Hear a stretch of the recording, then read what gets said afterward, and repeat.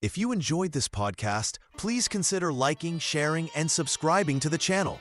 Sharing it with your friends and family helps spread knowledge, and when we help others grow, we grow too. Thank you so much for listening. Let's dive into the podcast. Chapter 1. Chapter 1. Genesis, Creation, Patriarchs, and Early History. Part 1. Creation and Fall. In the beginning, God created the heavens and the earth. The earth was empty and dark. The Spirit of God moved over the waters. God said, "Let there be light," and there was light. God saw that the light was good. He separated the light from the darkness. God called the light day, and the darkness night. This was the first day. On the second day, God made the sky. He separated the waters above from the waters below. On the third day, God gathered the waters together and made dry land appear. He called the dry land earth and the waters seas. God made plants and trees grow from the earth.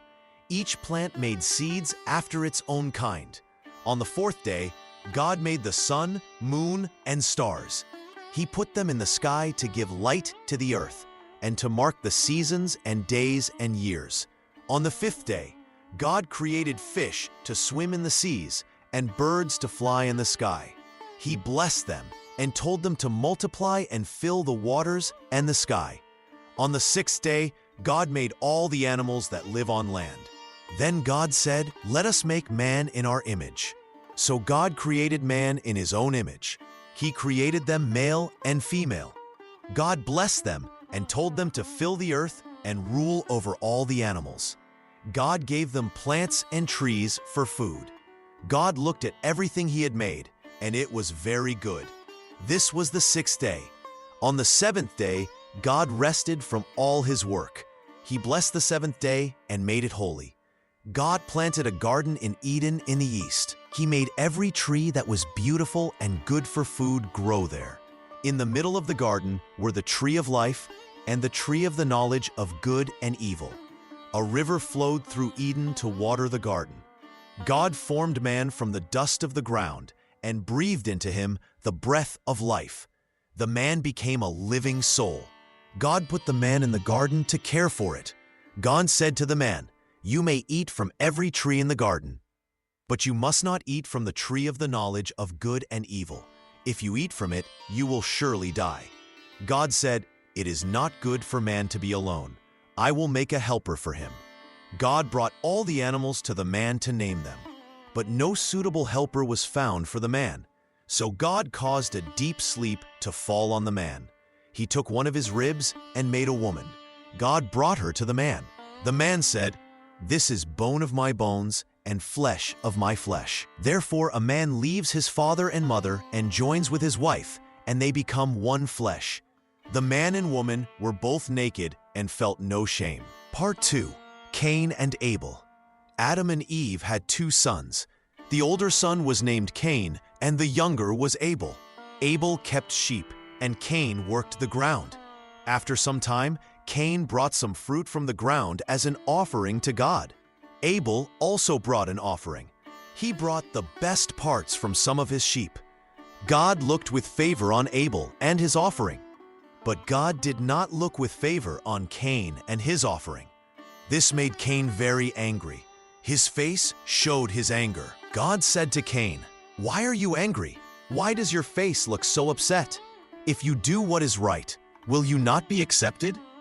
But if you do not do what is right, sin is waiting at your door.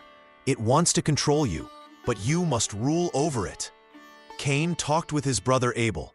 When they were in the field together, Cain attacked his brother Abel and killed him. Then God said to Cain, "Where is your brother Abel?" Cain answered, "I do not know.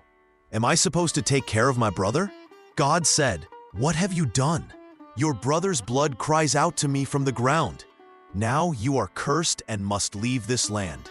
The ground that received your brother's blood will no longer grow good crops for you. You will wander from place to place on the earth." Cain said to God, "My punishment is more than I can bear.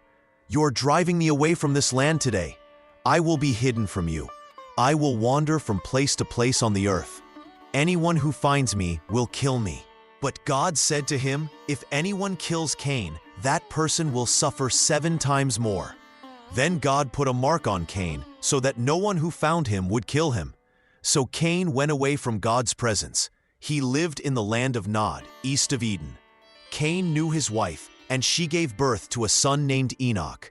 Cain built a city and named it after his son Enoch. This was the first time one person killed another person. Sin had spread from the parents to their children. Cain's jealousy and anger led him to do this terrible thing. Even though Cain did wrong, God still protected him from being killed by others. God's mercy continued even when people sinned. Part 3. The Flood and Noah. As time went by, people became more and more evil. Their thoughts were only about doing wrong things all the time. The Lord saw how bad people had become on the earth. He was very sad that he had made people. It hurt his heart to see what they had become. But there was one man who was different. His name was Noah.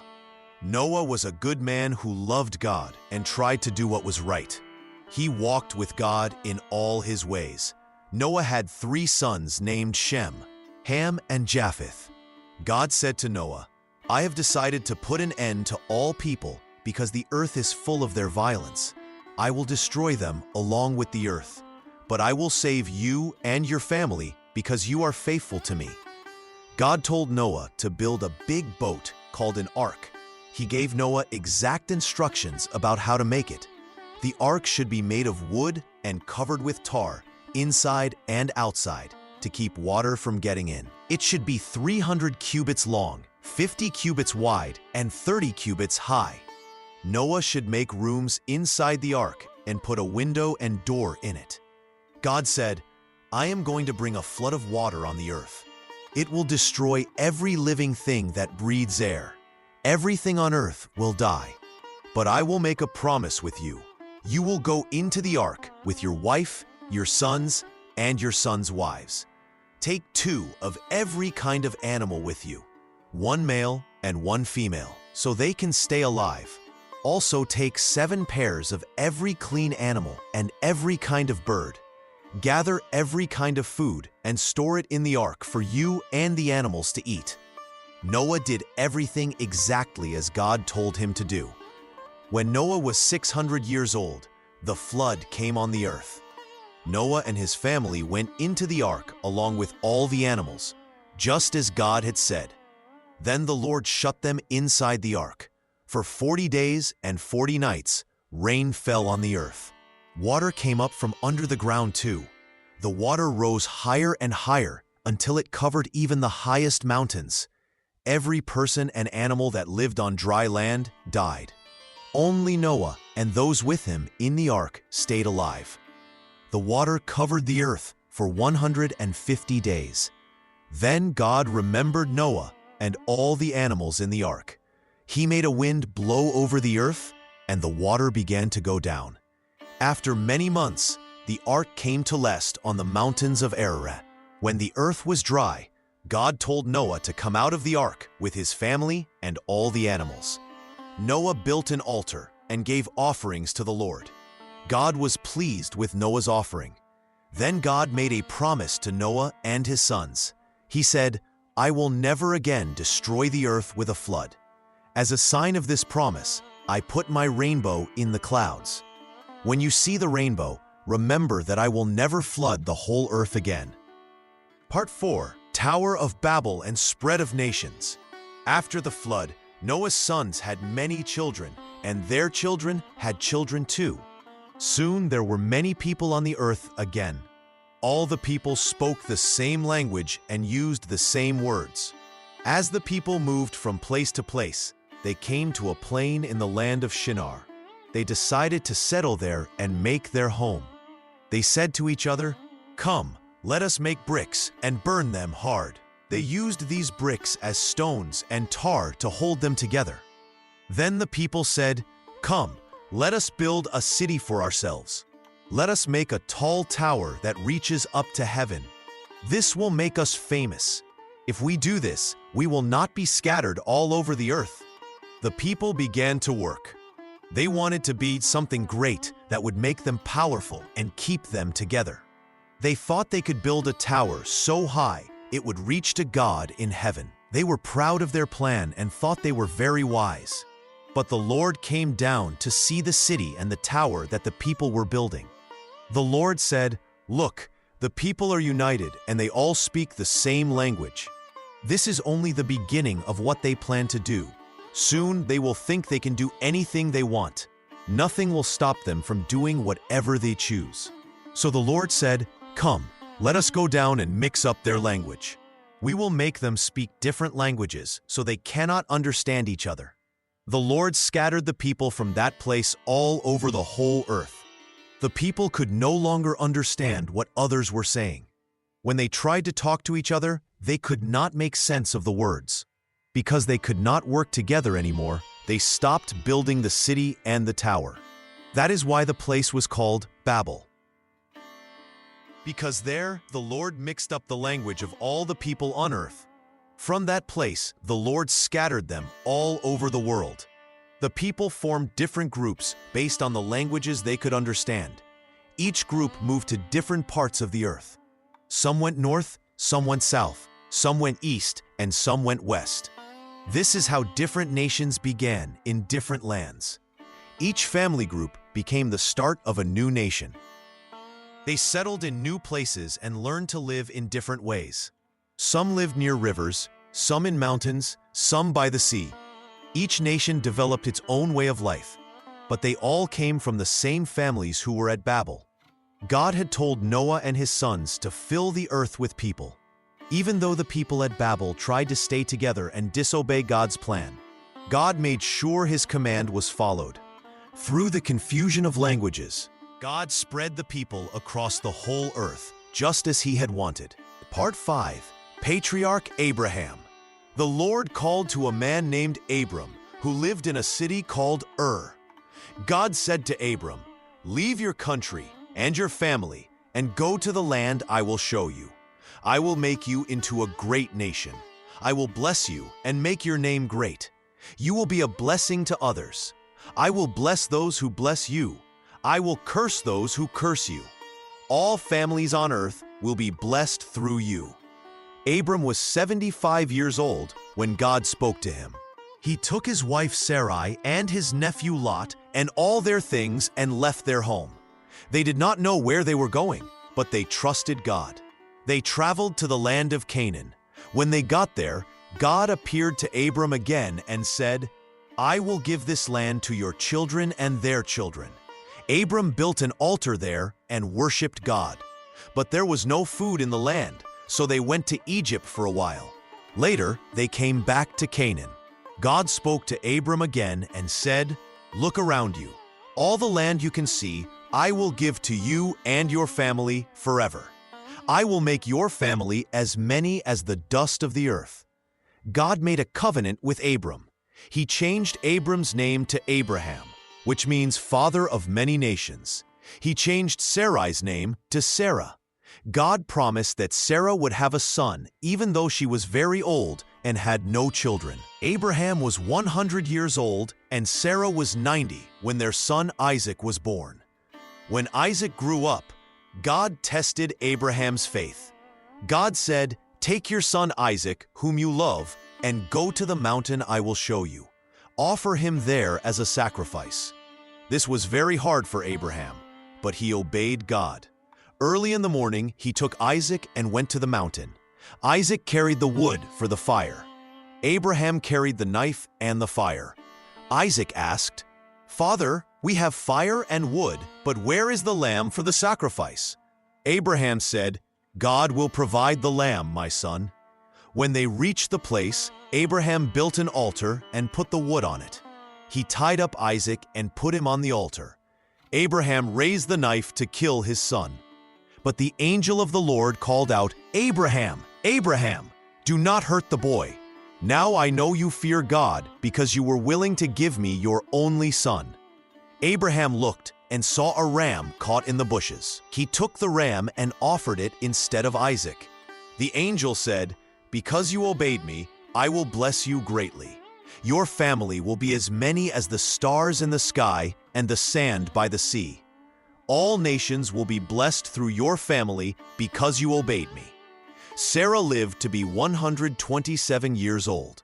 When she died, Abraham bought a cave to bury her. This was the first piece of the promised land that Abraham owned. Abraham lived to be 175 years old. Isaac and his other son Ishmael buried him next to Sarah. Part 6. Isaac and Jacob. Isaac grew up and became a man. When he was 40 years old, he married Rebekah. She came from Abraham's family in the land where Abraham was born. Isaac prayed to God because Rebekah could not have children. God heard Isaac's prayer, and Rebekah became pregnant with twins. The babies fought each other inside her body. Rebekah asked God why this was happening. God told her, "Two nations are in your body. Two different peoples will come from you. One will be stronger than the other. The older son will serve the younger son." When the babies were born, the first one was red and covered with hair. They named him Esau. The second baby came out holding on to Esau's foot. They named him Jacob. Isaac was 60 years old when the twins were born. As the boys grew up, Esau became a skilled hunter who loved to be outside. Jacob was a quiet man who stayed near the tents. Isaac loved Esau because he ate the wild animals Esau caught, but Rebekah loved Jacob. One day, Jacob was cooking soup when Esau came home from hunting. Esau was very hungry and tired. Esau said to Jacob, "Give me some of that red soup. I am dying of hunger." Jacob said, "First, sell me your rights as the firstborn son." Esau said, "I am about to die from hunger. What good are those rights to me?" Jacob said, "Promise me first." So Esau promised and sold his birthright to Jacob. Then Jacob gave Esau bread and soup. Esau ate and drank, then got up and left. Esau did not care about his rights as the firstborn son. When Isaac was old and could not see well, he called Esau and said, "I am old and do not know when I will die. Take your bow and arrows and go hunt an animal for me. Make me the tasty food I love and bring it to me to eat. Then I will give you my special blessing before I die." Rebekah heard Isaac talking to Esau when Esau went out to hunt.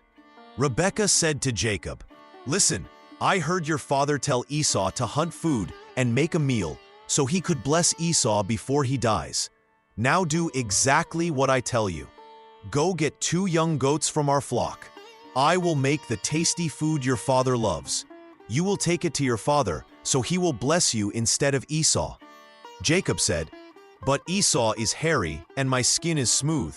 If my father touches me, he will know I am lying to him. Then he will curse me instead of bless me." Rebekah said, "Let any curse fall on me. Just do what I say." So Jacob brought the goats to his mother. She made the tasty food Isaac loved. She took Esau's best clothes and put them on Jacob. She covered Jacob's hands and neck with the goat skins to make them feel hairy like Esau's skin. Jacob went to his father and said, "My father." Isaac said, "Yes, my son. Who are you?" Jacob said, "I am Esau, your firstborn son. I have done what you told me. Please sit up and eat my meat so you can give me your blessing." Part 7. Joseph and Egypt. Joseph was the son of Jacob. Jacob loved Joseph more than all his other sons because Joseph was born when Jacob was old. Jacob made Joseph a coat of many colors. When Joseph's brothers saw that their father loved Joseph more than them, they hated Joseph and could not speak peacefully to him. Joseph had a dream and told it to his brothers. This made them hate him even more. He said, "Listen to this dream I had. We were binding bundles of grain in the field. My bundle stood up straight, and your bundles bowed down to my bundle." His brothers said, "Do you think you will rule over us?" They hated him more because of his dreams and words. Joseph had another dream and told his father and brothers. He said, "I dreamed that the sun, moon, and 11 stars bowed down to me." His father scolded him and said, "What is this dream? Will your mother, your brothers, and I bow down to you?" His brothers were jealous, but his father kept thinking about what Joseph said. Joseph's brothers went to feed their father's flocks in another place. Jacob sent Joseph to check on them. When the brothers saw Joseph coming from far away, they planned to kill him. They said, "Here comes the dreamer. Let us kill him and throw him in a pit. We will say a wild animal ate him. Then we will see what happens to his dreams." But Reuben heard this and saved Joseph. He said, "Do not kill him. Throw him in this pit in the desert, but do not hurt him." Reuben wanted to save Joseph and bring him back to his father. When Joseph came to his brothers, they took off his colorful coat and threw him into an empty pit with no water. While they were eating, they saw traders coming from far away. Judah said to his brothers, "What good will it do if we kill our brother? Let us sell him to these traders instead." So they pulled Joseph out of the pit and sold him for 20 pieces of silver. The traders took Joseph to Egypt. The brothers took Joseph's coat and dipped it in goat's blood. They brought it to their father and said, "We found this. Is this your son's coat?" Jacob looked at it and said, "Yes, this is my son's coat. A wild animal has eaten Joseph. My son is torn to pieces." Jacob was so sad that he tore his clothes and wore rough cloth. He cried for his son many days and would not be comforted. In Egypt, Joseph was sold to Potiphar, who was an officer of Pharaoh and captain of the guard. Part 8. Summary and Themes. God made a promise to Abraham. This promise was like a special agreement called a covenant. God said, "I will bless you and make your family into a great nation. Through your family, all people on earth will be blessed." This same promise was given to Isaac and Jacob. God always keeps his promises, even when people fail. Sin came into the world when Adam and Eve disobeyed God in the garden.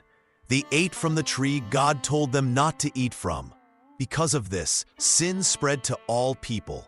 We see this when Cain killed his brother Abel. Sin grew worse and worse until God sent a flood to judge the earth. But God saved Noah and his family because Noah was righteous. Even after the flood, people sinned again. They built a tower at Babel because they were proud and wanted to make themselves great. God scattered them across the earth and gave them different languages. But God had a plan to save people from sin. He chose Abraham and made promises to him. Abraham believed God even when it seemed impossible. When God asked Abraham to sacrifice Isaac, Abraham was ready to obey. God provided a ram instead and saved Isaac's life. This showed that God would provide a way to save people from death. The story continued through Isaac and Jacob. Jacob had 12 sons who became the 12 tribes of Israel. One son was Joseph, who was sold by his brothers as a slave. But God used even this evil act for good. Joseph became powerful in Egypt and saved many people from famine. God's plan moves forward through history. When people sin, God judges them. But God also shows mercy and provides salvation. The flood judged sin, but saved Noah's family. Abraham was called to leave his country and trust God's promises. Joseph was betrayed, but became a savior for his family and many nations. God made covenants with his people. These are special promises that God will not break. The covenant with Noah promised no more worldwide floods. The covenant with Abraham promised land, descendants, and blessing for all nations. These promises show that God is faithful and keeps his word. Through all these stories, we see that God has a plan for the world. Sin brings judgment and death, but God provides ways of escape and salvation. People who have faith in God and his promises are blessed. God uses both good times and hard times to accomplish his purposes. The family of Abraham grew into a great nation, just as God promised. Even when they faced slavery in Egypt, God's plan continued to unfold through history. Chapter 2. Exodus, Deliverance from Egypt and Covenant. Part 1. Israel's Enslavement. Now these are the names of the children of Israel, which came into Egypt. Every man and his household came with Jacob. The sons of Israel were fruitful, and increased abundantly, and multiplied, and waxed exceeding mighty, and the land was filled with them. Now there arose up a new king over Egypt, which knew not Joseph. And he said unto his people, Behold, the people of the children of Israel are more and mightier than we. Come on, let us deal wisely with them, lest they multiply, and it come to pass, that when there falls out any war, they join also unto our enemies, and fight against us, and so get them up out of the land. Therefore they did set over them taskmasters to afflict them with their burdens. And they built for Pharaoh treasure cities, Pithom and Ramses. But the more they afflicted them, the more they multiplied and grew. And they were grieved because of the children of Israel. And the Egyptians made the children of Israel to serve with rigor. And they made their lives bitter with hard bondage, in mortar, and in brick, and in all manner of service in the field. All their service, wherein they made them serve, was with rigor. And the king of Egypt spake to the Hebrew midwives, of which the name of the one was Shiphrah, and the name of the other Puah. And he said, When you do the office of a midwife to the Hebrew women, and see them upon the stools, if it be a son, then you shall kill him. But if it be a daughter, then she shall live. But the midwives feared God, and did not as the king of Egypt commanded them, but saved the men children alive. And the king of Egypt called for the midwives, and said unto them, Why have you done this thing, and have saved the men children alive? And the midwives said unto Pharaoh, Because the Hebrew women are not as the Egyptian women, for they are lively, and are delivered ere the midwives come in unto them. Therefore God dealt well with the midwives, and the people multiplied, and waxed very mighty. And Pharaoh charged all his people, saying, Every son that is born you shall cast into the river, and every daughter you shall save alive. And the children of Israel sighed by reason of the bondage, and they cried. And their cry came up unto God by reason of the bondage. Part 2. Birth and Call of Moses. And there went a man of the house of Levi, and took to wife a daughter of Levi. And the woman conceived, and bore a son. And when she saw him that he was a goodly child, she hid him 3 months. And when she could not longer hide him, she took for him an ark of bulrushes, and daubed it with slime and with pitch, and put the child therein, and she laid it in the flags by the river's brink. And his sister stood afar off, to wit what would be done to him. And the daughter of Pharaoh came down to wash herself at the river, and her maidens walked along by the river's side. And when she saw the ark among the flags, she sent her maid to fetch it. And when she had opened it, she saw the child, and behold, the babe wept. And she had compassion on him, and said, This is one of the Hebrews' children. Then said his sister to Pharaoh's daughter, Shall I go and call to thee a nurse of the Hebrew women, that she may nurse the child for thee? And Pharaoh's daughter said to her, Go. And the maid went and called the child's mother. And Pharaoh's daughter said unto her, Take this child away, and nurse it for me, and I will give thee thy wages. And the woman took the child and nursed it. And the child grew, and she brought him unto Pharaoh's daughter, and he became her son. And she called his name Moses. And she said, Because I drew him out of the water. And it came to pass in those days, when Moses was grown, that he went out unto his brethren, and looked on their burdens. And he spied an Egyptian smiting an Hebrew, one of his brethren. And he looked this way and that way, and when he saw that there was no man, he slew the Egyptian, and hid him in the sand. And when he went out the second day, behold, 2 men of the Hebrews strove together. And he said to him that did the wrong, Wherefore smitest thou thy fellow? And he said, Who made thee a prince and a judge over us? Intendest thou to kill me, as thou killest the Egyptian? And Moses feared, and said, Surely this thing is known. Now when Pharaoh heard this thing, he sought to slay Moses. But Moses fled from the face of Pharaoh, and dwelt in the land of Midian, and he sat down by a well. Now the priest of Midian had 7 daughters, and they came and drew water, and filled the troughs to water their father's flock. And the shepherds came and drove them away. But Moses stood up and helped them, and watered their flock. And when they came to Reuel their father, he said, How is it that ye are come so soon today? And they said, An Egyptian delivered us out of the hand of the shepherds, and also drew water enough for us, and watered the flock. And he said unto his daughters, And where is he? Why is it that ye have left the man? Call him, that he may eat bread. And Moses was content to dwell with the man. And he gave Moses Zipporah his daughter, and she bore him a son, and he called his name Gershom. For he said, I have been a stranger in a strange land. Part 3. The 10 Plagues. And the Lord said unto Moses, Go in unto Pharaoh, for I have hardened his heart, and the heart of his servants, that I might show these my signs before him. And Moses and Aaron went in unto Pharaoh, and said unto him, Thus saith the Lord God of the Hebrews, How long wilt thou refuse to humble thyself before me? Let my people go, that they may serve me. And Pharaoh said, Who is the Lord, that I should obey his voice to let Israel go? I know not the Lord, neither will I let Israel go.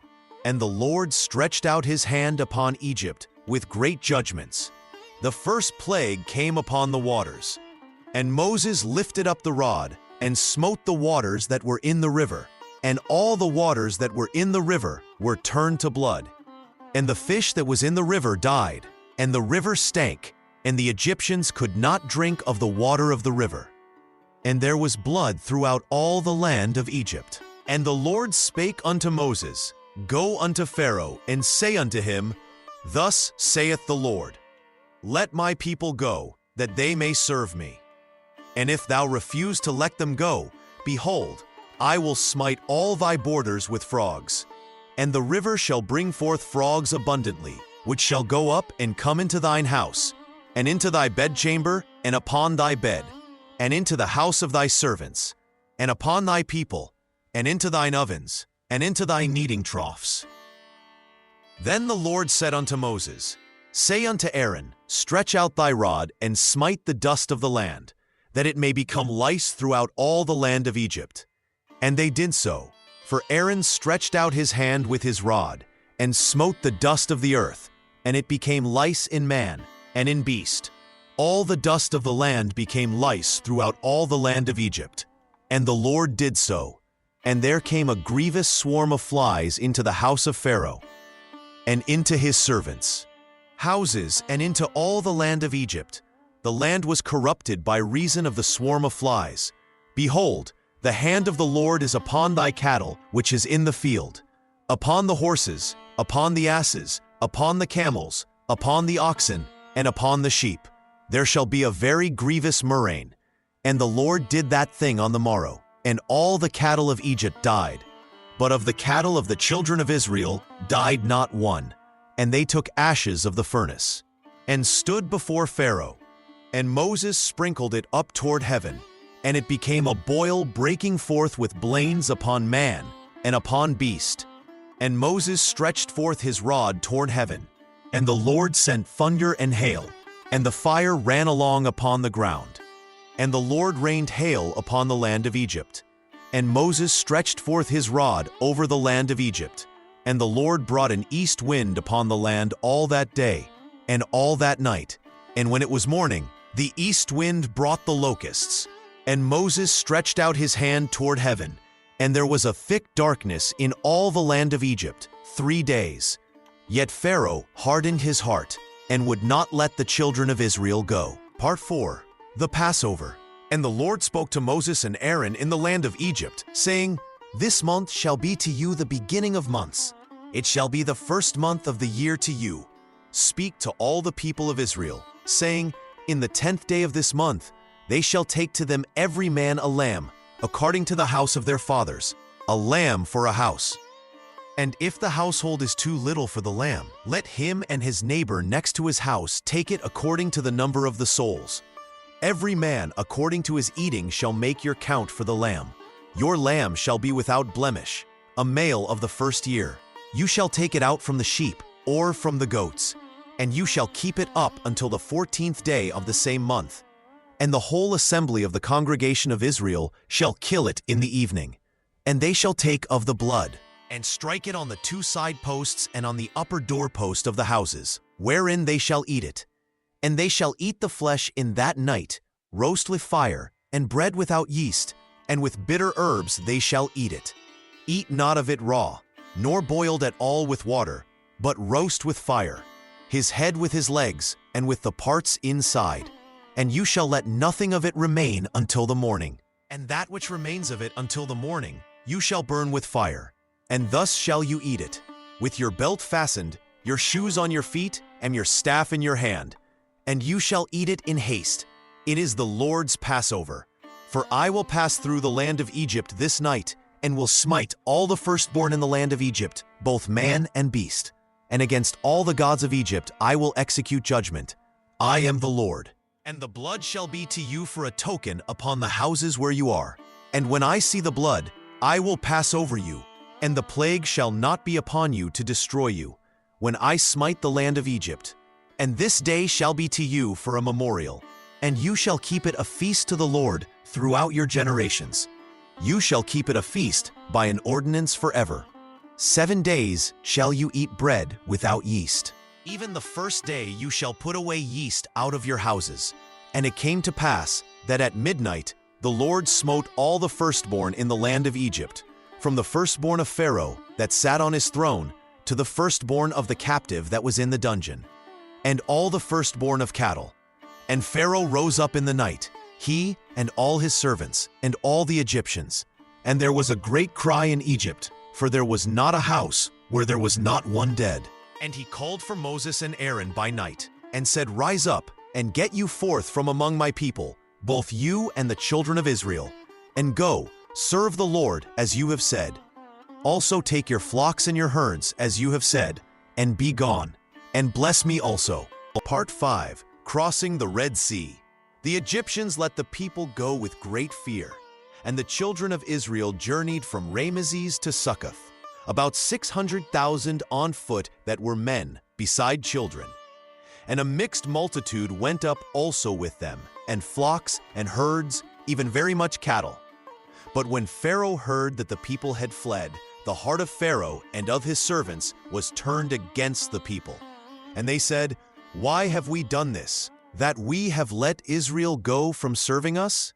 And he made ready his chariot, and took his people with him. And he took 600 chosen chariots, and all the chariots of Egypt, and captains over every one of them. And the Lord hardened the heart of Pharaoh king of Egypt, and he pursued after the children of Israel. And the Egyptians pursued after them, all the horses and chariots of Pharaoh, and his horsemen, and his army, and overtook them, encamping by the sea. And when Pharaoh drew near, the children of Israel lifted up their eyes, and behold, the Egyptians marched after them. And they were very afraid. And the children of Israel cried out unto the Lord. And they said unto Moses, Because there were no graves in Egypt, have you taken us away to die in the wilderness? Why have you dealt thus with us, to carry us forth out of Egypt? Did we not speak unto you in Egypt, saying, Let us alone, that we may serve the Egyptians? For it had been better for us to serve the Egyptians than that we should die in the wilderness.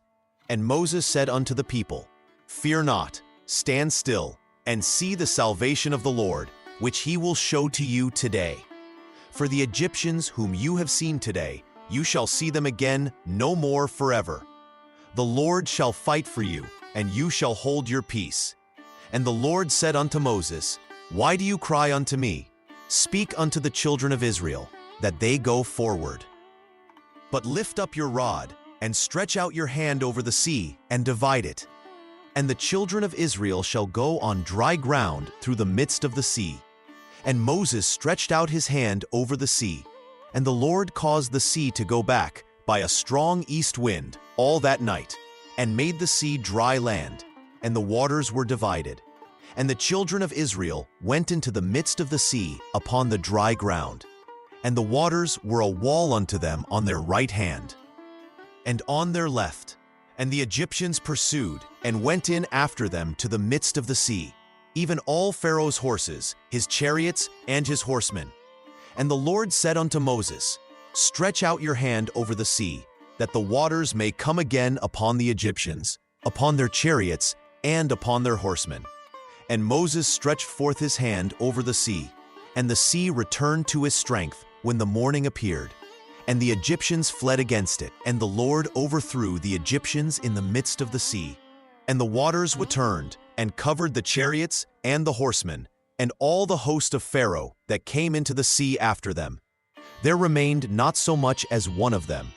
But the children of Israel walked upon dry land in the midst of the sea, and the waters were a wall unto them on their right hand and on their left. Thus the Lord saved Israel that day out of the hand of the Egyptians. And Israel saw the Egyptians dead upon the seashore. And Israel saw that great work which the Lord did upon the Egyptians. And the people feared the Lord and believed the Lord and his servant Moses. Part 6. Receiving the Law at Sinai. In the 3rd month after the children of Israel came forth out of the land of Egypt, they came into the wilderness of Sinai. They departed from Rephidim and came to the desert of Sinai. There they camped in the wilderness before the mount. Moses went up unto God, and the Lord called unto him out of the mountain. The Lord said, You shall say this to the house of Jacob, and tell the children of Israel. You have seen what I did unto the Egyptians, and how I carried you on eagle's wings and brought you unto myself. Now therefore, if you will obey my voice indeed and keep my covenant, then you shall be a special treasure unto me above all people. For all the earth is mine, and you shall be unto me a kingdom of priests and a holy nation. Moses came and called for the elders of the people. He set before their faces all these words which the Lord commanded him. All the people answered together and said, All that the Lord has spoken, we will do. Moses returned the words of the people unto the Lord. The Lord said unto Moses, I come unto you in a thick cloud, that the people may hear when I speak with you and believe you forever. Go unto the people and make them holy today and tomorrow. Let them wash their clothes and be ready against the 3rd day. For the 3rd day the Lord will come down in the sight of all the people upon Mount Sinai. You shall set bounds unto the people round about, saying, Take heed to yourselves, that you go not up into the mount, nor touch the border of it. Whosoever touches the mount shall surely be put to death. It came to pass on the 3rd day in the morning, that there were thunders and lightnings, and a thick cloud upon the mount. There was the voice of the trumpet exceedingly loud, so that all the people that was in the camp trembled. Moses brought forth the people out of the camp to meet with God, and they stood at the lower part of the mount. Mount Sinai was altogether on smoke, because the Lord descended upon it in fire. The smoke thereof ascended as the smoke of a furnace, and the whole mount quaked greatly. When the voice of the trumpet sounded long and waxed louder and louder, Moses spoke, and God answered him by a voice. The Lord came down upon Mount Sinai, on the top of the mount. The Lord called Moses up to the top of the mount, and Moses went up. God spoke all these words, saying, I am the Lord your God, which have brought you out of the land of Egypt, out of the house of bondage.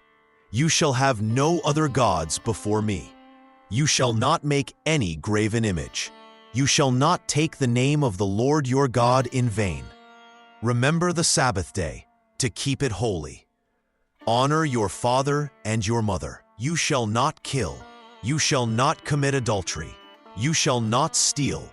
You shall not bear false witness against your neighbor. You shall not covet. Part 7. Tabernacle Instructions. And the Lord spoke to Moses, saying, Speak to the children of Israel, that they bring me an offering. From every man whose heart makes him willing, you shall take my offering. Gold, silver, brass, blue cloth, purple cloth, scarlet cloth, fine linen, goat's hair, ram's skins dyed red, badger skins, wood, oil for the light, spices for anointing oil, and sweet incense, onyx stones, and stones to be set in the ephod and in the breastplate. Let them make me a sanctuary, that I may dwell among them. According to all that I show you, the pattern of the tabernacle and the pattern of all its furniture, so shall you make it. They shall make an ark of wood. 2 cubits and a half shall be its length, and 1 cubit and a half its breadth, and 1 cubit and a half its height. You shall overlay it with pure gold, within and without shall you overlay it. You shall make upon it a crown of gold round about. You shall cast 4 rings of gold for it, and put them in the 4 corners. Make poles of wood and overlay them with gold. Put the poles into the rings by the sides of the ark, that the ark may be carried with them.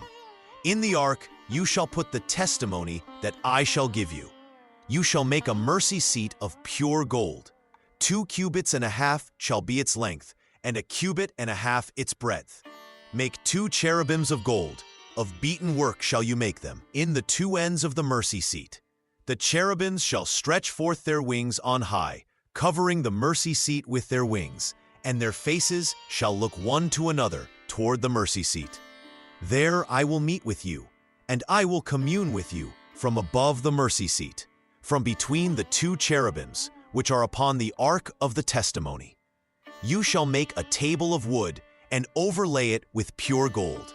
Make plates and spoons and covers and bowls of pure gold.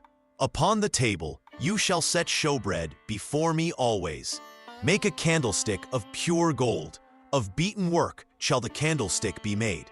His shaft, his branches, his bowls, his knops, and his flowers shall be of the same.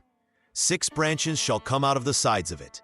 In the candlestick shall be 4 bowls made like unto almonds, with their knops and their flowers. There shall be a knop under 2 branches of the same. Their knops and their branches shall be of the same. All of it 1 beaten work of pure gold. Make the tabernacle with 10 curtains of fine twined linen, and blue, and purple, and scarlet. With cherubims of cunning work shall you make them. Part 8. Journey and Faith Lessons. The people of Israel left Egypt with great joy, but their journey through the wilderness became a time of many tests. They walked in the desert for many days, and soon they began to face hard times that tried their faith. When they had been traveling for 3 days, they could find no water. The people became very thirsty and started to complain against Moses. They said, "What shall we drink?" Moses cried out to the Lord, and God showed him a tree. When Moses threw the tree into the bitter water, it became sweet and good to drink. After this, the people came to a place where there were 12 wells of water and 70 palm trees. But when they left this good place and went further into the wilderness, they became hungry. The whole group of Israel began to complain again. They said to Moses and Aaron, "We wish we had died in Egypt, where we sat by pots of meat and ate bread until we were full. You have brought us into this desert to kill us all with hunger." Then the Lord said to Moses, "I will rain bread from heaven for you. The people shall go out and gather a certain amount every day. In this way, I will test them to see if they will follow my law or not." In the evening, birds called quail came and covered the camp, and in the morning there was a layer of dew around the camp. When the dew went away, there were small round things on the ground, as small as frost. The people of Israel said, "What is it?" Moses told them, "This is the bread which the Lord has given you to eat." God told them to gather just enough for each day, and on the 6th day to gather twice as much for the 7th day of rest. Some people tried to keep extra food overnight, but it became full of worms and smelled bad. Only on the 6th day could they keep food for the next day without it spoiling. The people called this food manna. It was white like seeds and tasted like wafers made with honey. For 40 years, until they came to the Promised Land, the people of Israel ate manna. Again, the people found no water and complained against Moses. They said, "Why did you bring us up out of Egypt to kill us and our children and our animals with thirst?" Moses cried to the Lord. And God told him to strike a rock with his rod. When Moses struck the rock, water came out of it, and the people drank. Through all these troubles, the Lord went before them in a pillar of cloud by day to guide their way, and in a pillar of fire by night to give them light. Chapter 3, Leviticus, Laws and Holiness. Part 1, Sacrificial System. The Lord spoke to Moses, saying, "When any man brings an offering to the Lord, you shall bring your offering from the cattle, from the herd, and from the flock.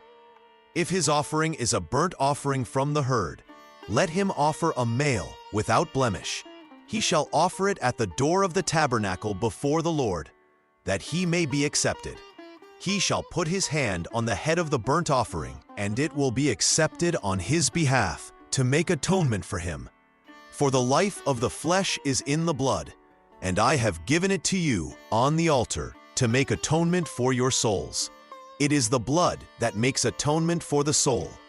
When you offer a grain offering to the Lord, your offering shall be of fine flour. You shall pour oil on it and put frankincense on it. The priest shall burn a memorial portion of it on the altar, an offering made by fire. A sweet aroma to the Lord. If you offer a sacrifice of peace offering, if he offers it from the herd, whether male or female, he shall offer it without blemish before the Lord. He shall lay his hand on the head of his offering and kill it at the door of the tabernacle. Aaron's sons, the priests, shall sprinkle the blood all around on the altar. If the whole congregation of Israel sins unintentionally, and the thing is hidden from the eyes of the assembly, when the sin becomes known, the assembly shall offer a young bull for the sin. The elders of the congregation shall lay their hands on the head of the bull before the Lord. The bull shall be killed before the Lord. When a ruler has sinned and done something against any of the commandments of the Lord his God in anything which should not be done, he shall bring as his offering a kid of the goats, a male without blemish. He shall lay his hand on the head of the goat and kill it at the place where they kill the burnt offering before the Lord. It is a sin offering. If any one of the common people sins unintentionally by doing something against any of the commandments of the Lord, he shall bring as his offering a kid of the goats, a female without blemish, for his sin. He shall lay his hand on the head of the sin offering and kill the sin offering at the place of the burnt offering. The priest shall make atonement for him concerning his sin, and it shall be forgiven him. These are the laws of sacrifice that make the people clean before their holy God. Part 2, Priesthood and Duties. The Lord spoke to Moses, saying, "Take Aaron and his sons with him, and the garments, and the anointing oil, and a bullock for the sin offering, and 2 rams, and a basket of bread made without yeast. Gather all the congregation together at the door of the tabernacle of the congregation." Moses did as the Lord commanded him. All the congregation was gathered together at the door of the tabernacle of the congregation. Moses said to the congregation, "This is the thing which the Lord commanded to be done." Moses brought Aaron and his sons and washed them with water. He put upon Aaron the coat and girded him with the girdle and clothed him with the robe and put the ephod upon him. He girded him with the curious girdle of the ephod and bound it unto him therewith.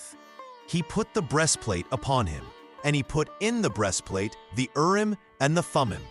Moses put the mitre upon Aaron's head. Upon the mitre, even upon his forefront, did he put the golden plate, the holy crown, as the Lord commanded Moses.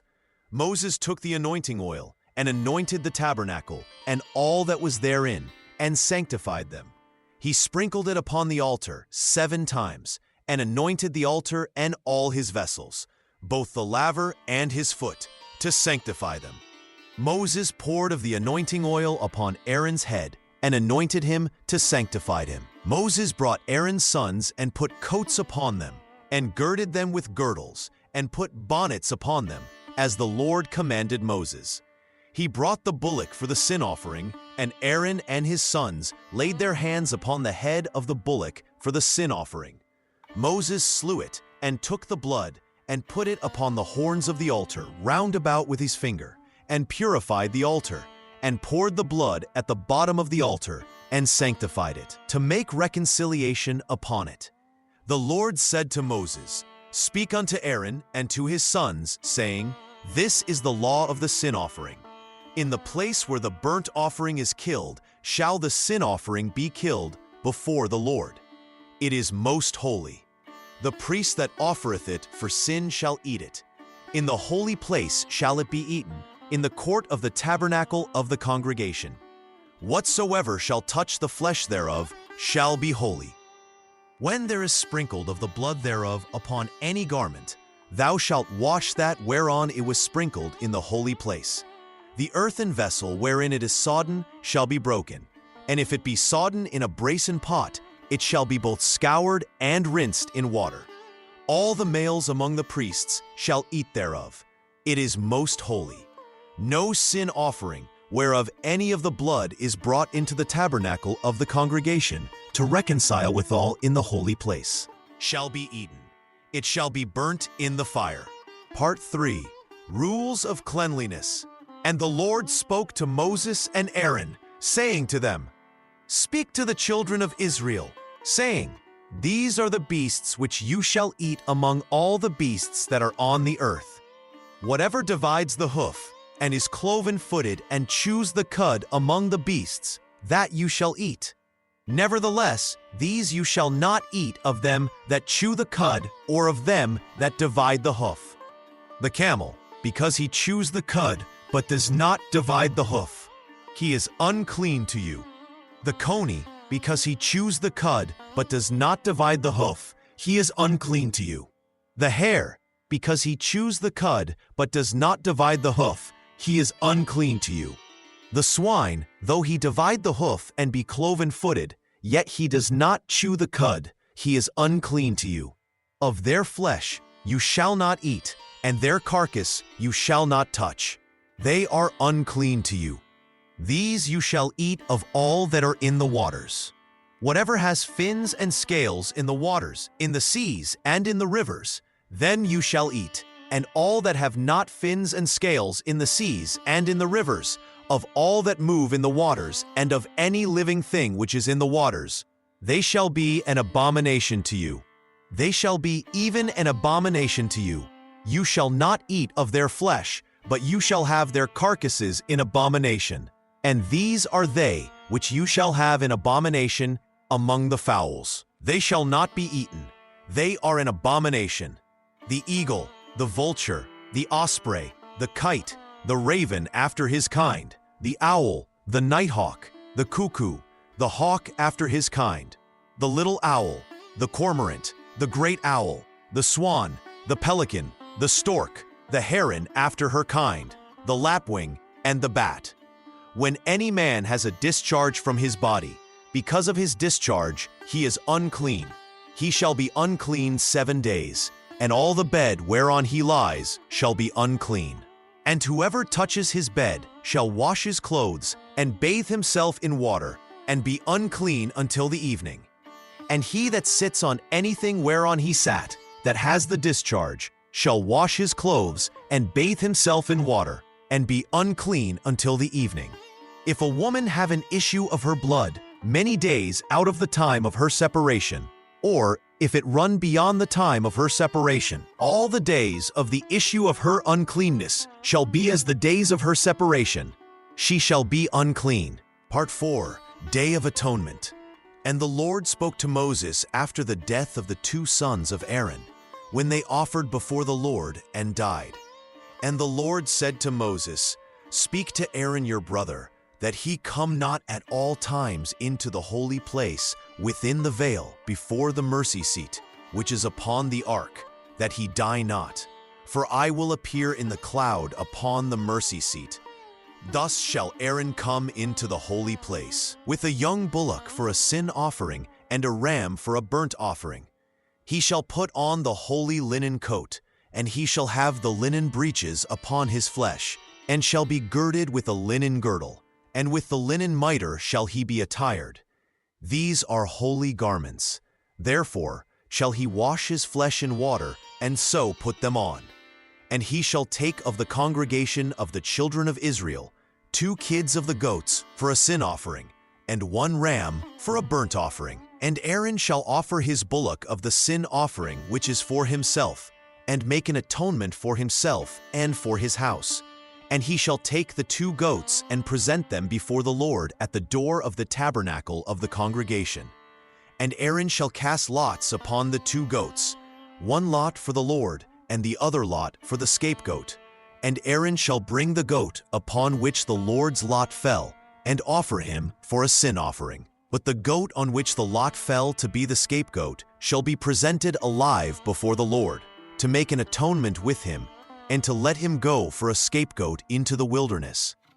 And Aaron shall lay both his hands upon the head of the live goat, and confess over him all the iniquities of the children of Israel, and all their transgressions in all their sins, putting them upon the head of the goat, and shall send him away by the hand of a fit man into the wilderness.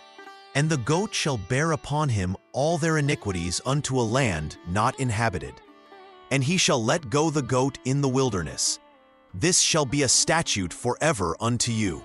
In the 7th month, on the 10th day of the month, you shall afflict your souls, and do no work at all, whether it be one of your own country, or a stranger that sojourns among you.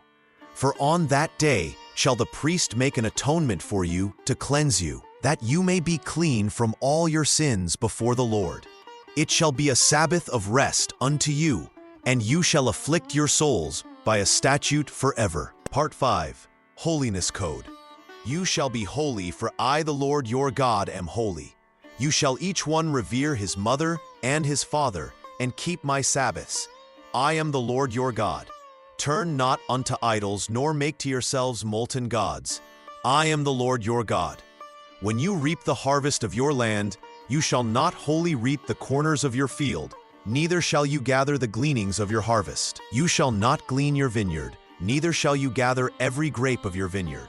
You shall leave them for the poor and stranger. I am the Lord your God. You shall not steal, neither deal falsely, neither lie one to another. You shall not swear by my name falsely, neither shall you profane the name of your God. I am the Lord. You shall not defraud your neighbor, neither rob him. The wages of him that is hired shall not abide with you all night until the morning. You shall not curse the deaf, nor put a stumbling block before the blind, but shall fear your God. I am the Lord. You shall do no unrighteousness in judgment. You shall not respect the person of the poor, nor honor the person of the mighty. But in righteousness shall you judge your neighbor. You shall not go up and down as a talebearer among your people, neither shall you stand against the blood of your neighbor. I am the Lord. You shall not hate your brother in your heart. You shall in any wise rebuke your neighbor, and not suffer sin upon him. You shall not avenge, nor bear any grudge against the children of your people, but you shall love your neighbor as yourself. I am the Lord. You shall keep my statutes. You shall not let your cattle breed with a diverse kind.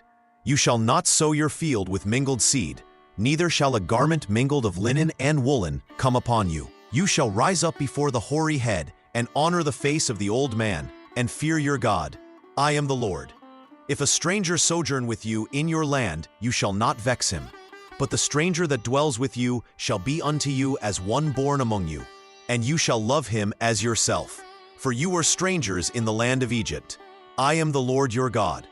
You shall do no unrighteousness in judgment, in metriard, in weight, or in measure. Just balances, just weights, a just ephah, and a just hin shall you have. I am the Lord your God, which brought you out of the land of Egypt. Therefore shall you observe all my statutes and all my judgments, and do them. I am the Lord. Part 6. Blessings and Curses. If you walk in my statutes and keep my commandments and do them, then I will give you rain in due season, and the land shall yield her increase, and the trees of the field shall yield their fruit. And your threshing shall reach unto the vintage, and the vintage shall reach unto the sowing time, and you shall eat your bread to the full, and dwell in your land safely. And I will give peace in the land, and you shall lie down, and none shall make you afraid. and I will rid evil beasts out of the land. Neither shall the sword go through your land. And you shall chase your enemies, and they shall fall before you by the sword. And 5 of you shall chase 100, and 100 of you shall put 10,000 to flight, and your enemies shall fall before you by the sword. For I will have respect unto you, and make you fruitful, and multiply you, and establish my covenant with you. And you shall eat old store, and bring forth the old because of the new. And I will set my dwelling among you, and my soul shall not hate you. And I will walk among you, and will be your God, and you shall be my people. I am the Lord your God, which brought you out of the land of Egypt, that you should not be their bondmen, and I have broken the bands of your yoke, and made you go upright.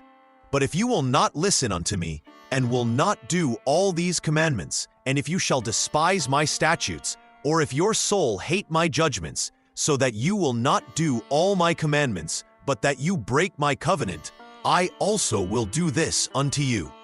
I will even appoint over you terror, consumption, and the burning ague that shall consume the eyes and cause sorrow of heart. And you shall sow your seed in vain, for your enemies shall eat it. And I will set my face against you, and you shall be slain before your enemies. They that hate you shall reign over you, and you shall flee when none pursues you. And if you walk contrary unto me, and will not listen unto me, I will bring 7 times more plagues upon you according to your sins. I will also send wild beasts among you, which shall rob you of your children, and destroy your cattle, and make you few in number, and your highways shall be desolate. If you will not be reformed by me by these things, but will walk contrary unto me, then will I also walk contrary unto you, and will punish you yet 7 times for your sins. And I will bring a sword upon you that shall avenge the quarrel of my covenant. Your cities shall be waste, and your sanctuaries shall be desolate, and I will not smell the savor of your sweet odors. And I will bring the land into desolation. Part 7. Feasts and Festivals. And the Lord spoke unto Moses, saying, Speak unto the children of Israel, and say unto them concerning the feasts of the Lord, which you shall proclaim to be holy gatherings. Even these are my feasts. 6 days shall work be done, but the 7th day is the Sabbath of rest, a holy gathering. You shall do no work therein. It is the Sabbath of the Lord in all your dwellings. These are the feasts of the Lord, even holy gatherings, which you shall proclaim in their seasons. In the 14th day of the 1st month, at evening, is the Lord's Passover. And on the 15th day of the same month is the feast of bread without yeast unto the Lord. 7 days you must eat bread without yeast. In the 1st day you shall have a holy gathering. You shall do no hard work therein. But you shall offer an offering made by fire unto the Lord. 7 days. In the 7th day is a holy gathering. You shall do no hard work therein. And you shall count unto you from the day after the Sabbath, from the day that you brought the sheaf of the wave offering. 7 Sabbaths shall be complete. Even unto the day after the 7th Sabbath shall you number 50 days, and you shall offer a new grain offering unto the Lord. You shall bring out of your homes 2 wave loaves of 2/10 deals. They shall be of fine flour. They shall be baked with yeast. They are the first fruits unto the Lord. And you shall proclaim on the same day, that it may be a holy gathering unto you. You shall do no hard work therein. It shall be a law forever in all your dwellings throughout your generations. And the Lord spoke unto Moses, saying, Speak unto the children of Israel, saying, In the 7th month, in the 1st day of the month, shall you have a Sabbath, a memorial of blowing of trumpets, a holy gathering. You shall do no hard work therein, but you shall offer an offering made by fire unto the Lord. Also on the 10th day of this 7th month, there shall be a day of covering of sins. It shall be a holy gathering unto you, and you shall humble your souls, and offer an offering made by fire unto the Lord. And you shall do no work in that same day, for it is a day of covering of sins, to make covering for you before the Lord your God.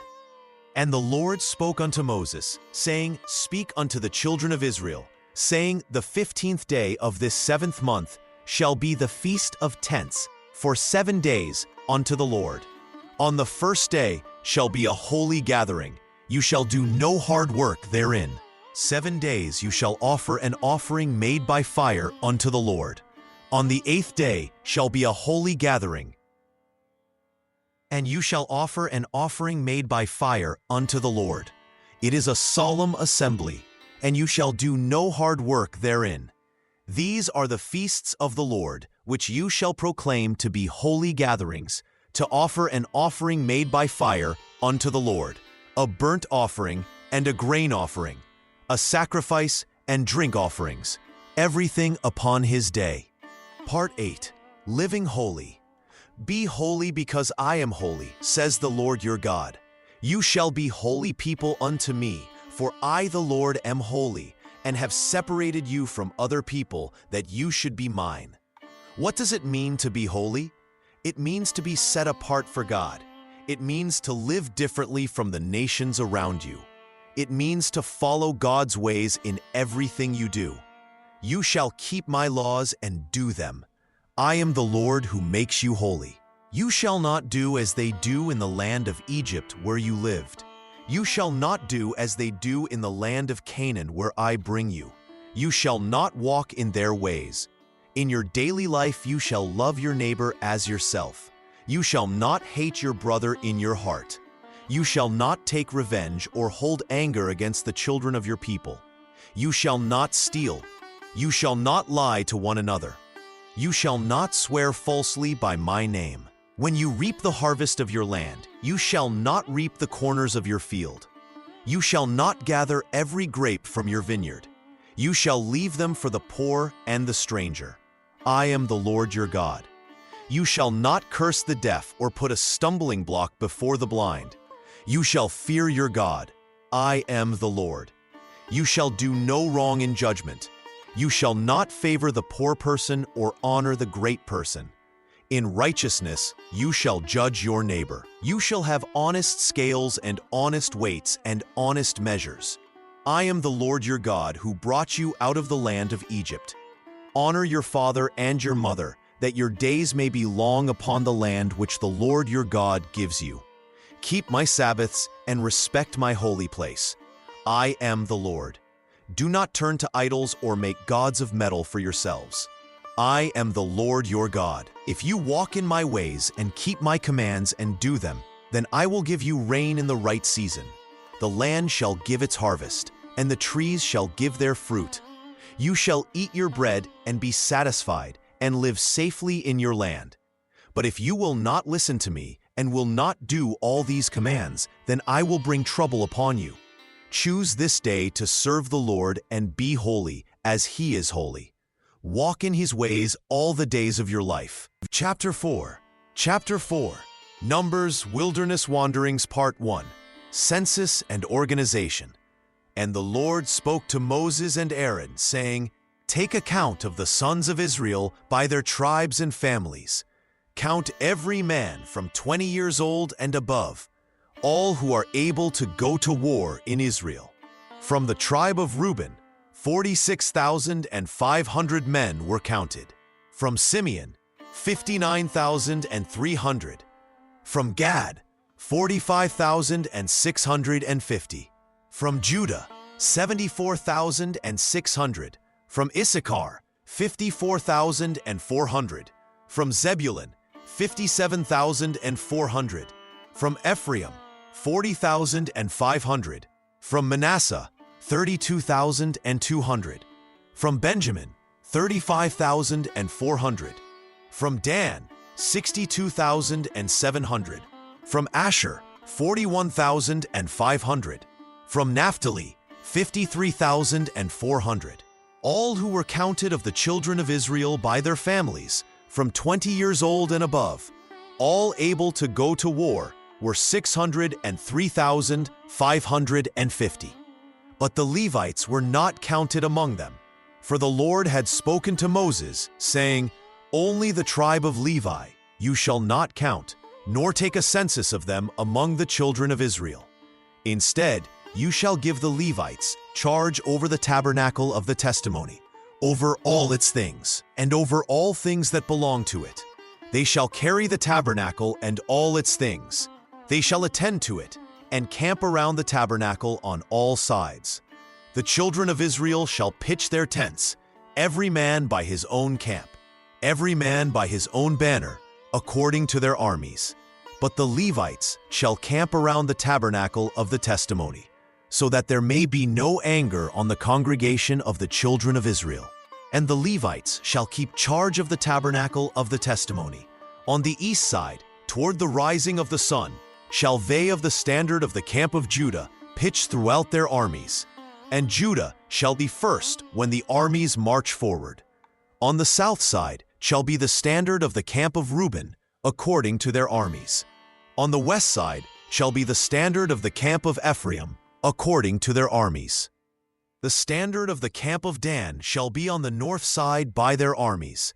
Every man of the children of Israel shall pitch by his own standard, with the banner of their father's house. Far off, around the tabernacle of the congregation, shall they pitch.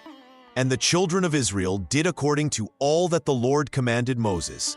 So they pitched by their standards, and so they set forward, every one after their families, according to the house of their fathers. Part 2. Levites and priestly service. And the Lord spoke unto Moses, saying, Bring the tribe of Levi near, and present them before Aaron the priest, that they may minister unto him. And they shall keep his charge, and the charge of the whole congregation before the tabernacle of the congregation, to do the service of the tabernacle.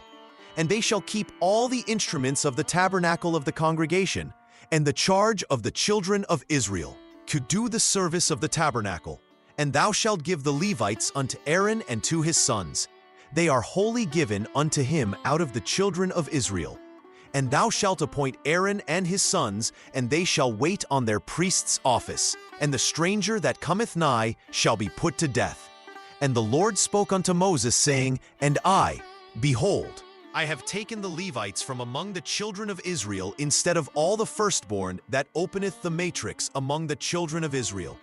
Therefore the Levites shall be mine, because all the firstborn are mine. For on the day that I smote all the firstborn in the land of Egypt, I hallowed unto me all the firstborn in Israel, both man and beast. Mine shall they be. I am the Lord. Take the Levites instead of all the firstborn among the children of Israel, and the cattle of the Levites instead of their cattle. And the Levites shall be mine. I am the Lord. And for those that are to be redeemed of the 213 of the firstborn of the children of Israel, which are more than the Levites, thou shalt even take 5 shekels apiece by the poll. After the shekel of the sanctuary shalt thou take them. And thou shalt give the money, wherewith the odd number of them is to be redeemed, unto Aaron and to his sons. And Moses took the redemption money of them that were over and above them that were redeemed by the Levites. Of the firstborn of the children of Israel took he the money, 1,365 shekels, after the shekel of the sanctuary. And Moses gave the money of them that were redeemed unto Aaron and to his sons, according to the word of the Lord, as the Lord commanded Moses. And the Lord spoke unto Moses and unto Aaron, saying, Take the sum of the sons of Kohath from among the sons of Levi, after their families, by the house of their fathers. Part 3. Journey begins. And it came to pass on the 20th day of the 2nd month, in the 2nd year, that the cloud was taken up from off the tabernacle of the testimony. And the children of Israel took their journeys out of the wilderness of Sinai, and the cloud rested in the wilderness of Paran. And they first took their journey, according to the commandment of the Lord, by the hand of Moses. In the first place went the standard of the camp of the children of Judah, according to their armies. And over his host was Nahshon the son of Amminadab. And over the host of the tribe of the children of Issachar was Nethaneel the son of Zuar. And over the host of the tribe of the children of Zebulun was Eliab the son of Helon. And the tabernacle was taken down, and the sons of Gershon and the sons of Merari set forward, bearing the tabernacle. And the standard of the camp of Reuben set forward according to their armies.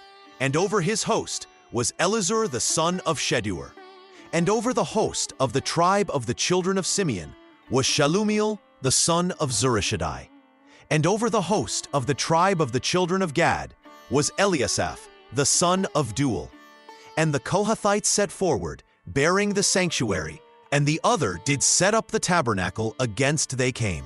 And the standard of the camp of the children of Ephraim set forward according to their armies. And over his host was Elishama the son of Ammihud. And over the host of the tribe of the children of Manasseh was Gamaliel the son of Pedazur. And over the host of the tribe of the children of Benjamin was Abidan the son of Gideoni.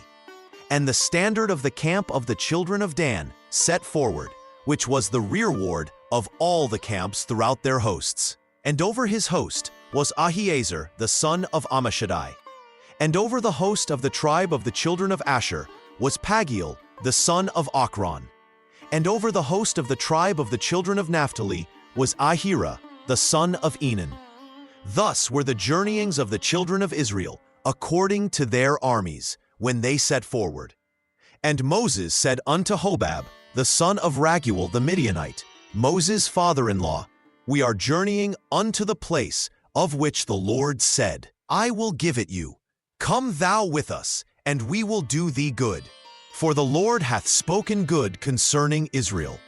And it came to pass, when the ark set forward, that Moses said, Rise up, Lord, and let thine enemies be scattered, and let them that hate thee flee before thee.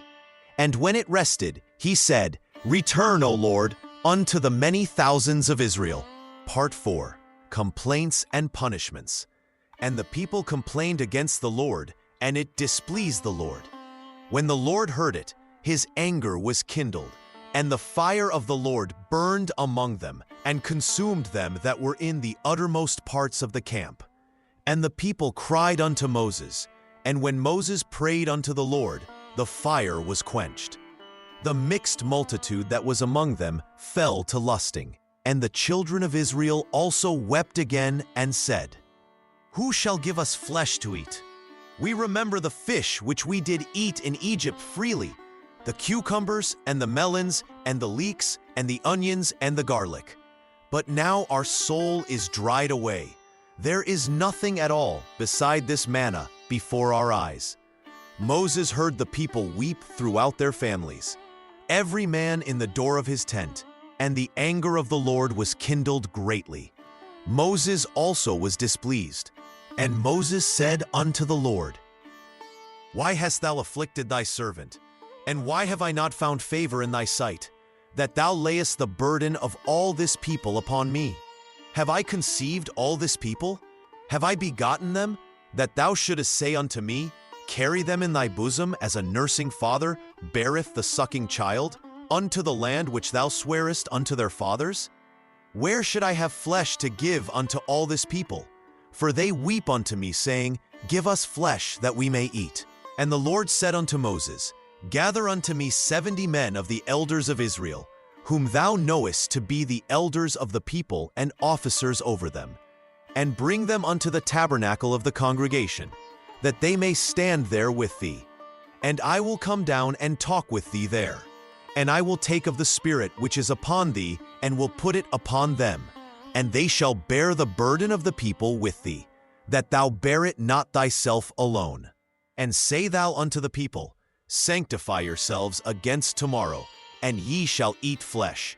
For ye have wept in the ears of the Lord, saying, Who shall give us flesh to eat? For it was well with us in Egypt. Therefore the Lord will give you flesh, and ye shall eat. Ye shall not eat 1 day, nor 2 days, nor 5 days, neither 10 days, nor 20 days, but even a whole month, until it come out at your nostrils, and it be loathsome unto you. Because that ye have despised the Lord which is among you, and have wept before him, saying, Why came we forth out of Egypt? Part 5. Spies and report from Canaan. And Moses sent men to spy out the land of Canaan, which the Lord gave unto the children of Israel. From every tribe of their fathers he sent a man, each one a ruler among them. These were the names of the men which Moses sent. From the tribe of Reuben, Shammua. From Simeon, Shaphat. From Judah, Caleb the son of Jephunneh. From Issachar, Igal. From Ephraim, Hoshea the son of Nun, whom Moses called Joshua. From Benjamin, Palti. From Zebulun, Gadiel. From Manasseh, Gadi. From Dan, Amiel. From Asher, Sethur. From Naphtali, Nabi. From Gad, Geuel.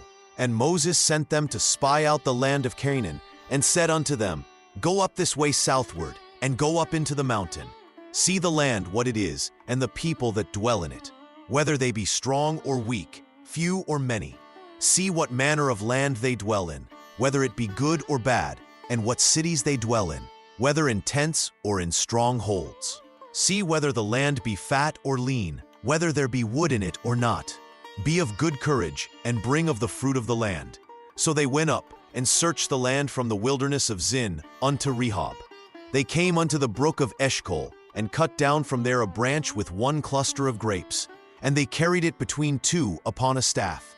They brought also of the pomegranates and of the figs. They returned from searching the land after 40 days. They came to Moses and Aaron, and to all the congregation of the children of Israel in the wilderness of Paran, to Kadesh.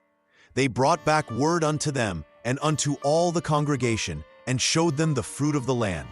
They told him and said, We came unto the land where you sent us, and surely it flows with milk and honey, and this is the fruit of it.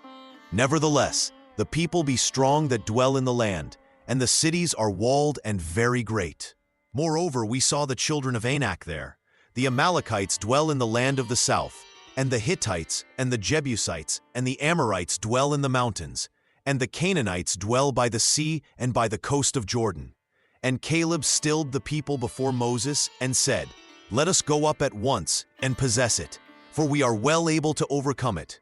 But the men that went up with him said, We be not able to go up against the people, for they are stronger than we. They brought up an evil report of the land, which they had searched unto the children of Israel, saying, The land through which we have gone to search it is a land that eats up the inhabitants thereof, and all the people that we saw in it are men of great stature. There we saw the giants, the sons of Anak, which come of the giants, and we were in our own sight as grasshoppers, and so we were in their sight. Part 6. Wandering and Faithfulness. And all the congregation lifted up their voice, and cried, and the people wept that night. And all the children of Israel murmured against Moses and against Aaron. And the whole congregation said unto them, Would God that we had died in the land of Egypt, or would God we had died in this wilderness? And wherefore has the Lord brought us unto this land, to fall by the sword, that our wives and our children should be a prey? Were it not better for us to return into Egypt? And Moses and Aaron fell on their faces before all the assembly of the congregation of the children of Israel. And Joshua the son of Nun, and Caleb the son of Jephunneh, which were of them that searched the land, rent their clothes. And they spoke unto all the company of the children of Israel, saying, The land which we passed through to search it is an exceeding good land. If the Lord delight in us, then he will bring us into this land, and give it us, a land which flows with milk and honey. Only rebel not you against the Lord, neither fear you the people of the land, for they are bread for us. Their defense is departed from them, and the Lord is with us. Fear them not. But all the congregation bade stone them with stones. And the glory of the Lord appeared in the tabernacle of the congregation before all the children of Israel. And the Lord said unto Moses, How long will this people provoke me? And how long will it be ere they believe me? For all the signs which I have showed among them. I will smite them with the pestilence, and disinherit them, and will make of thee a greater nation, and mightier than they. And Moses said unto the Lord, Then the Egyptians shall hear it, for thou brought up this people in thy might from among them. And they will tell it to the inhabitants of this land, For they have heard that thou, Lord, art among this people, that thou, Lord, art seen face to face, and that thy cloud stands over them, and that thou go before them by daytime in a pillar of a cloud, and in a pillar of fire by night. Now if thou shalt kill all this people as one man, then the nations which have heard the fame of thee will speak, saying, Because the Lord was not able to bring this people into the land which he swore unto them. Therefore he has slain them in the wilderness. And the Lord said, I have pardoned according to thy word. But as truly as I live, all the earth shall be filled with the glory of the Lord, because all those men which have seen my glory and my miracles, which I did in Egypt and in the wilderness, and have tempted me now these 10 times, and have not hearkened to my voice, surely they shall not see the land which I swore unto their fathers. Neither shall any of them that provoked me see it. Your carcasses shall fall in this wilderness, and all that were numbered of you, according to your whole number, from 20 years old and upward, which have murmured against me. After the number of the days in which you search the land, even 40 days, each day for a year, shall you bear your iniquities, even 40 years, and you shall know my breach of promise. Part 7. Balaam and Prophecies. The king of Moab saw what Israel had done to the Amorites and was greatly afraid. Balak, son of Zippor, was king of Moab at that time. He sent messengers to Balaam, son of Beor, who lived by the river in the land of his people. The message said, Come curse this people for me, because they are too strong for me. Perhaps then I can defeat them and drive them from the land. I know that those you bless are blessed, and those you curse are cursed. The elders of Moab and Midian left with payment for fortune-telling in their hands. They came to Balaam and told him what Balak had said. Balaam said to them, Spend the night here, and I will bring you back the answer the Lord gives me. So the Moabite leaders stayed with Balaam. God came to Balaam and asked, Who are these men with you? Balaam said, Balak, king of Moab, sent them to me with this message. A people that came out of Egypt covers the face of the land. Now come and put a curse on them for me. Perhaps then I will be able to fight them and drive them away. But God said to Balaam, Do not go with them. You must not put a curse on those people because they are blessed. The next morning, Balaam got up and said to Balak's leaders, Go back to your country, for the Lord has refused to let me go with you. When they returned to Balak, he sent other leaders who were more important than the first ones. They came to Balaam and said, This is what Balak says. Do not let anything keep you from coming to me, because I will reward you well and do whatever you say. Come and put a curse on these people for me. But Balaam answered Balak's servants, Even if Balak gave me his palace filled with silver and gold, I could not do anything great or small to go beyond the command of the Lord my God. Now stay here tonight, as the others did, and I will see what else the Lord will tell me. That night, God came to Balaam and said, Since these men have come to call you, go with them, but do only what I tell you. Balaam got up in the morning, saddled his donkey, and went with the leaders of Moab. But God was angry when he went, and the angel of the Lord stood in the road to oppose him. When the donkey saw the angel standing in the road with a drawn sword, she turned off the road into a field. Balaam beat her to get her back on the road. Then the Lord opened the donkey's mouth, and she said to Balaam, What have I done to you to make you beat me these 3 times? The Lord opened Balaam's eyes, and he saw the angel standing in the road with his sword drawn. Part 8. Preparation to enter Canaan. The Lord spoke to Moses and said, Count all the men, 20 years old or older, who can serve in the army.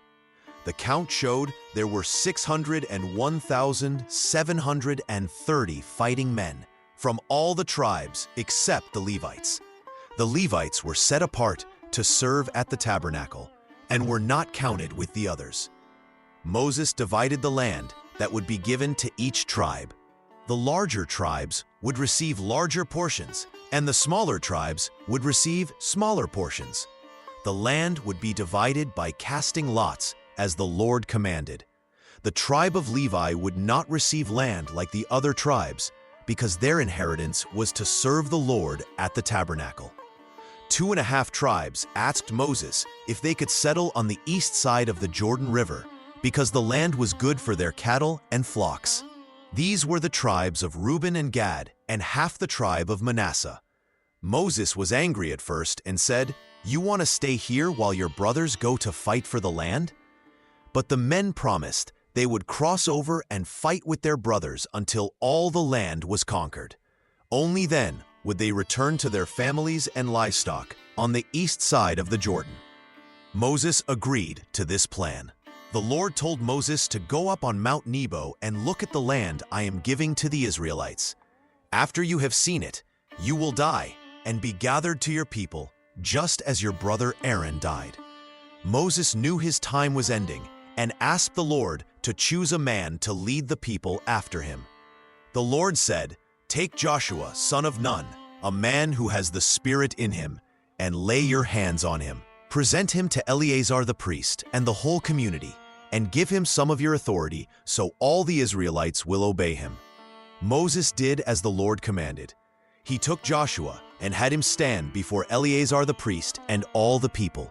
He laid his hands on him and gave him the charge, just as the Lord had spoken. Now Joshua would lead the people into the promised land that God had sworn to give to Abraham, Isaac, and Jacob. The people were ready to cross the Jordan River and take possession of the land the Lord their God was giving them as an inheritance. Chapter 5, Deuteronomy, Moses' Final Instructions Part 1, Introduction and Historical Review. For 40 years, the people of Israel walked through the dry land. They left Egypt, where they had been slaves. The Lord led them with a strong hand. He showed them the way with a cloud by day and a fire by night. Sometimes the people did not have food or water, and they were afraid and complained. But God gave them bread from the sky, which they called manna, and water came from rocks. Their clothes did not wear out, and their feet did not swell. The people faced many tests. Some listened to God, but others did not. When they forgot the Lord, trouble came to them. When they remembered him and followed his ways, he helped them. They came to the edge of the land he had promised to their fathers, to Abraham, Isaac, and Jacob. But they were afraid to enter. They sent men to look at the land, and most were scared of the people living there. Only 2 men, Joshua and Caleb, trusted God could help them. Because the people did not trust, God said they must wait 40 years before entering the land. He cared for them all this time, but they wandered in the wilderness, and many did not live to see the land. Now, after 40 years, a new generation stood on the border of the promised land. Moses, the servant of God, spoke to the people. He reminded them of their journey and what happened to those before them. He told them about God's power, his care, and the rules he had given. Moses asked the people to remember all the words of the Lord and to obey them. He said, "Listen, O Israel, you must love the Lord your God with all your heart, with all your soul, and with all your strength. Teach these words to your children. Talk about them at home, when you walk on the road, when you lie down, and when you get up." Moses warned them not to forget God when they entered the land full of good things. He told them to keep the Lord's teachings close and to follow him alone. These were the last words Moses gave to the people before they went into the land God promised. Part 2. First Address, Covenant Review. Moses called all the people of Israel and said, "Hear, O Israel, the words I speak to you today. The Lord our God made a promise with us at Horeb. This promise was not only with our fathers, but with us, all of us who are alive here today. The Lord spoke with you face to face on the mountain from the midst of the fire. At that time, I stood between the Lord and you to tell you the word of the Lord. For you were afraid because of the fire and did not go up the mountain. The Lord said, I am the Lord your God, who brought you out of the land of Egypt, out of the house of slavery. You must have no other gods before me. Do not make for yourself any carved image or any likeness of anything in heaven above, or on the earth below, or in the waters beneath the earth. Do not bow down to them or worship them. For I, the Lord your God, am a jealous God. I punish the children for the wrongs of the fathers to the third and fourth generation of those who hate me. But I show love to thousands who love me and keep my commands. You must not misuse the name of the Lord your God. The Lord will not hold anyone guiltless who misuses his name. Remember to keep the Sabbath day holy, as the Lord your God has told you. 6 days you will work and do all your tasks, but the seventh day is a Sabbath to the Lord your God. Do not do any work, neither you, your son or your daughter, your male servant or female servant, your ox or donkey or any animal, nor the stranger who is with you inside your gates. So your male and female servant may rest as you do.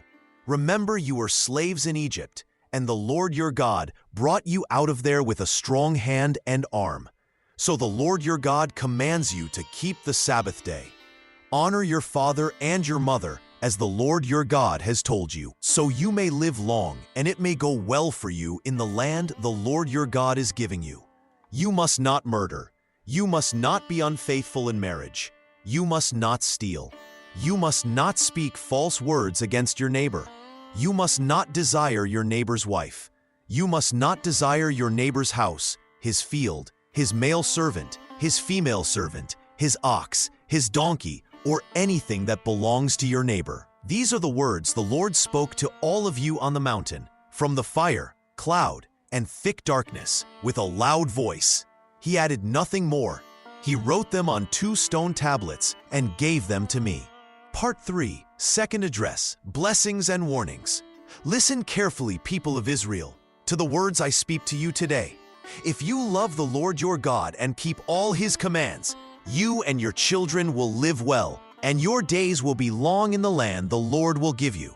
Hear, O Israel, the Lord our God is one Lord. You must love the Lord your God with all your heart, with all your soul, and with all your strength. Keep these words in your heart. Teach them to your children. Speak of them when you sit in your house, when you walk on the road, when you lie down, and when you rise up. Bind them as a sign on your hand and as marks before your eyes. Write them on the doorposts of your house. When the Lord brings you into the land that he promised to your fathers, Abraham, Isaac, and Jacob, to give you great and good cities, houses full of every good thing, wells you did not dig, vineyards and olive trees you did not plant. Be careful not to forget the Lord, who brought you out of the land of Egypt. Fear the Lord your God and serve him only. Do not follow other gods. The Lord is a jealous God. If you turn away, his anger will be kindled, and you will quickly perish from the land. If you listen to the Lord and keep all his commands, he will love you, bless you, and multiply you. He will bless your children, your crops, your cattle, and your land. The Lord will keep all sickness from you, and he will keep you safe from harm. No one will stand against you, and your enemies will be afraid of you. But if you forget the Lord your God and follow other gods and serve them, you will surely die. I warn you today, you will not live long if you do not obey the Lord. You will be driven out of the land that you are going to possess. Remember these words and choose to follow the Lord. Do not be wise in your own eyes. Do not think you will do well by your own strength. It is the Lord who gives you strength and wealth. Remember him always, and do not turn away. Part 4, Third Address, Renewal of the Covenant. Moses spoke to all the people of Israel. He said, "Listen to what I say today. The Lord your God has kept his promise and brought you out of Egypt. He has watched over you all these years in the desert. Even though you saw how he led you, your hearts were slow to understand. God has cared for you every day. Your clothes did not wear out, and your feet did not swell as you walked 40 years in the dry land. The Lord made you need food, so you would know that man does not live only by bread, but by every word that comes from God. Remember this and keep his commands. Now, when you enter the land the Lord has promised you, do not be proud or forget God. He is the one who saves you. He gave you water from a hard rock. He fed you with bread from heaven. He watched over you, not because of your goodness, but to show his promise is true. I set before you today life and good, or death and bad. If you obey the Lord's commands, if you love Him and walk in His ways, God will bless you and make you strong in the land you will enter. But if your heart turns away and you will not listen, if you go after other gods, you will surely come to trouble and lose the land. Heaven and earth are my witnesses. I have put life and death, blessing and curse before you. Choose life, so you and your children may live. Love the Lord your God. Listen to His voice and hold fast to Him, for He is your life, and He will give you long days in the land He promised your fathers, to Abraham, Isaac, and Jacob. Do not be afraid. The Lord will go with you. He will not leave you or turn away from you. Be strong and have courage. Remember all the words I have spoken to you. Teach them to your children. Talk of them when you sit at home and when you walk on the road, when you lie down and when you get up. Do not forget the Lord your God, who brought you out of the land of slavery, who walks with you now wherever you go. Part 5. The Ten Commandments Restated. Moses called together all the people of Israel and said, "Hear, O Israel, the words that I speak to you today. The Lord our God made a covenant with us at the mountain. He did not make this covenant only with our fathers, but with us, with all of us who are alive here today. The Lord spoke to you face to face from the fire on the mountain. He said, 'I am the Lord your God, who brought you out of Egypt, out of the land where you were slaves. You shall have no other gods besides me. You shall not make any idol or image of anything in the sky above, or on the earth below, or in the waters under the earth. You shall not bow down to them or serve them. For I, the Lord your God, am a jealous God. I punish the children for the sin of the parents to the third and fourth generation of those who hate me. But I show mercy to thousands who love me and keep my commands. You shall not misuse the name of the Lord your God, for the Lord will not leave unpunished anyone who misuses His name. Remember the Sabbath day, to keep it holy. 6 days you shall work, but the seventh day is a day of rest for the Lord your God. On it you shall not do any work, neither you, nor your son or daughter, nor your male or female servant, nor your ox or donkey or any animal, nor any stranger who stays with you. Remember that you were slaves in Egypt, and that the Lord your God brought you out with a strong hand and an outstretched arm. That is why the Lord your God commands you to rest on the Sabbath day. Honor your father and your mother, as the Lord your God has commanded you, so that you may live long and that it may go well with you in the land He is giving you. You shall not kill. You shall not commit adultery. You shall not steal. You shall not give false witness against your neighbor. You shall not desire your neighbor's wife. You shall not want your neighbor's house or field, or his male or female servant, his ox or donkey, or anything that belongs to your neighbor. These words the Lord spoke out loud to all of you from the fire, from the cloud, and from the deep darkness with a loud voice. He added nothing more. Then He wrote them on 2 stone tablets and gave them to me. Part 6. Laws for the New Land. And now, Israel, listen to the rules and laws I am teaching you. You must follow them, so you may live and go in to take the land the Lord, the God of your ancestors, is giving you. Do not add to what I command you, and do not take away from it. But keep the commands of the Lord your God that I give you. See, I have taught you laws as the Lord my God told me to do. You must follow them in the land you are entering to take. Keep these laws and do them. Other nations will see your wisdom and say, 'This is a wise and understanding people.' Be careful and watch yourselves closely. Do not forget the things your eyes have seen. Do not let them fade from your heart as long as you live. Teach them to your children and to their children after them. When you enter the land the Lord your God is giving you, do not copy the ways of the people living there. Do not make or bow down to idols made of wood or stone or metal. The Lord your God is a jealous God. Love the Lord your God with all your heart, with all your soul and with all your strength. Keep his words always in your heart. Teach them to your children. Talk about them when you sit at home, when you walk along the road, when you lie down, and when you get up. Set these words on your doorposts and gates. Remember them as you go out and as you come in. Do not forget the Lord who brought you out of Egypt, out of the land where you were slaves. You must not follow other gods, the gods of the people around you. For the Lord your God is among you, and he is a strong and holy God. Care for the stranger, the fatherless, and the widow. Do not take advantage of the weak or poor. Leave some of your crops for those in need. Do not cheat your neighbor. Do not hold back the wages of someone who has worked for you. Do not show hate to your brother in your heart. Correct your neighbor when he is wrong, but do not carry anger. Love your neighbor as yourself. I am the Lord. Keep my rules about cleanliness. Do not eat what is unclean. Set apart the seventh day as holy, as a day of rest to the Lord. Remember to keep the times and the special days I give you. When you come into the land and have plenty, do not forget the Lord. Thank him for what he has given you.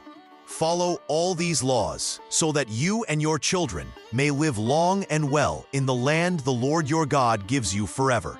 Part 7. Song of Moses and Blessing. Moses spoke to all the people and sang these words for them to hear. Listen, O heavens, and I will speak. Hear, O earth, the words of my mouth. My teaching will fall like rain. My words will come down like gentle dew on the grass. I will praise the name of the Lord. He is our God. His work is perfect, for all his ways are just. He is a faithful God who does no wrong. He is good and true. The people have done wrong against him. They are not his children because of their sins. They are a crooked and twisted people. Is this how you pay back the Lord, foolish and unwise people? Is he not your father who made you and formed you? Remember the old days. Think about the years long ago. Ask your father and he will tell you. Your elders and they will explain. When the Most High gave each nation its place, when he divided all people, he set the borders of the people based on the number of the sons of Israel. For the Lord's portion is his people. Jacob is the share he chose for himself. He found him in a dry land, a wasteland of howling desert.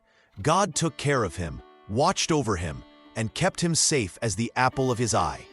Just like a mother bird protects her young, so the Lord spread out his wings and carried his people. The Lord alone led them. No foreign god was with them. God gave them the best things of the land: honey from the rock, oil from the hard stone, milk, lambs, rams, and goats, wheat and grape wine. But when the people had plenty, they forgot God. They turned away from him and worshipped other gods.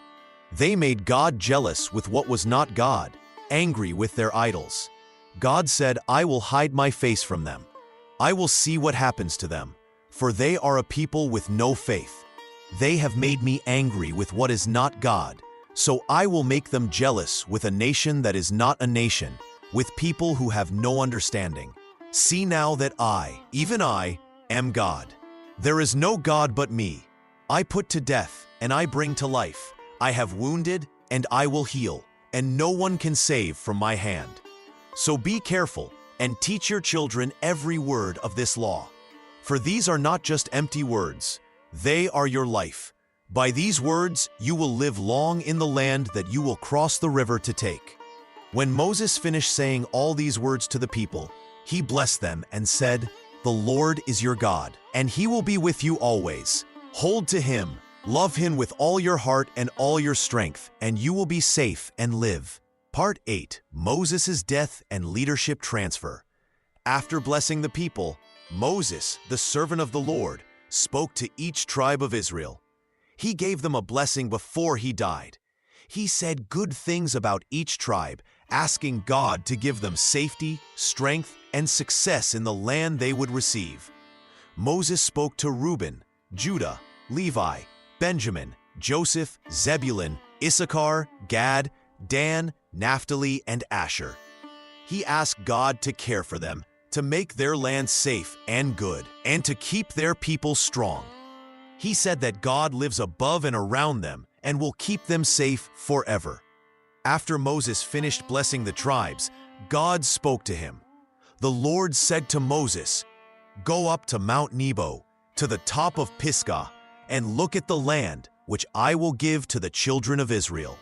You will see the land with your eyes, but you will not cross over into it." Moses obeyed. He went up from the plains of Moab to Mount Nebo. There, on the top of Pisgah, across from Jericho, the Lord showed him all the land from Gilead to Dan, and all the land of Judah as far as the farthest sea, and the land in the south. God said, "This is the land I promised to Abraham, Isaac, and Jacob when I said, 'I will give it to your children.' I have let you see it, but you shall not go there." So Moses, the servant of the Lord, died there in the land of Moab, just as the Lord had said. The Lord buried him in a valley in the land of Moab, but no one knows where his grave is to this day. Moses was 120 years old when he died. His eyes were not weak, his strength was not gone. The children of Israel wept for Moses in the plains of Moab for 30 days, until the days of weeping and mourning were over. Now Joshua, the son of Nun, was full of wisdom because Moses had laid his hands on him. The people of Israel listened to Joshua and did what the Lord had commanded Moses. After that, there was no prophet in Israel like Moses, whom the Lord knew face to face, in all the signs and wonders which the Lord sent him to do in Egypt and in the land of Israel. But now Joshua was their leader, and the people trusted him as God commanded. Chapter 6. Joshua, Conquest and Settlement of Canaan, Part 1. Leadership transition to Joshua. After the death of Moses, servant of the Lord, God spoke to Joshua, son of Nun, who helped Moses. God said, "My servant Moses is dead. Now get up, go across the river Jordan, you and all these people, into the land I am giving to them, to the children of Israel. I will give you every place where you step, just as I promised Moses. From the desert and this Lebanon, to the great river, the river Euphrates, all the land of the Hittites, to the great sea toward the going down of the sun, will be yours. No one will be able to stand against you all your life. As I was with Moses, I will be with you. I will not leave you or turn away from you. Be strong and brave. You will lead these people to have the land I promised to their fathers. Only be strong and very brave, so you do all that the law says, which my servant Moses gave you. Do not turn from it to the right or to the left, so you may do well wherever you go. Keep this book of the law always on your lips. Think about it day and night, so you may be careful to do everything written in it. Then you will have success and do well. Have I not told you? Be strong and brave. Do not be afraid. Do not lose hope, for the Lord your God is with you wherever you go." Then Joshua gave orders to the leaders of the people. He said, "Go through the camp and tell the people, 'Get your things ready. In 3 days you will cross the river Jordan to go in and take the land the Lord your God is giving you.'" To the tribes of Reuben, Gad, and half the tribe of Manasseh, Joshua said, "Remember what Moses, servant of the Lord, told you. The Lord your God is giving you rest and has given you this land. Your wives, children, and livestock may stay in the land Moses gave you, east of the Jordan. But all your fighting men, ready for battle, must cross over ahead of your people. You are to help them until the Lord gives rest to your brothers, as he has to you, and they too take the land the Lord your God is giving them. After that, you may return and have your own land." Then the people answered Joshua, "All that you command us we will do, and wherever you send us we will go. Just as we obeyed Moses, we will obey you. May the Lord your God be with you as he was with Moses. Whoever does not obey your words, or does not listen to you in all you command, will be punished. Only be strong and brave." Part 2. Crossing the Jordan. Early in the morning, Joshua and all the people of Israel got up and left Shittim. They went to the Jordan River and stayed there before they crossed over. After 3 days, the leaders went through the camp and gave orders to the people. They said, When you see the priests, who are Levites, carrying the chest of the Lord your God, you must also leave your places and follow it. Then you will know which way to go, because you have not gone this way before. But stay far back from it, about 2,000 cubits away. Do not go near the chest. Joshua told the people, "Make yourselves ready, because tomorrow the Lord will do great things among you." Joshua said to the priests, "Take the chest of the covenant and go ahead of the people." So they carried the chest and went in front. The Lord said to Joshua, "Today I will begin to make you great in the eyes of all Israel, so they will know I am with you, as I was with Moses. Tell the priests who carry the chest, when you reach the edge of the Jordan's waters, stand in the river." Joshua said to the people, "Come here and listen to the words of the Lord your God. You will see that the living God is among you, and he will drive out the people living in this land. The chest of the Lord of all the earth will go before you into the Jordan.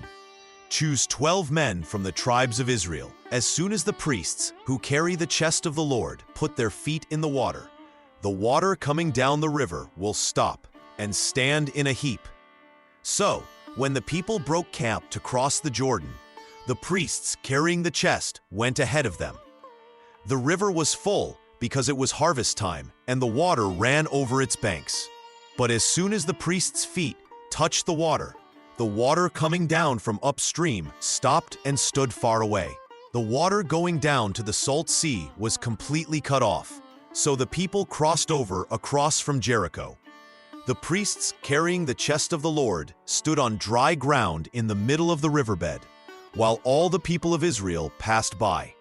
They walked until the whole group crossed the river on dry land.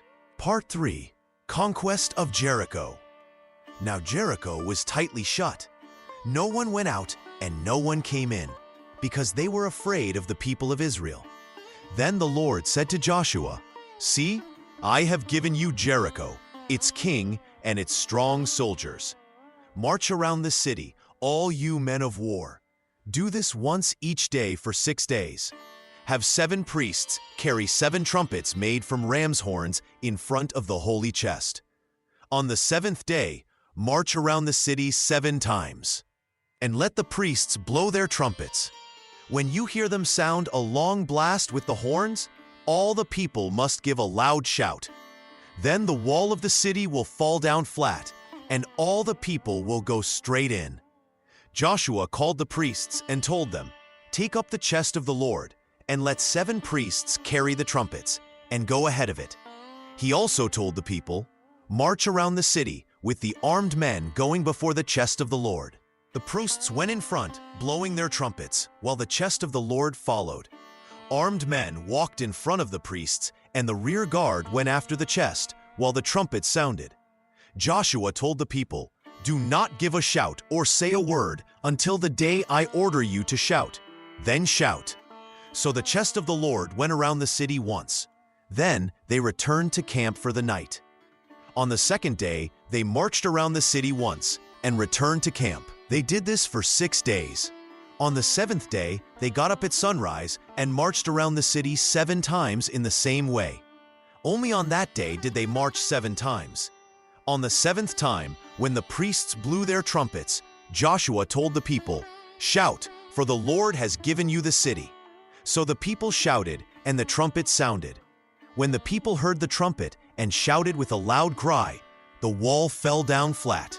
Every man went straight up into the city. And they took the city. They set apart everything in the city to the Lord. All of Jericho was destroyed, except for Rahab and her family, because she hid the messengers. The Lord was with Joshua, and his name became known in all the land. Part 4. Military Campaigns. After the city of Jericho was taken, Joshua and all the people moved forward. The next place they tried to take was the city of Ai. Joshua sent some men to look at Ai. The men came back and said, "There are not many people there. We do not all need to go. Only send a few men to fight." So about 3,000 men went up to attack Ai. But the men of Ai drove them back and killed some of them.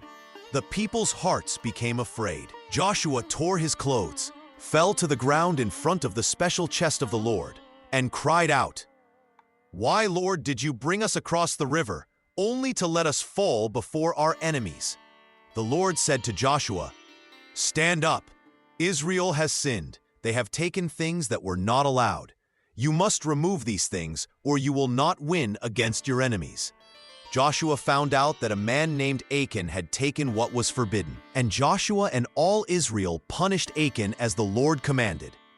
Then the Lord said to Joshua, "Do not be afraid. Take all the fighting men with you and go to Ai.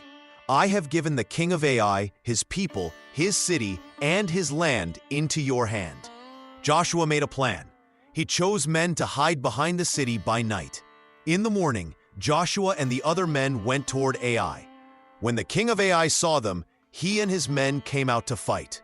Joshua and the people ran away as before, and all the men of Ai chased them away from the city. The men hiding rose up, went into the city, and set it on fire. When the men of Ai looked back and saw smoke rising, they could not escape. Israel turned and fought them, and the city fell.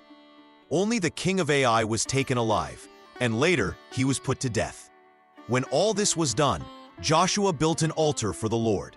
He read all of God's law before all the people, with women, children, and strangers among them. After Ai, the kings of many lands heard what had happened. They joined together to fight against Israel. The people of Gibeon came and tricked Joshua into making a peace agreement with them. Later, the 5 kings of the Amorites attacked Gibeon. The people of Gibeon asked Joshua for help, and Joshua led the soldiers all night.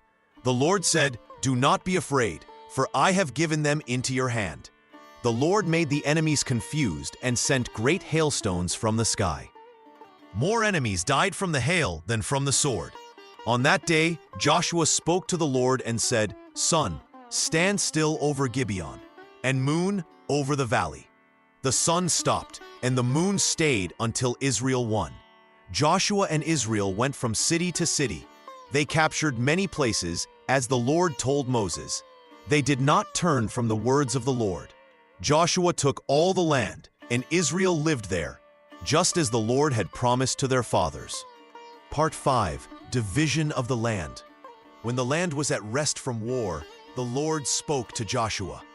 He said, "Now you and these people will divide the land I have given to your fathers."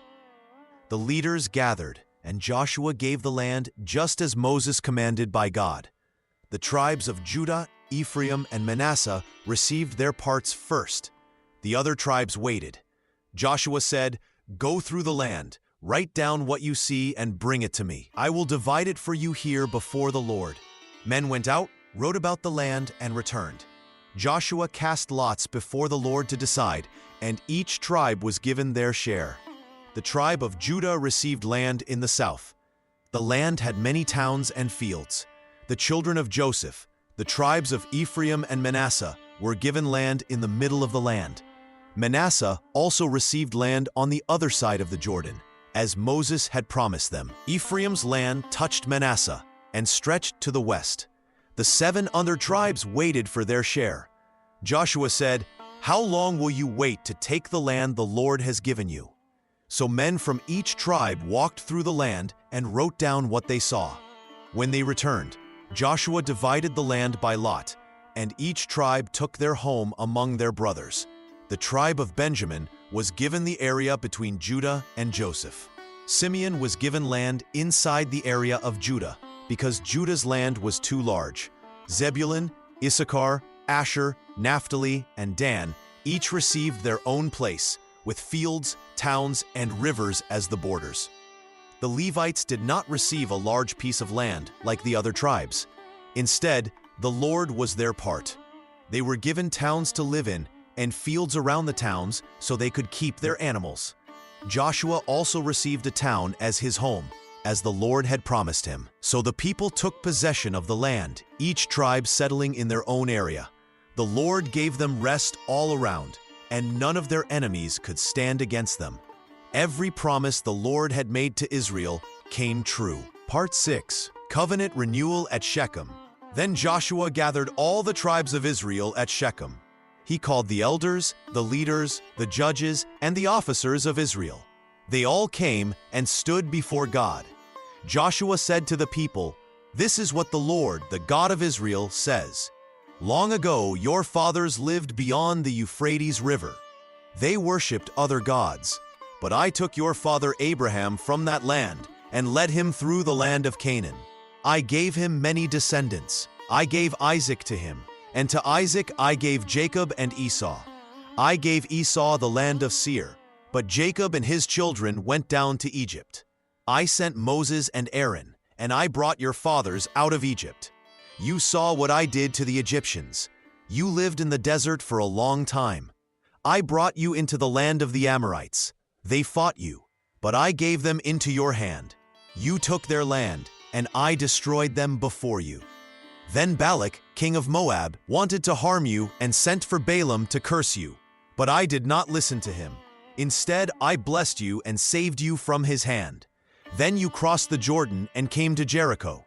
The people of Jericho fought against you, as did many others, but I gave them all into your hand. I sent fear ahead of you.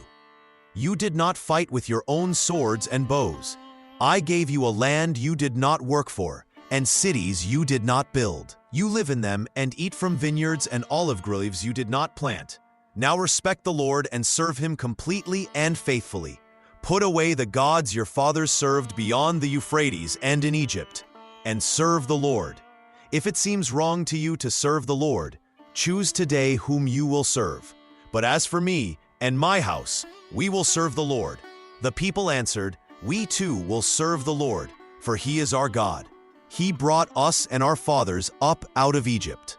He did great signs and protected us. We will serve the Lord, for he is our God." Joshua said, "You are not able to serve the Lord. He is a holy God. If you turn away and serve other gods, he will turn against you and bring harm to you." But the people said to Joshua, "No, we will serve the Lord." Then Joshua said, "You are witnesses against yourselves that you have chosen to serve the Lord." They said, "Yes, we are witnesses." Joshua said, "Now put away the foreign gods that are among you, and turn your hearts to the Lord, the God of Israel." And the people said to Joshua, "We will serve the Lord our God, and obey him." So Joshua made a covenant with the people that day at Shechem. He wrote these words in the book of the law of God. He took a large stone and set it up under the oak tree by the holy place. Joshua said, "See, this stone will be a witness, for it has heard all the words the Lord spoke to us. It will be a witness against you if you are not true to your God." Then Joshua sent the people back to their own lands. Part 7. Challenges and Warnings. Joshua spoke to all the people. He said, "This is what the Lord, the God of Israel, says to you. Long ago your ancestors worshipped other gods, but I brought Abraham out of that land and led him through Canaan.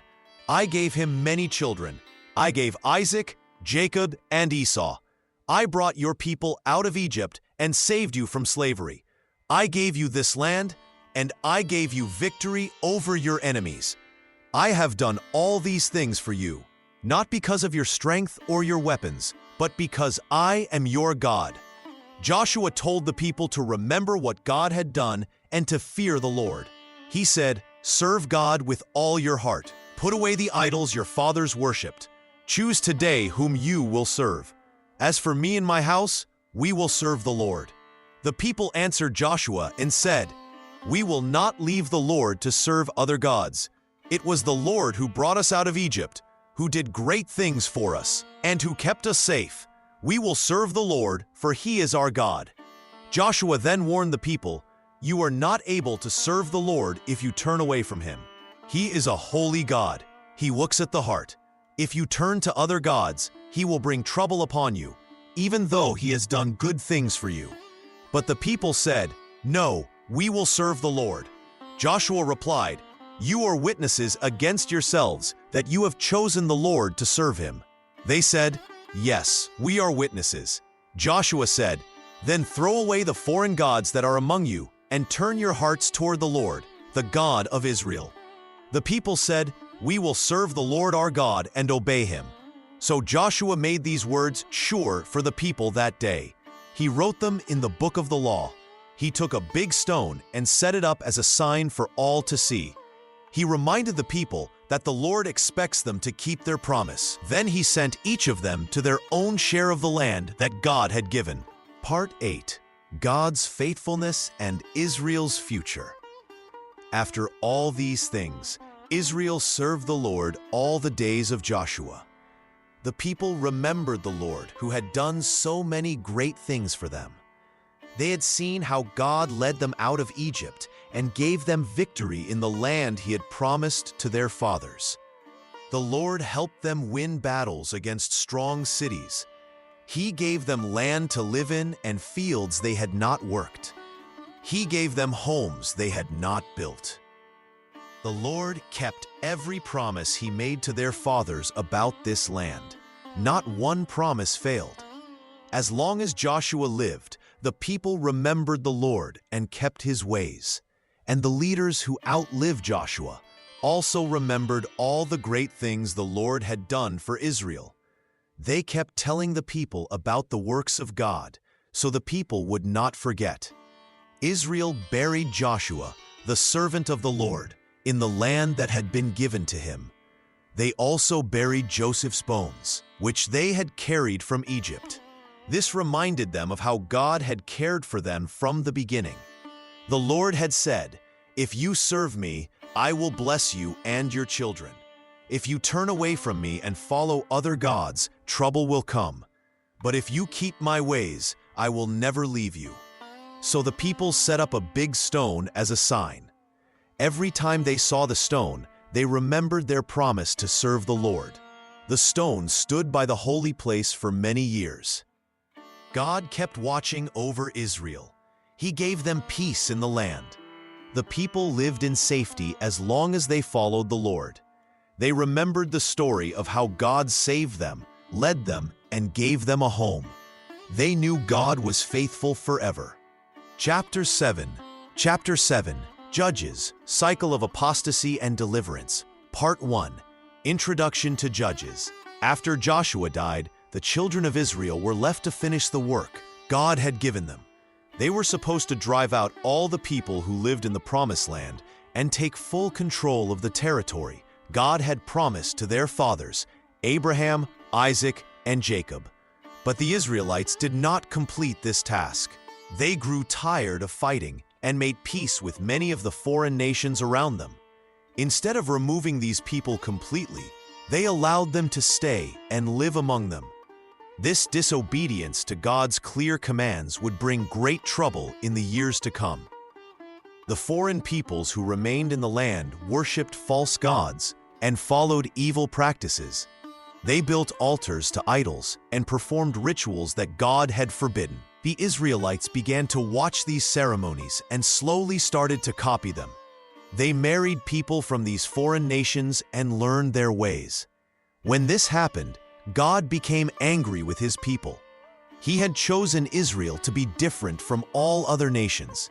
He had given them his laws and taught them the right way to live. But they turned away from him and began to serve the gods of their neighbors. Because of their unfaithfulness, God allowed enemy armies to attack Israel.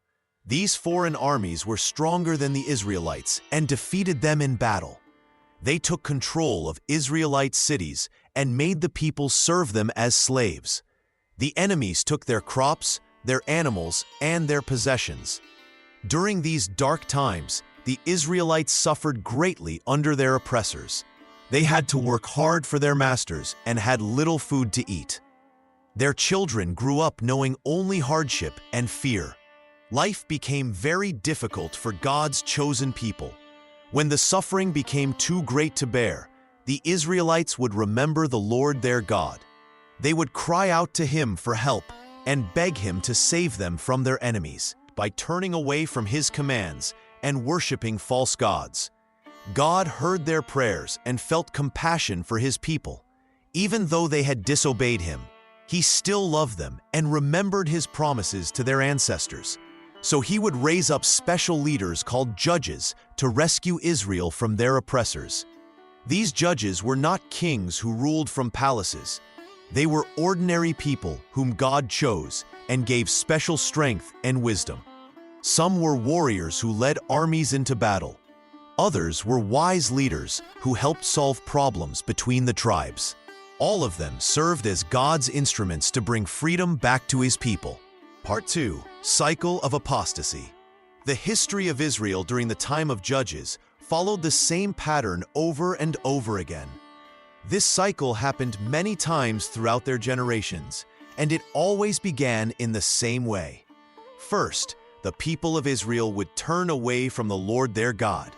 After a judge died and peace returned to the land, the Israelites would forget what God had done for them. They would stop following His commandments and begin worshiping the false gods of the nations around them.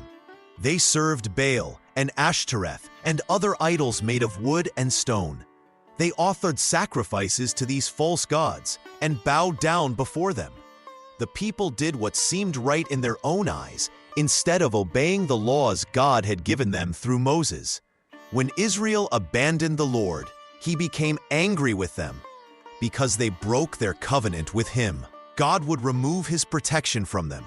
He would allow enemy nations to attack and conquer parts of Israel. These foreign armies would oppress God's people and make their lives very difficult.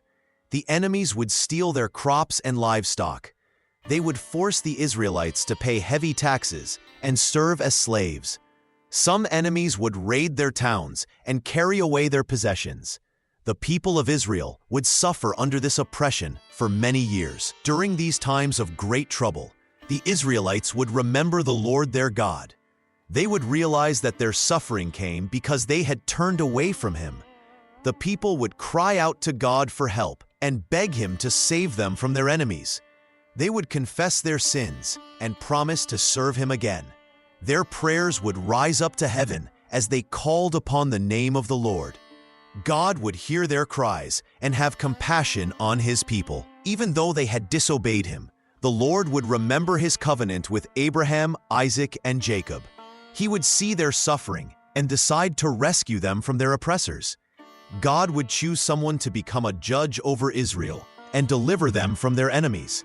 The Lord would give this judge special power and wisdom to lead His people. Sometimes the judge would gather an army and win great battles against the foreign oppressors. Other times, God would work miracles to defeat the enemies without fighting. The judge would drive out the foreign rulers and restore peace to the land of Israel.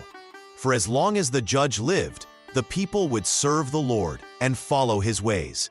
There would be peace in the land, and Israel would prosper. But when that judge died, the cycle would begin again. The next generation would turn away from God and worship false idols, bringing God's judgment upon themselves once more.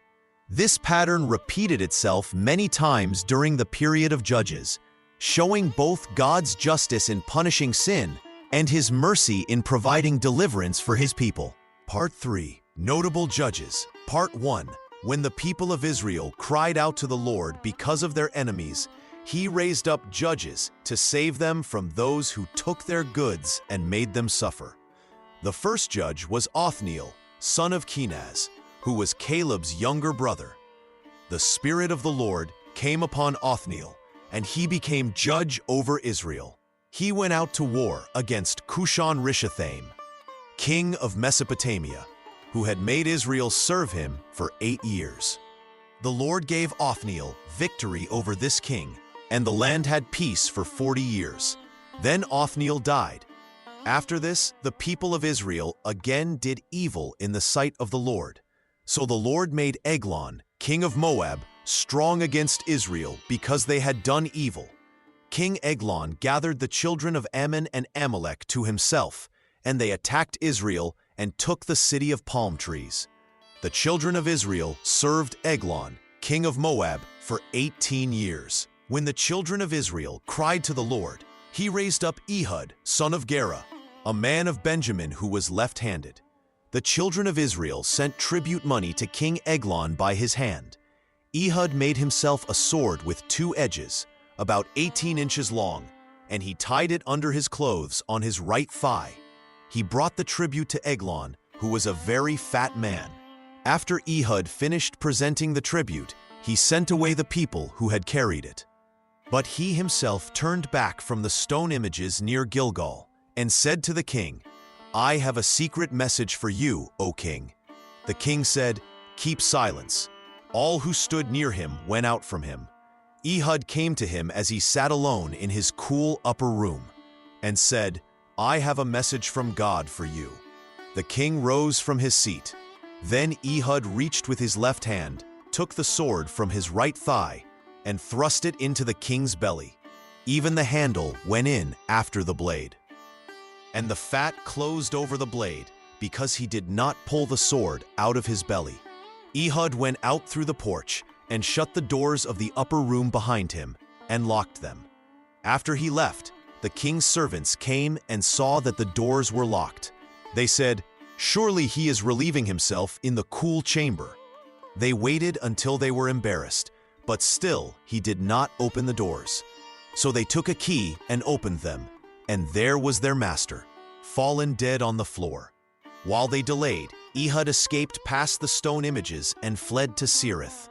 When he arrived, he blew a trumpet in the mountain of Ephraim, and the children of Israel went down with him from the mountain, and he led them. He said to them, "Follow me, for the Lord has delivered your enemies, the Moabites, into your hand." So they went down after him, took control of the crossing places of the Jordan River that led to Moab, and did not allow anyone to cross over. At that time they killed about 10,000 men of Moab, all strong and brave men, and not one escaped. So Moab was subdued that day under the hand of Israel, and the land had rest for 80 years. Part 4, Notable Judges, Part 2. When the children of Israel again did evil in the sight of the Lord delivered them into the hand of the Midianites for 7 years.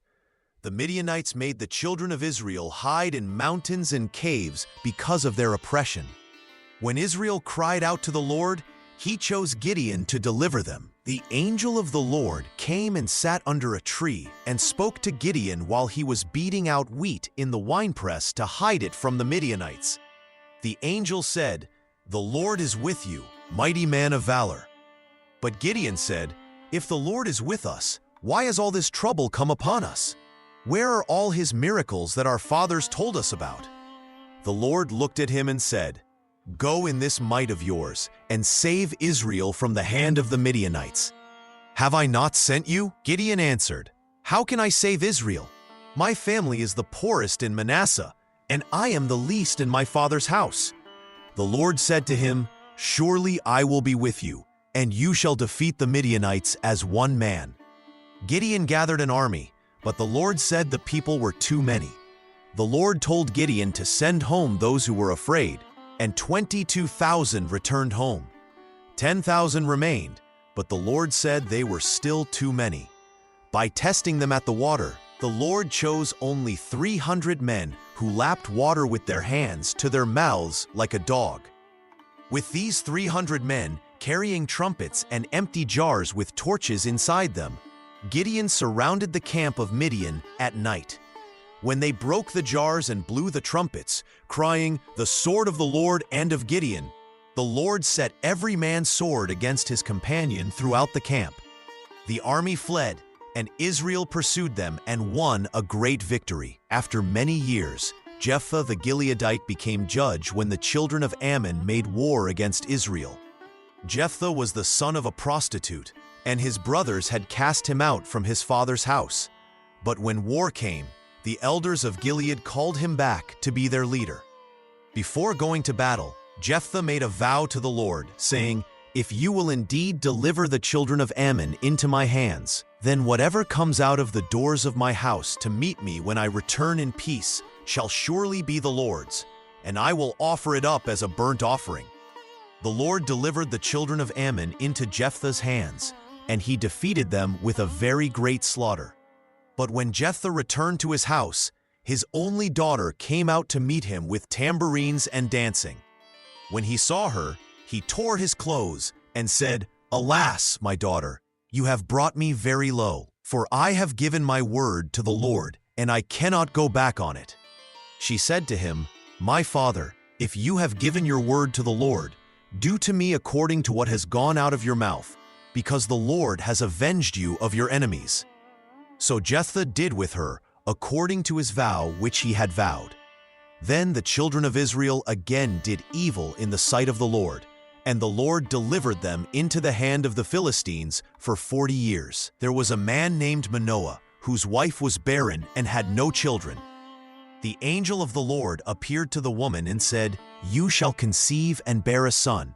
No razor shall come upon his head, for the child shall be a Nazirite to God from the womb, and he shall begin to deliver Israel out of the hand of the Philistines." The woman bore a son and called his name Samson. The child grew, and the Lord blessed him. The Spirit of the Lord began to move upon him. Samson's strength was in his hair, for he was a Nazirite from birth. Samson went down to Timnah and saw a woman of the daughters of the Philistines. He came up and told his father and mother, "I have seen a woman in Timnah of the daughters of the Philistines. Now get her for me as a wife." His parents did not know that it was of the Lord, that he was seeking an occasion to move against the Philistines. When Samson went down to Timnah, a young lion came roaring against him. The Spirit of the Lord came mightily upon him, and he tore the lion apart with his bare hands, as one would tear apart a young goat, though he had nothing in his hand. Part 5. Social and Moral Decline. In those days when the judges ruled Israel, there was no king in the land. Every person did what seemed right in their own eyes. The people turned away from the Lord their God and followed the gods of the nations around them. The children of Israel did evil in the sight of the Lord. They served the Baals and the Ashtoreths, the gods of Syria, the gods of Sidon, the gods of Moab, the gods of the children of Ammon, and the gods of the Philistines. They forsook the Lord and did not serve him. The anger of the Lord was hot against Israel, and he sold them into the hands of their enemies all around. Wherever they went out, the hand of the Lord was against them for calamity, as the Lord had said, and as the Lord had sworn to them. They were greatly distressed. The people cried out because of those who oppressed and crushed them.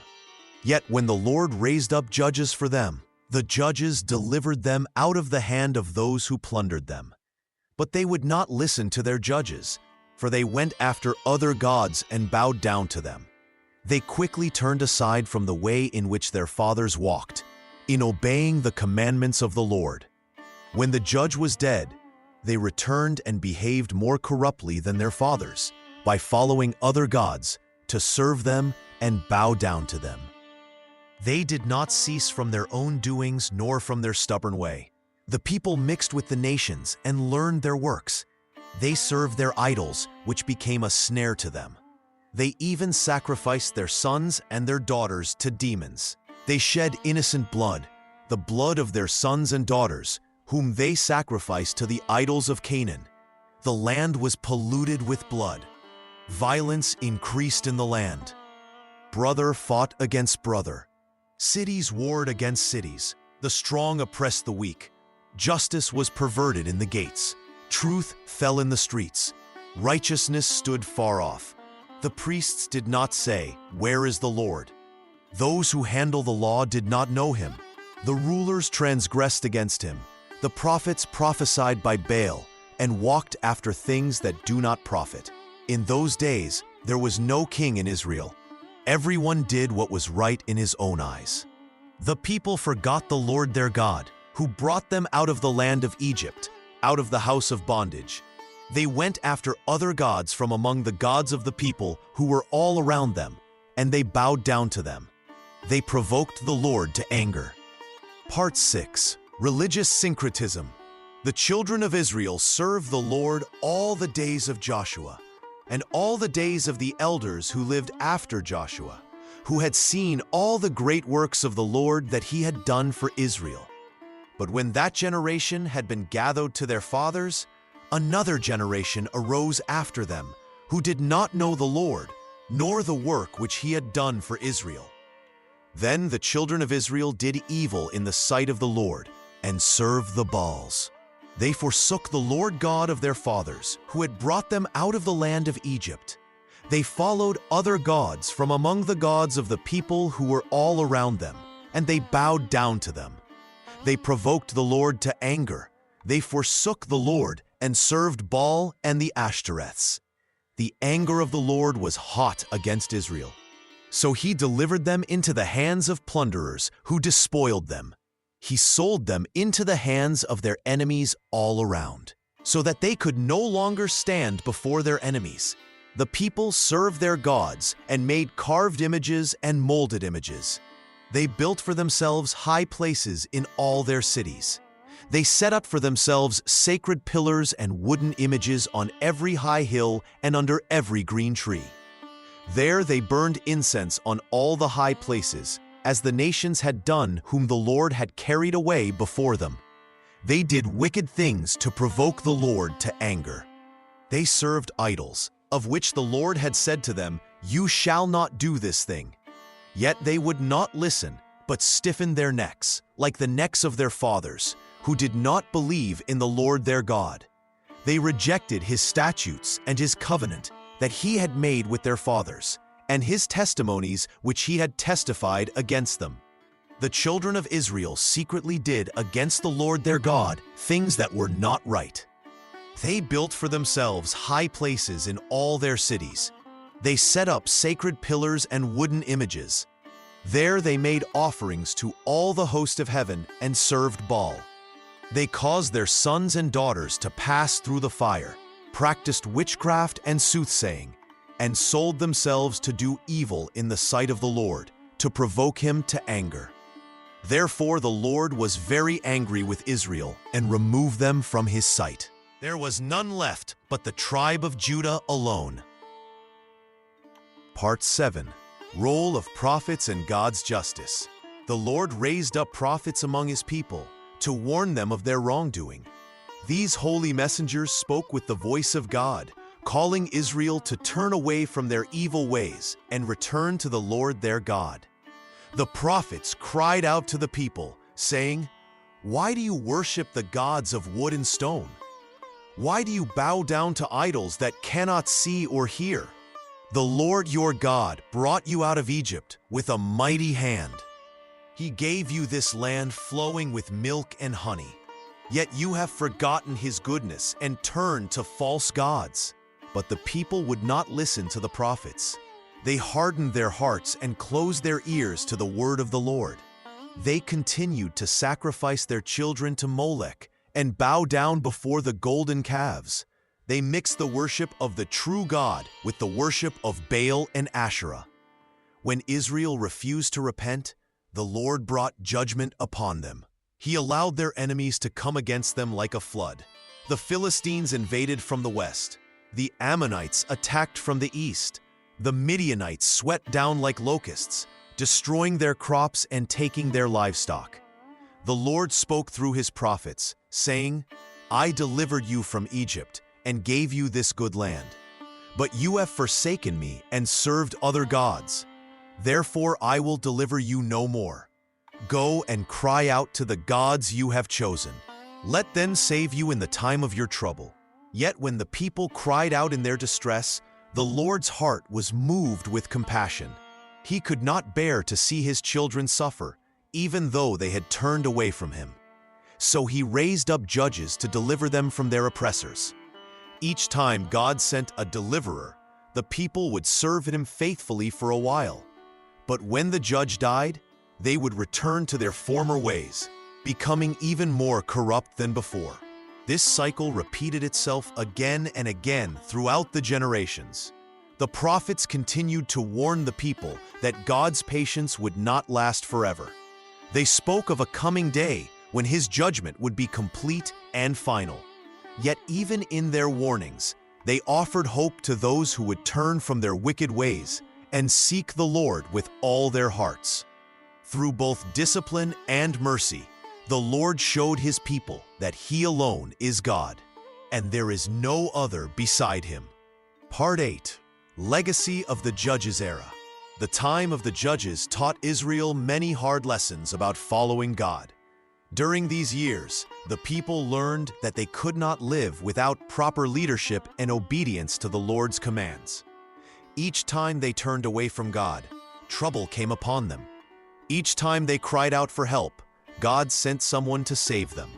But they never seemed to learn from their mistakes. This period showed that the hearts of men are prone to evil when left without guidance. The people did what seemed right in their own eyes, but their ways led to destruction. The judges who arose were mighty in battle, but they were not perfect leaders. Some fell into the same sins as the people they saved. This proved that human leaders alone could not solve Israel's problems. The repeated cycles of rebellion and rescue revealed God's great patience with His chosen people. Even when they broke their promises to Him again and again, He did not abandon them completely. His mercy endured through generation after generation. Yet His justice also remained constant. Sin always brought consequences, and disobedience always led to suffering. The lessons from this time prepared Israel for what was to come. The people began to see that they needed a different kind of leadership. The judges ruled for a time and then died, leaving the people to fall back into their old ways. The nation needed someone who could establish lasting order and help them serve God faithfully. The elders and leaders started to look around at other nations and saw how kings ruled their people. They began to think that having a king might solve their problems. They forgot that their true king was the Lord God who had brought them out of Egypt and given them the promised land. The period of judges was coming to an end. The people were about to ask for an earthly king to rule over them. This request would change Israel forever. It would bring both blessings and curses, victories and defeats. The lessons they should have learned during the time of judges would be tested in new ways under the rule of kings. God had shown them through the judges that salvation comes from Him alone. No human leader, however strong or wise, could take His place. The people would soon discover this truth in deeper ways as they entered a new chapter of their history. The foundation was laid for understanding that only God's chosen king could truly lead them in righteousness and peace. Chapter 8. Ruth, Hope and Loyalty in Troubled Times. Part 1. Historical Context. In the days when judges ruled over Israel, there was great trouble in the land. The people had turned away from the Lord their God, and He had allowed their enemies to oppress them. During this time of darkness, a severe famine spread across the land of Judah. The rains did not come, the crops failed, and the people suffered greatly. Because of this famine, a man named Elimelech took his wife Naomi and their 2 sons from their home in Bethlehem. They left the Promised Land and went to live in the country of Moab, where there was food. This was a difficult choice, for Moab was a foreign land with foreign gods. While they lived in Moab, Elimelech died, leaving Naomi alone with her 2 sons. The sons married women from Moab. One son married a woman named Orpah, and the other married Ruth. They lived there for about 10 years. Then both of Naomi's sons also died, leaving behind no children. Naomi was now alone in a foreign land with her 2 daughters-in-law. She had lost her husband and both her sons. She was old and had no way to provide for herself. Word came to Naomi that the Lord had blessed His people back in Judah. The famine was over, and there was bread again in Bethlehem. So Naomi decided to return to her homeland. She prepared to leave Moab and go back to the land of her birth. Her 2 daughters-in-law began the journey with her. But as they traveled, Naomi stopped and spoke to them. She told them to go back to their mother's houses in Moab. She said they should find new husbands among their own people and have children. She blessed them for the kindness they had shown to her dead sons and to her. Orpah kissed Naomi goodbye and returned to her people. But Ruth would not leave. She clung to Naomi and refused to go back. This was the beginning of a story that would show God's love and care for those who trust in Him, even during the darkest times when judges ruled and the people suffered. Part 2. Ruth's Loyalty. Ruth said to Naomi, "Do not ask me to leave you or to stop following you. Where you go, I will go, Where you stay, I will stay. Your people will be my people, and your God will be my God. Where you die, I will die, and there I will be buried. May the Lord deal with me severely if anything but death separates you and me." When Naomi saw that Ruth was determined to go with her, she stopped urging her to return. So the two women went on until they came to Bethlehem. When they arrived in Bethlehem, the whole town was stirred because of them. The women said, "Can this be Naomi?" But she said to them, "Do not call me Naomi. Call me Mara, because the Almighty has made my life very bitter. I went away full, but the Lord has brought me back empty. Why call me Naomi? The Lord has afflicted me. The Almighty has brought misfortune upon me." So Naomi returned from Moab with Ruth the Moabite, her daughter-in-law, arriving in Bethlehem as the barley harvest was beginning. Ruth had made a choice that would change her life forever. She had chosen to leave everything she knew in Moab. She left her family, her gods, and her people to follow Naomi to a foreign land. Ruth's words to Naomi showed complete devotion. She promised to make Naomi's people her people, and Naomi's God her God. This was not just a promise to help an old woman. It was a promise to join herself completely to Naomi's life and faith. Ruth was willing to live as a foreigner in Israel. She was willing to worship the God of Israel instead of the gods of Moab. This loyalty was remarkable because Ruth had no promise of a good life in Israel. Naomi had lost everything. She was old, poor, and bitter. Ruth could have stayed in Moab and found a new husband among her own people. Instead, she chose the harder path of faithfulness. Ruth's commitment went beyond duty. She bound herself to Naomi with an oath before God. She called upon the Lord to punish her if she ever broke this promise. Only death would separate them. This showed that Ruth understood the seriousness of her choice. She was not making a temporary decision, but a lifelong commitment that would affect everything about how she would live. Part 3. Role of Boaz. Now there lived in Bethlehem a man named Boaz. He was from the same family line as Elimelech, who had been Naomi's husband. Boaz was a wealthy man who owned much land and employed many workers during harvest time. He was known throughout the town as a good and righteous person who followed God's laws carefully. The law of Israel said that when a man died and left behind a widow, his closest male relative had a duty to help her. This relative was called a kinsman redeemer. The kinsman redeemer had 3 important jobs. First, he could buy back any land that the family had to sell because of poverty.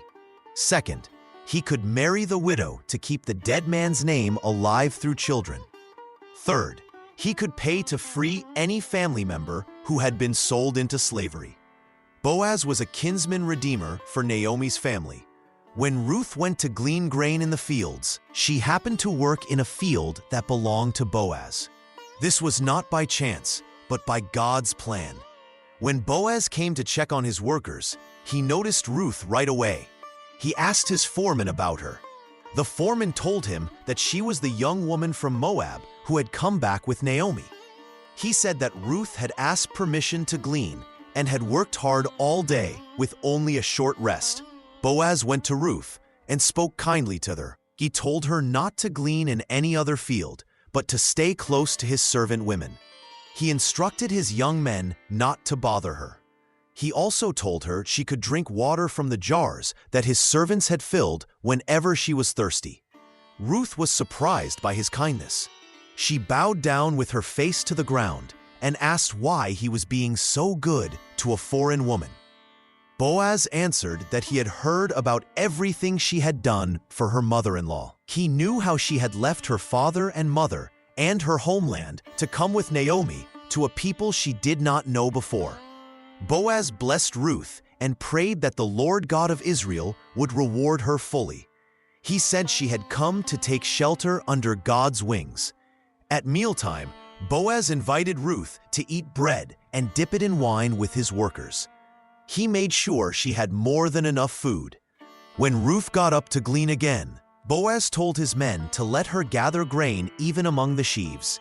He told them to pull out extra stalks from the bundles and leave them for her to pick up. They were not to scold her for this. Through Boaz, God was showing his care for Ruth and Naomi. The kinsman redeemer would play an even greater role in their future. Part 4. Harvest and Provision. Ruth worked very hard in the fields of Boaz. She bent down and picked up grain that the workers had left behind. This work was called gleaning. It was very important for poor people and widows like Ruth and Naomi.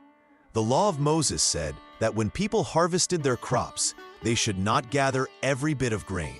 They should leave some for the poor, the orphans, and the widows. When workers cut the grain, they should not go back and pick up what they dropped. This was God's way of caring for those who had nothing. Ruth got up early each morning and went to the fields. She walked behind the workers who cut the grain. She picked up the stalks they left on the ground. Her hands became rough from this hard work. The sun was hot, but Ruth kept working. She knew that Naomi was waiting at home for food. The other workers watched Ruth as she gleaned. They saw how hard she worked. They saw that she was careful to stay only in the parts of the field where she was allowed.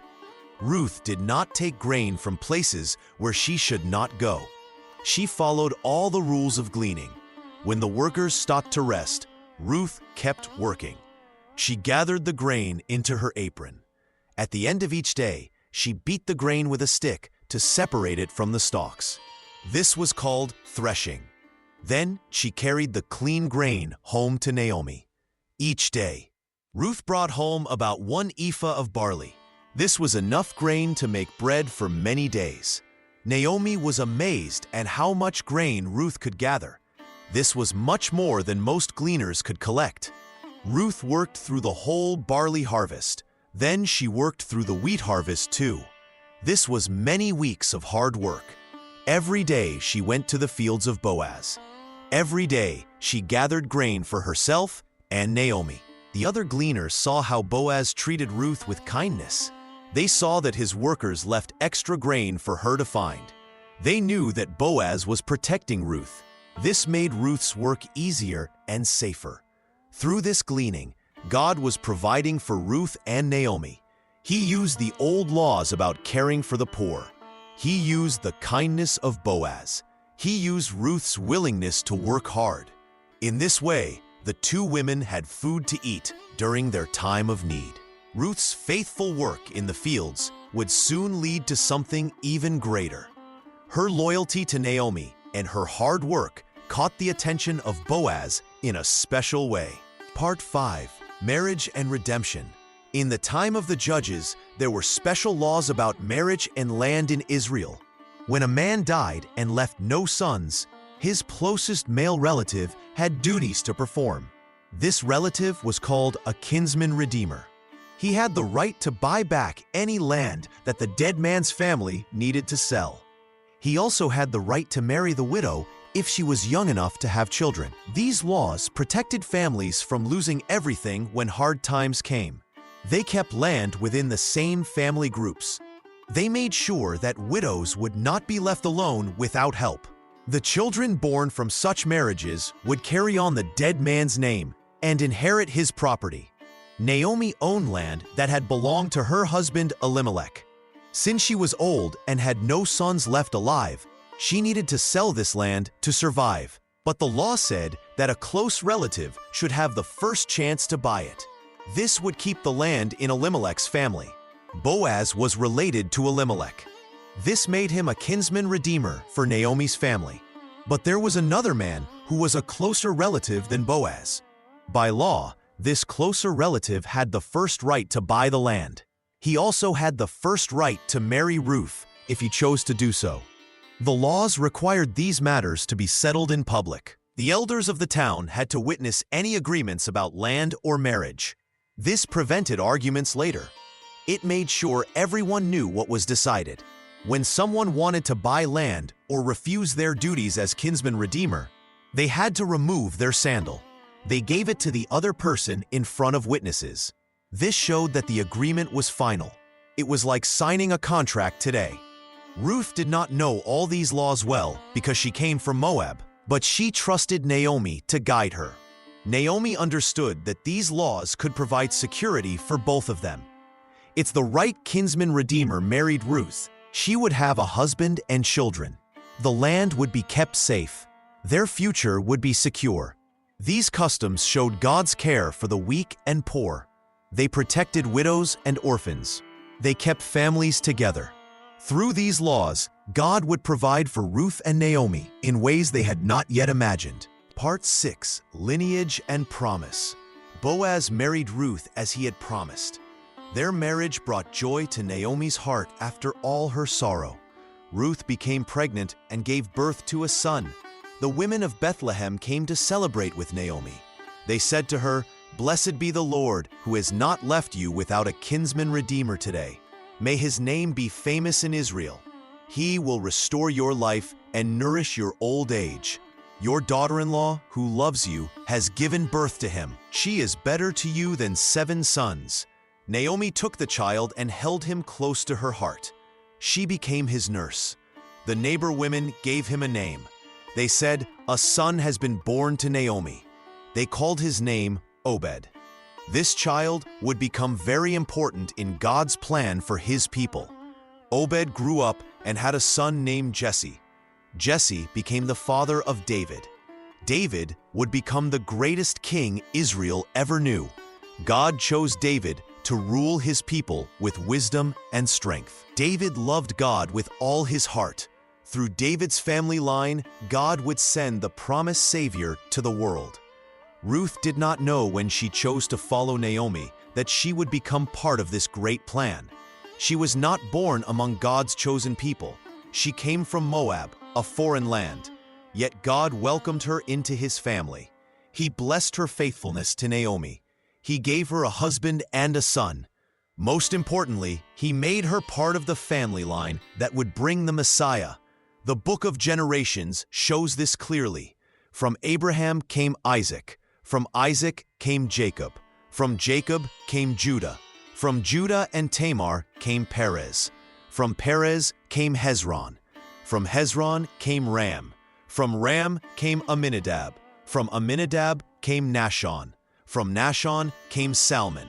From Salmon and Rahab came Boaz. From Boaz and Ruth came Obed. From Obed came Jesse. From Jesse came David the king. This family line continued through many generations. Each person played their part in God's great plan. Ruth's story shows that God includes all people who choose to follow him.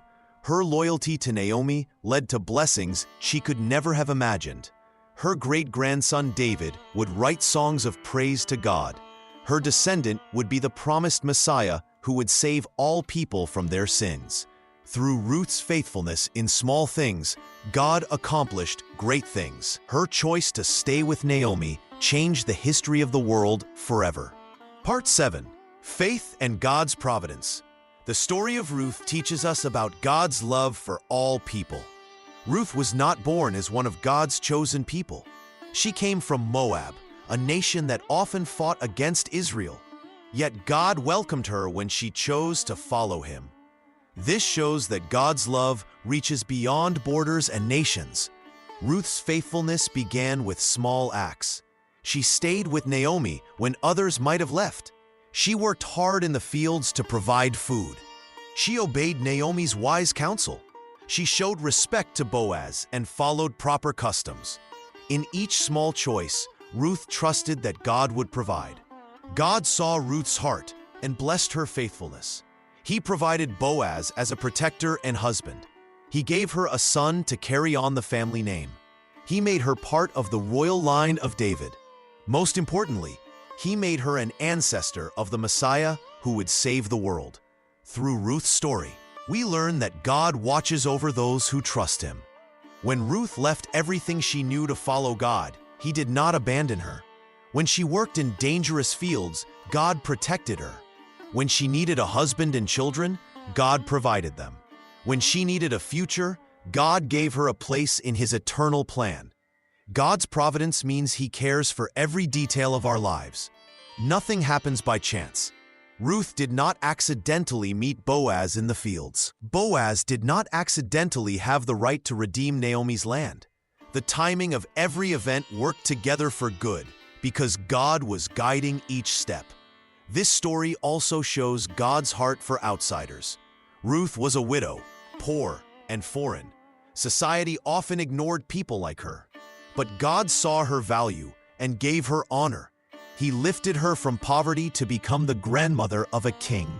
He took someone society rejected and made her precious in His sight. Ruth's faithfulness in difficult times shows us how to trust God.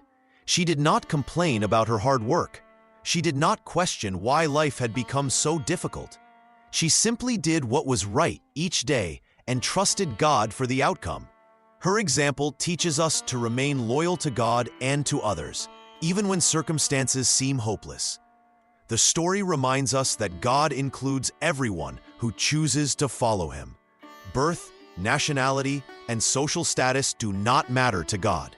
What matters is the heart that seeks Him. Ruth's foreign birth did not keep her from God's blessings. Her poverty did not limit God's plans for her. Her faithfulness opened the door to unimaginable blessings that would impact all of human history. Part 8. Ruth's significance. Ruth stands as one of the most beautiful examples of loyalty in all of God's Word. Her story shows us what true faithfulness looks like when tested by hardship and loss. When she could have returned to her own people and her own gods, she chose to stay with Naomi and follow the God of Israel. Ruth's loyalty went beyond mere words. She backed up her promise with action day after day. She worked in the fields to provide for herself and her mother-in-law.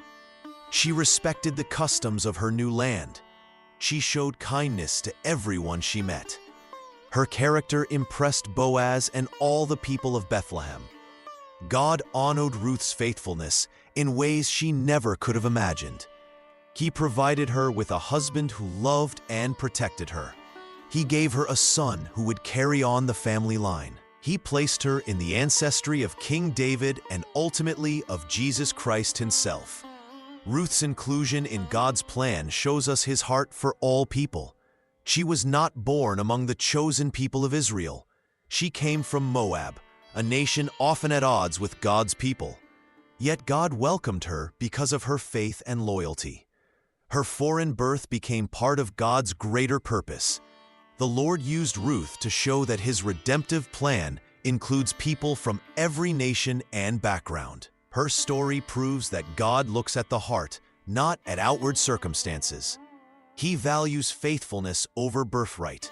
He honors loyalty over social standing. Ruth became a link in the chain that led to the Messiah. Through her son Obed and his son Jesse and his son David, the royal line continued. Mary, the mother of Jesus, could trace her ancestry back to this faithful woman from Moab. Ruth's life teaches us that our small acts of faithfulness matter to God.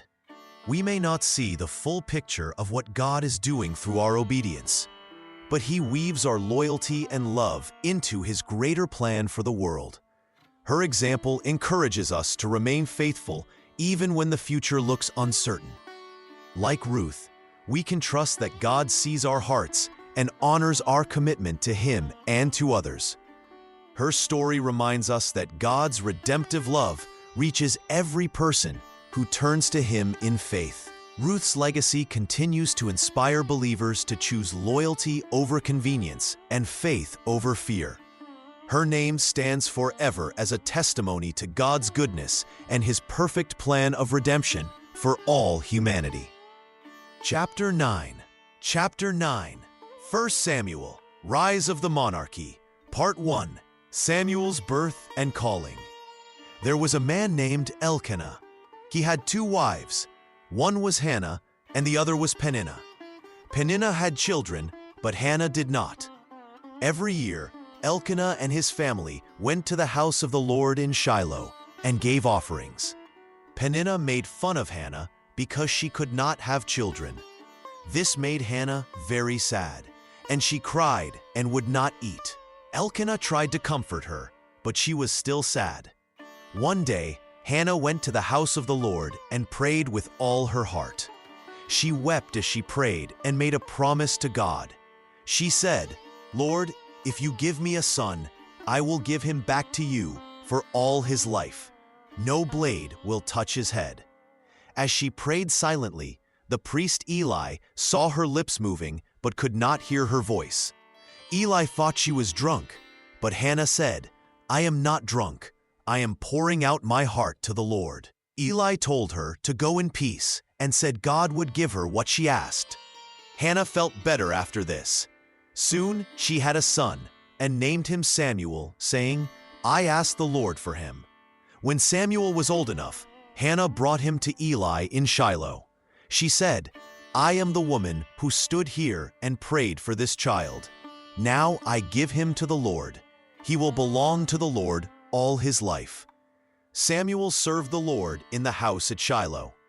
Each year, Hannah made a little robe and brought it to Samuel. Eli blessed Elkanah and Hannah, and they had more children. Samuel grew in the service of the Lord and was liked by the Lord and by the people. One night, Samuel was lying down in the house of God. The lamp of God had not yet gone out. The Lord called, "Samuel." Samuel answered, "Here I am." He ran to Eli and said, "You called me." Eli said, "I did not call. Go back and lie down." This happened 3 times. Then Eli realized it was God who was calling the boy. Eli said, "If he calls you again, say, 'Speak, Lord, for your servant is listening.'" The Lord called again, "Samuel, Samuel." Samuel said, "Speak, for your servant is listening." The Lord told Samuel what would happen to Eli and his family because they did not honor God. In the morning, Eli asked Samuel what the Lord had said. Samuel was afraid, but Eli said, "Tell me everything." Samuel told him all that God had said. Eli said, "He is the Lord. Let him do what he thinks best." Samuel grew up, and the Lord was with him. All Israel knew that Samuel was a prophet of the Lord. Part 2. Israel's demand for a king. When Samuel became old, he made his sons leaders over Israel. The name of his first son was Joel, and his second was Abijah. They were judges in Beersheba. But Samuel's sons did not live as he did. They tried to gain for themselves. They took bribes and did not judge in the right way. Then all the elders of Israel came together and came to Samuel at Ramah. They said to him, "You are old, and your sons do not live as you do. Give us a king to rule over us, like all the other nations." Samuel was not pleased when they said this. He prayed to the Lord. The Lord said to Samuel, "Listen to the people. It is not you they have turned away from. They have turned away from me. They do not want me to be their king. This is what they have always done. From the day I brought them out of Egypt until now, they have left me and served other gods. They are doing the same to you. So do what they say, but warn them and tell them what the king who rules over them will do." So Samuel told the people who were asking for a king everything the Lord had said. He said, "This is what the king who will rule over you will do. He will take your sons, and he will make them serve with his chariots and horses, and they will run in front of his chariots. Some he will assign to be commanders of thousands and fifties. Some will plow his ground and reap his harvest. Some will make weapons of war and the things for his chariots. He will take your daughters to be cooks and bakers. He will take the best of your fields, vineyards, and olive orchards, and give them to his officials. He will take 1/10 of your grain and your vineyards and give it to those who serve him. He will take your male and female servants and the best of your young men and donkeys for his own use. He will take 1/10 of your flocks, and you yourselves will become his servants. When that day comes, you will cry out because of the king you have chosen, but the Lord will not answer you in that day." But the people refused to listen to Samuel. They said, "No, we want a king over us.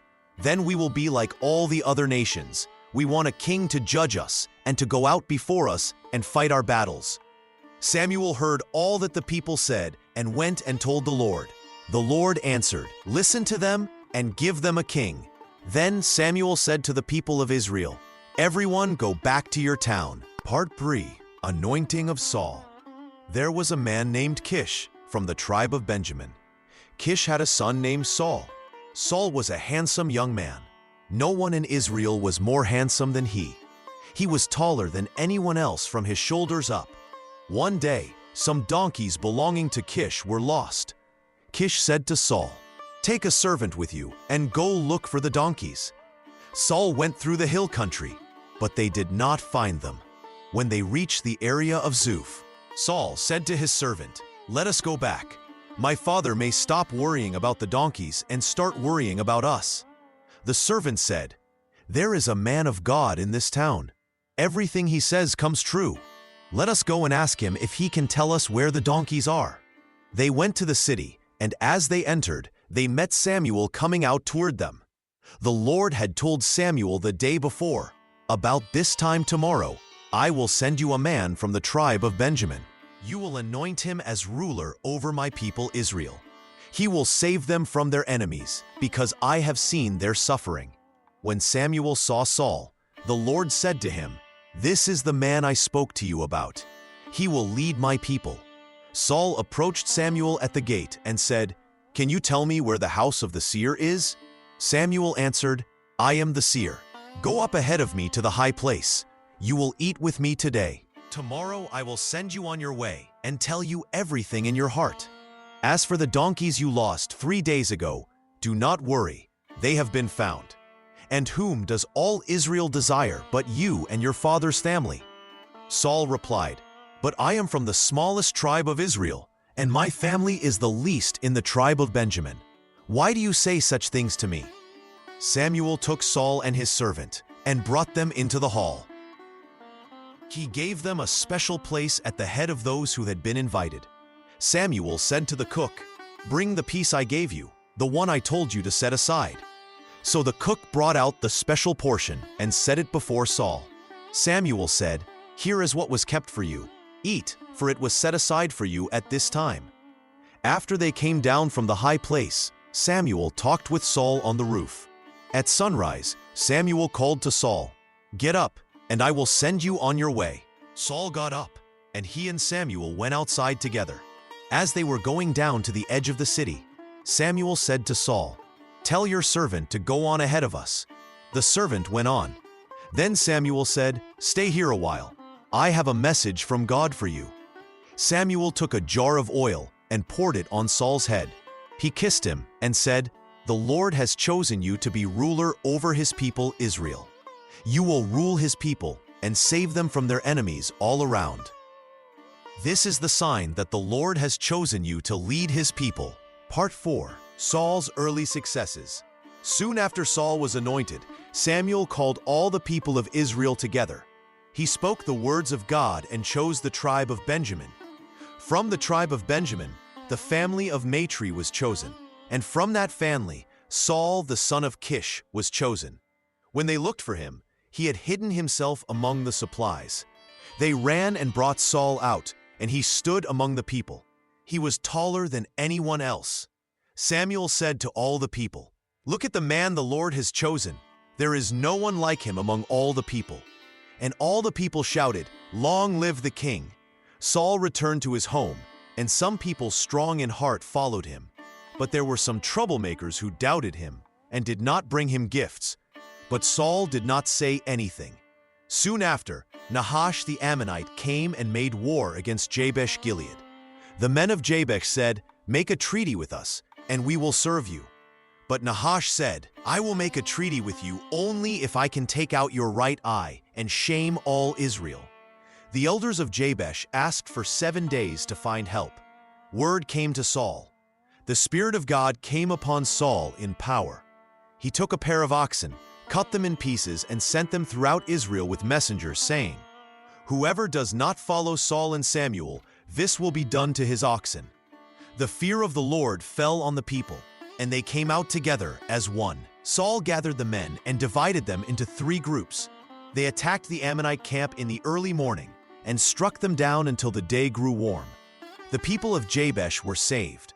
After the victory, the people said, "Where are those who doubted Saul? Let us put them to death."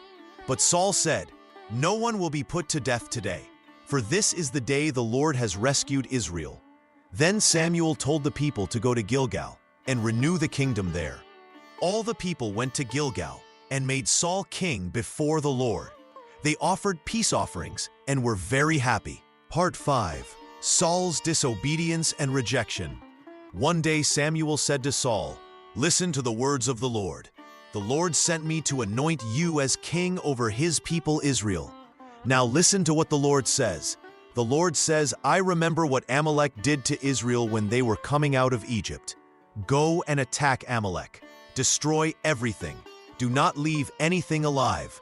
Destroy men and women, children and babies, cattle, sheep, camels, and donkeys." So Saul called the people together and counted them at Telaim. There were 200,000 foot soldiers and 10,000 men from Judah. Saul went to the city of Amalek and set an ambush in the valley.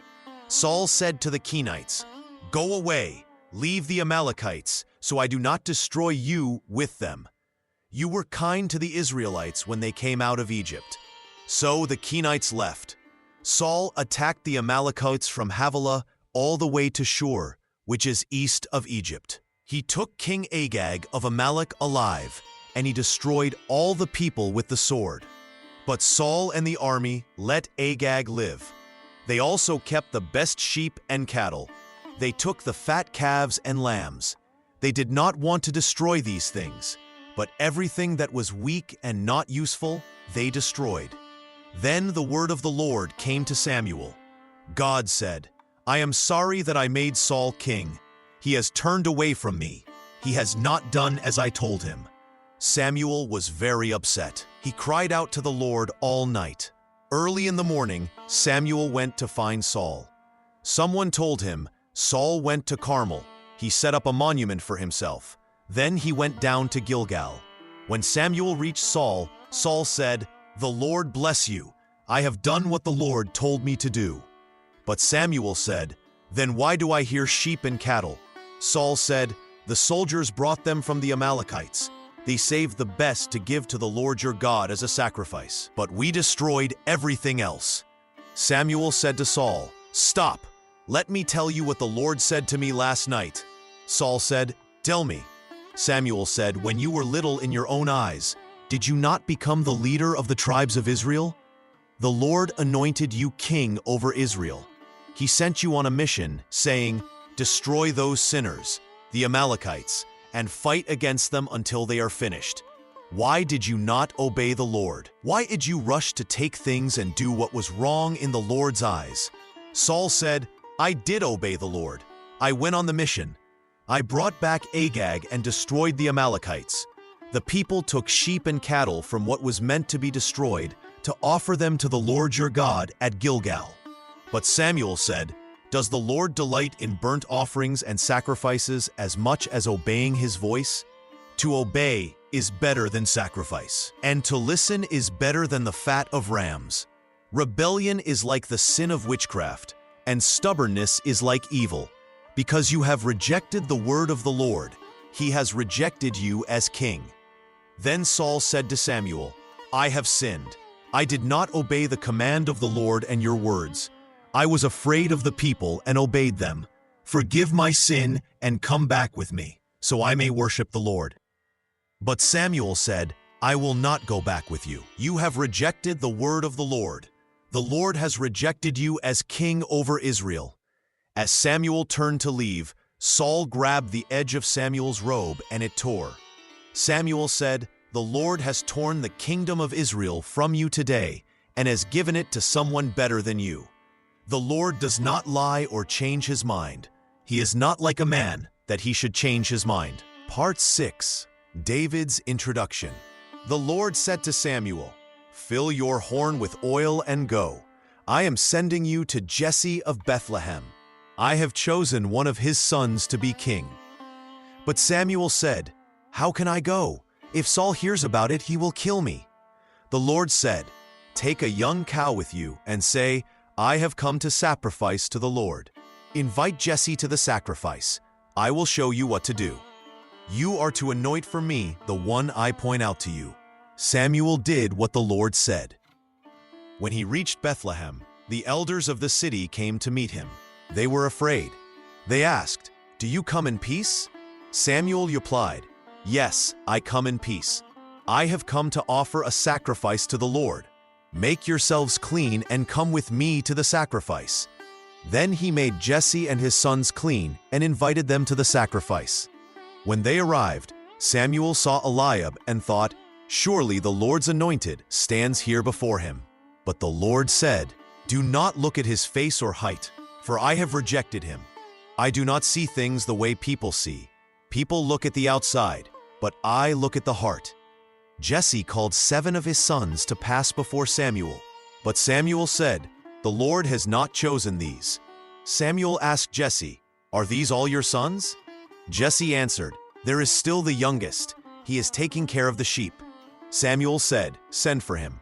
We will not sit down until he comes." So Jesse sent for him and brought him in. He was red-faced, with beautiful eyes and a good face. Then the Lord said, "Rise and anoint him, for he is the one." Samuel took the oil and poured it on David, right there in front of his brothers.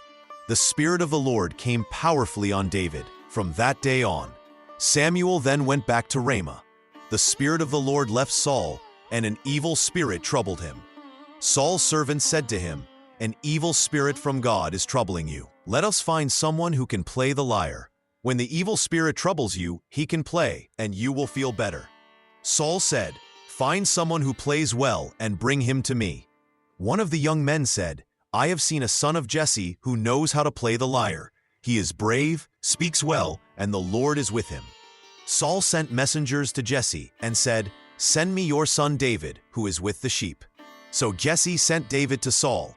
David came to Saul and entered his service. Saul liked him very much, and David became his helper. Whenever the evil spirit troubled Saul, David would play the lyre, and Saul would feel better, and the evil spirit would leave him. Part 7. Saul's jealousy and pursuit of David. After David had killed the Philistine, the women of Israel came out from all the towns to meet King Saul. They sang and danced with joy. They played tambourines and lyres, singing, "Saul has struck down his thousands, and David his 10,000s." When Saul heard these words, he became very angry. He thought, "They give David more honor than me. What more can he have but the kingdom?" From that day, Saul watched David closely and did not trust him. The next day, an evil spirit from God came over Saul, and he raged in his house. David was playing the lyre as he always did. Saul had a spear in his hand, and he threw it, saying to himself, "I will pin David to the wall." But David got away 2 times.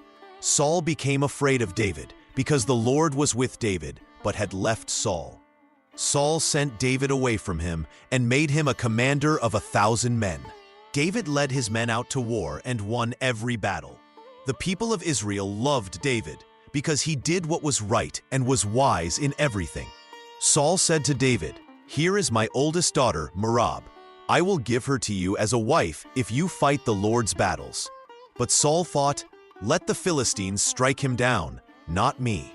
David said to Saul, "Who am I and what is my family, that I should become the king's son-in-law?" Saul's daughter Merab was promised to David, but she was given to another man. Later, Saul's other daughter, Michal, loved David. When Saul heard this, he was pleased and thought, "I will give her to David, and she will be a trap for him so that the Philistines will fight him." Saul said to David, "You can marry my daughter if you bring me 100 Philistine bodies." Saul hoped David would die in this danger. But David went out, fought the Philistines, and brought back the proof Saul had asked for.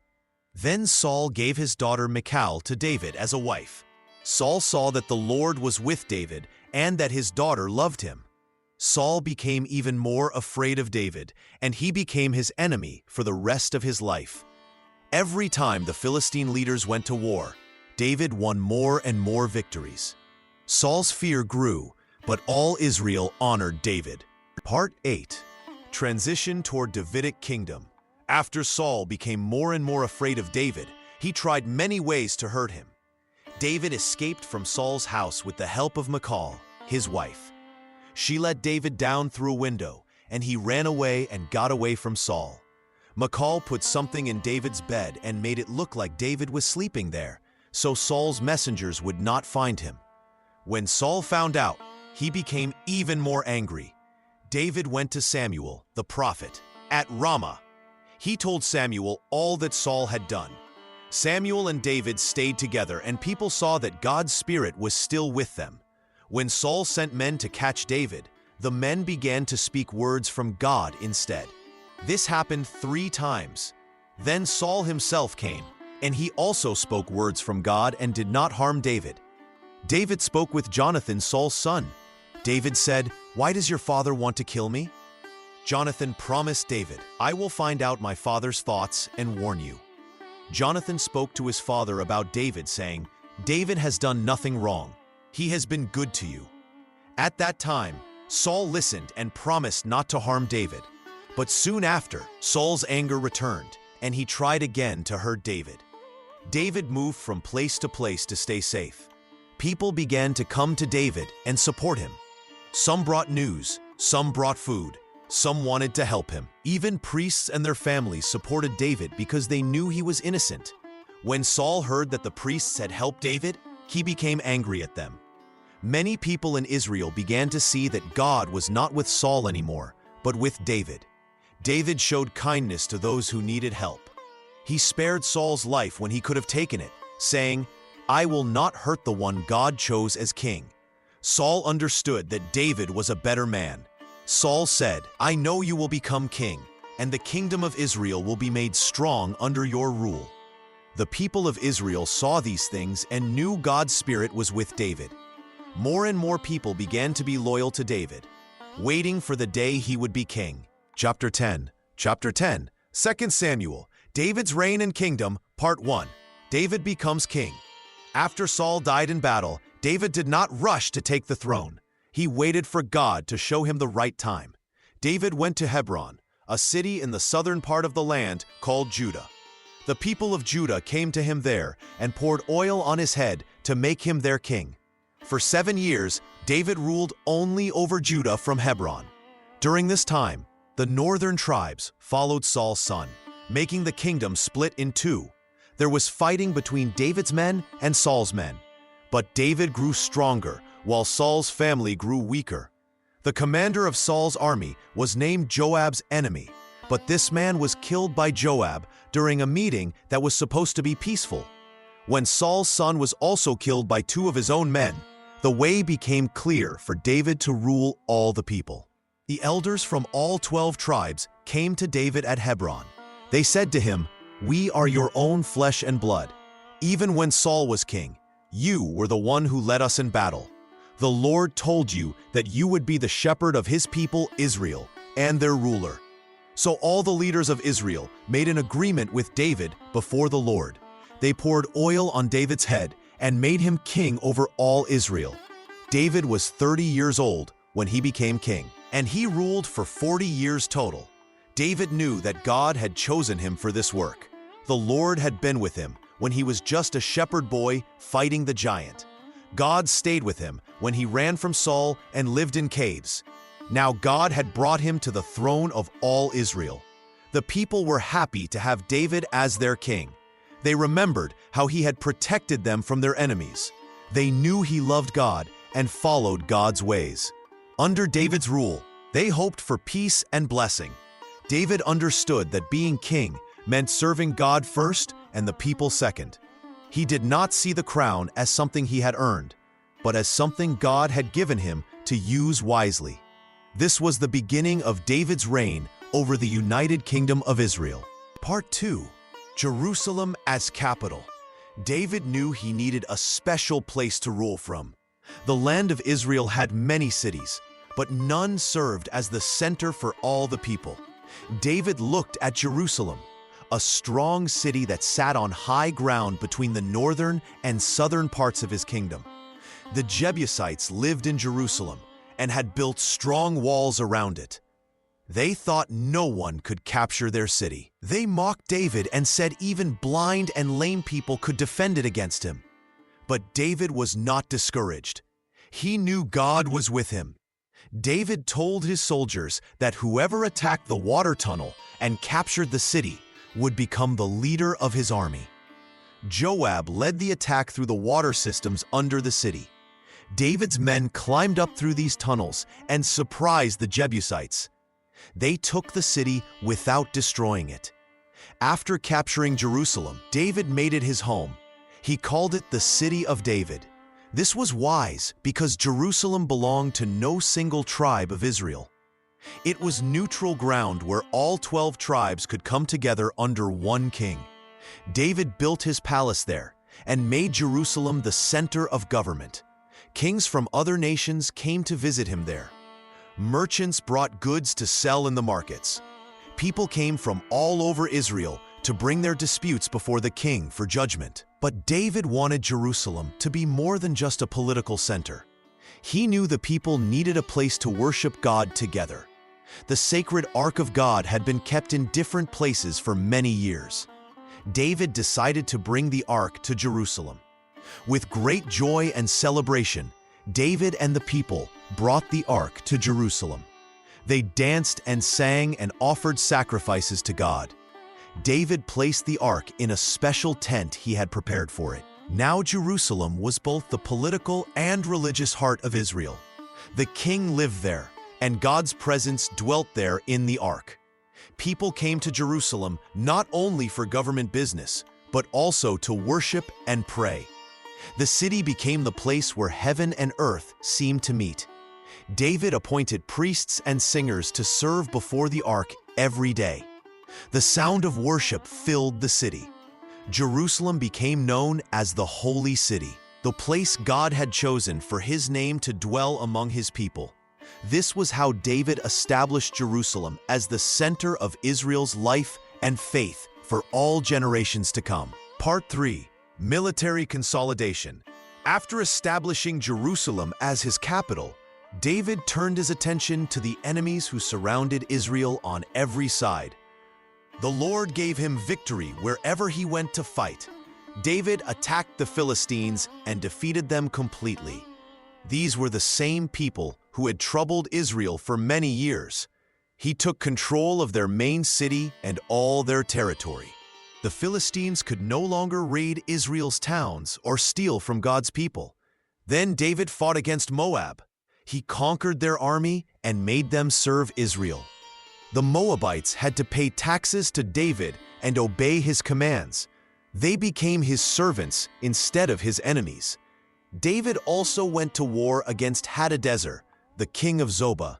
This king was trying to expand his own power along the Euphrates River. David destroyed his army and captured many of his horses and chariots.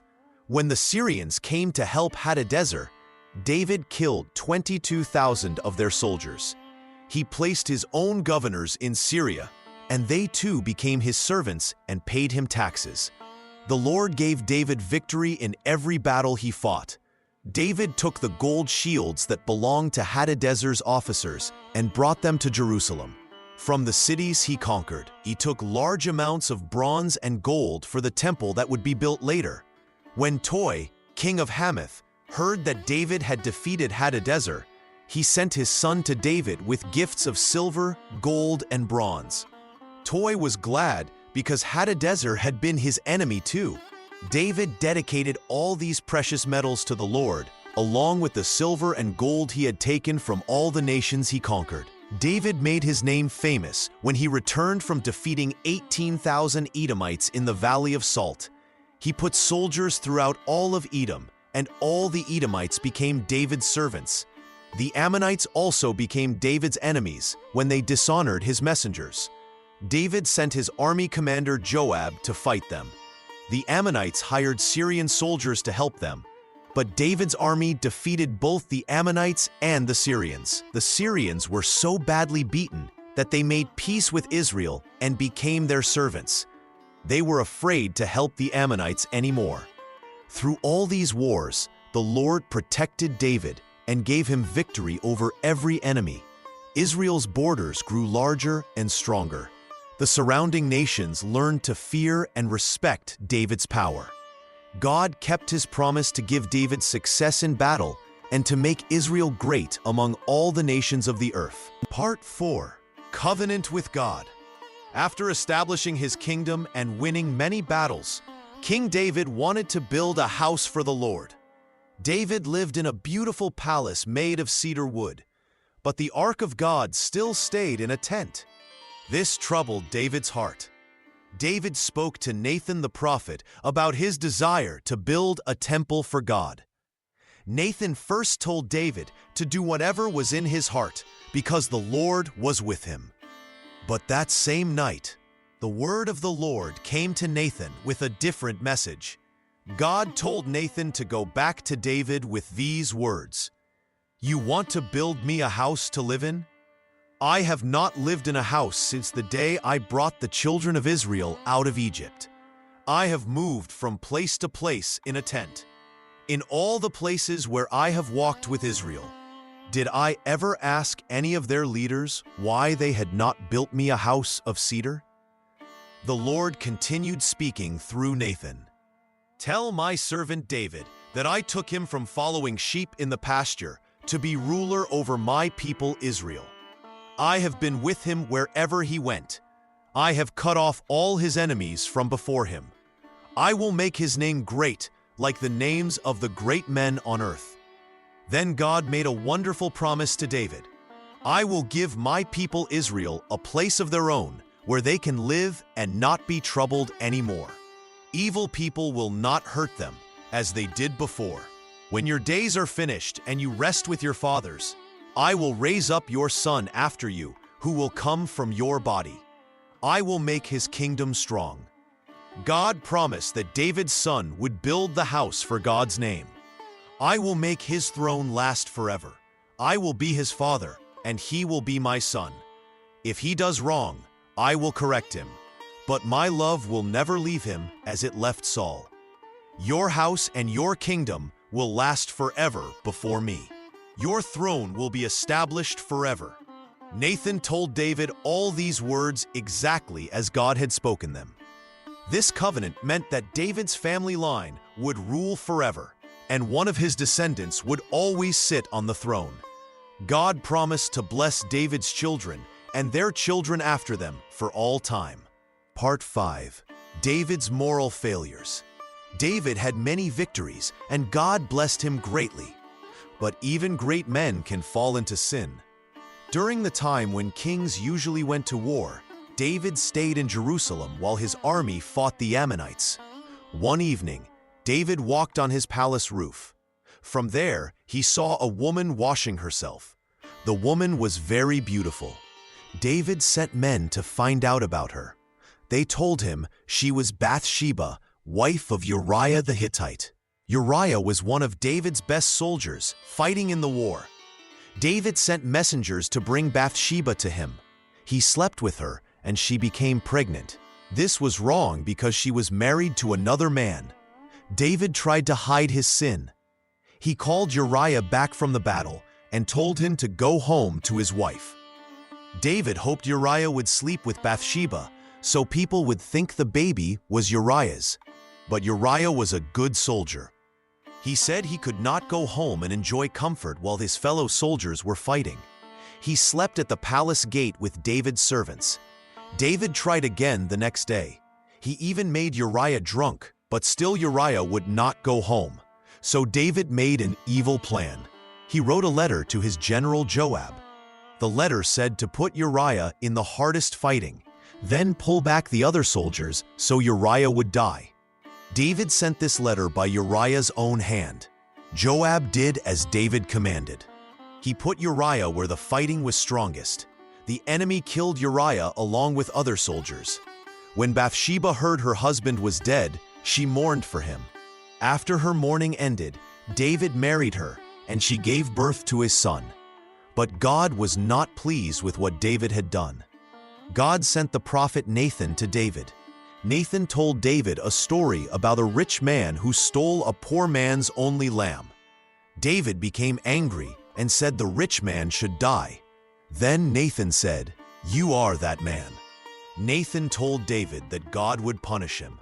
The sword would never leave David's house. His own family would rebel against him. The child born from his sin would die. David said to Nathan, "I have sinned against the Lord." Nathan replied that God had forgiven David's sin and he would not die, but the child would still die as punishment. The child became very sick. David fasted and prayed, lying on the ground all night. His servants begged him to eat, but he would not. On the seventh day, the child died. David's servants were afraid to tell him, but David saw them whispering and knew. When David learned the child was dead, he got up, washed, put on clean clothes, and went to worship God. Then he ate food. His servants were confused. David explained that while the child lived, he fasted and prayed, hoping God might save him. But now that the child was dead, fasting could not bring him back. David said he would go to the child one day, but the child would not return to him. David comforted Bathsheba, and she gave birth to another son named Solomon. God loved Solomon, but David's troubles were just beginning. His family suffered greatly because of his sin. His son Amnon forced his half-sister Tamar. Then Absalom, Tamar's brother, killed Amnon in revenge. Later, Absalom rebelled against David and tried to take his throne. David had to flee Jerusalem. And civil war followed. Through all this pain, David learned that even kings must obey God's laws. His sin brought lasting sorrow to his family and kingdom. Part 6. Succession Struggles. David's troubles with his family grew worse as he became old and weak. His son Adonijah decided to make himself king while David still lived. Adonijah was handsome and proud, and David had never corrected him or said no to anything he wanted. Adonijah gathered supporters around him. He convinced Joab, the commander of David's army, to help him. He also won over Abiathar the priest. Together they planned to crown Adonijah as the new king.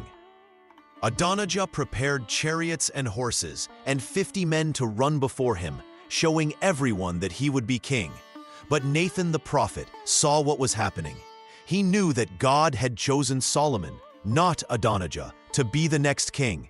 Nathan went quickly to Bathsheba, Solomon's mother, and told her about Adonijah's plan. Nathan said to her, "Go to King David right away. Tell him that Adonijah is making himself king. Remind David that he promised Solomon would be king after him." Bathsheba hurried to David's room, where the old king lay sick in bed. She bowed low and said, "My lord, you promised me that Solomon would sit on your throne after you. But now Adonijah has made himself king, and you do not know about it. He has killed many cattle and sheep for a great feast.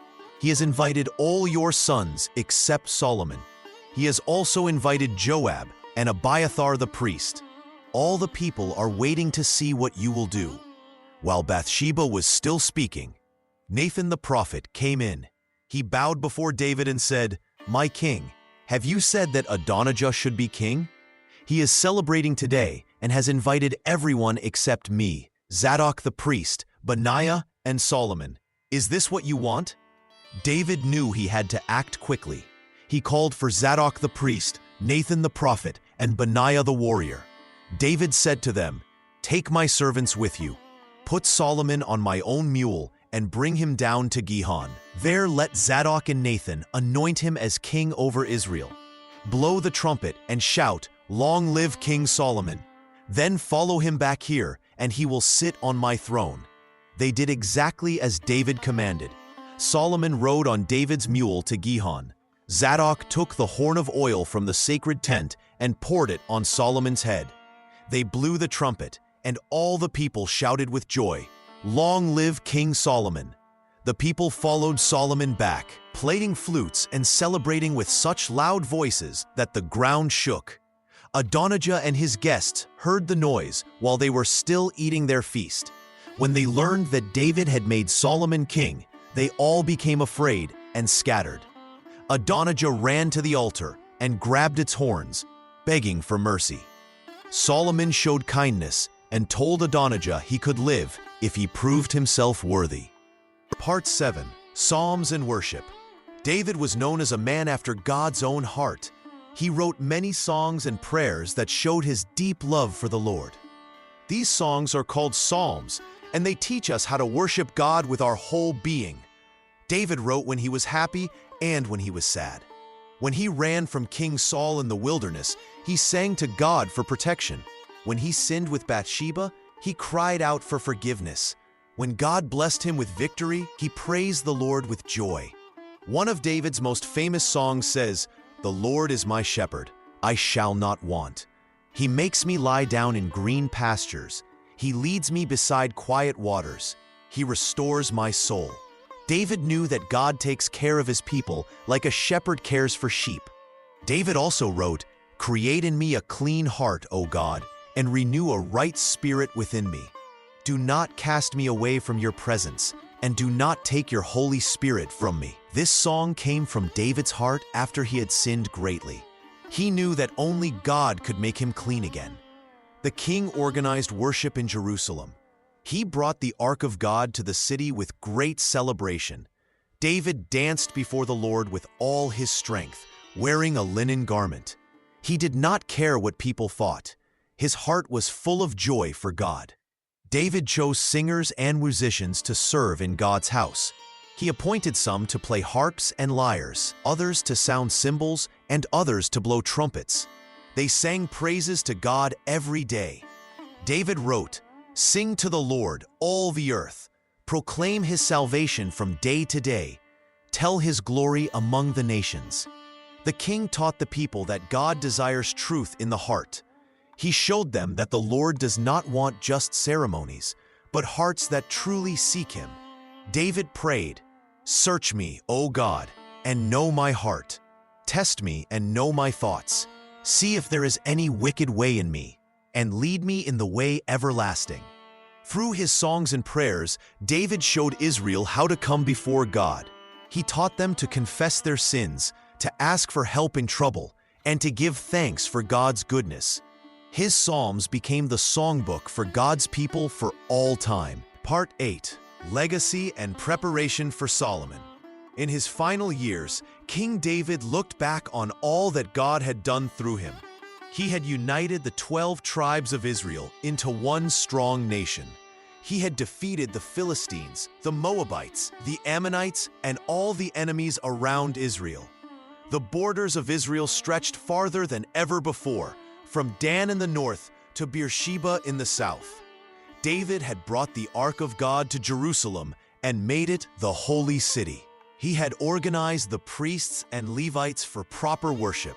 He had written many psalms for the people to sing to the Lord. Through all his victories and struggles, God had kept his promise to be with David. But David's greatest desire had not yet been fulfilled.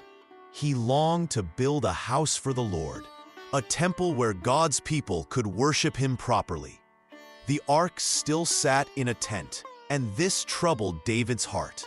He said to Nathan the prophet, "I live in a house of cedar, but the ark of God sits inside tent curtains." God spoke to Nathan and said, "Tell my servant David that he shall not build me a house. He has fought many wars and shed much blood.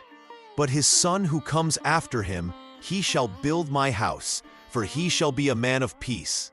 So David began to prepare everything his son Solomon would need to build the temple. He gathered gold and silver in great amounts. He collected bronze and iron without measure. He prepared timber and stone in abundance. He organized the workers, the stone cutters, the carpenters, and the craftsmen skilled in every kind of work.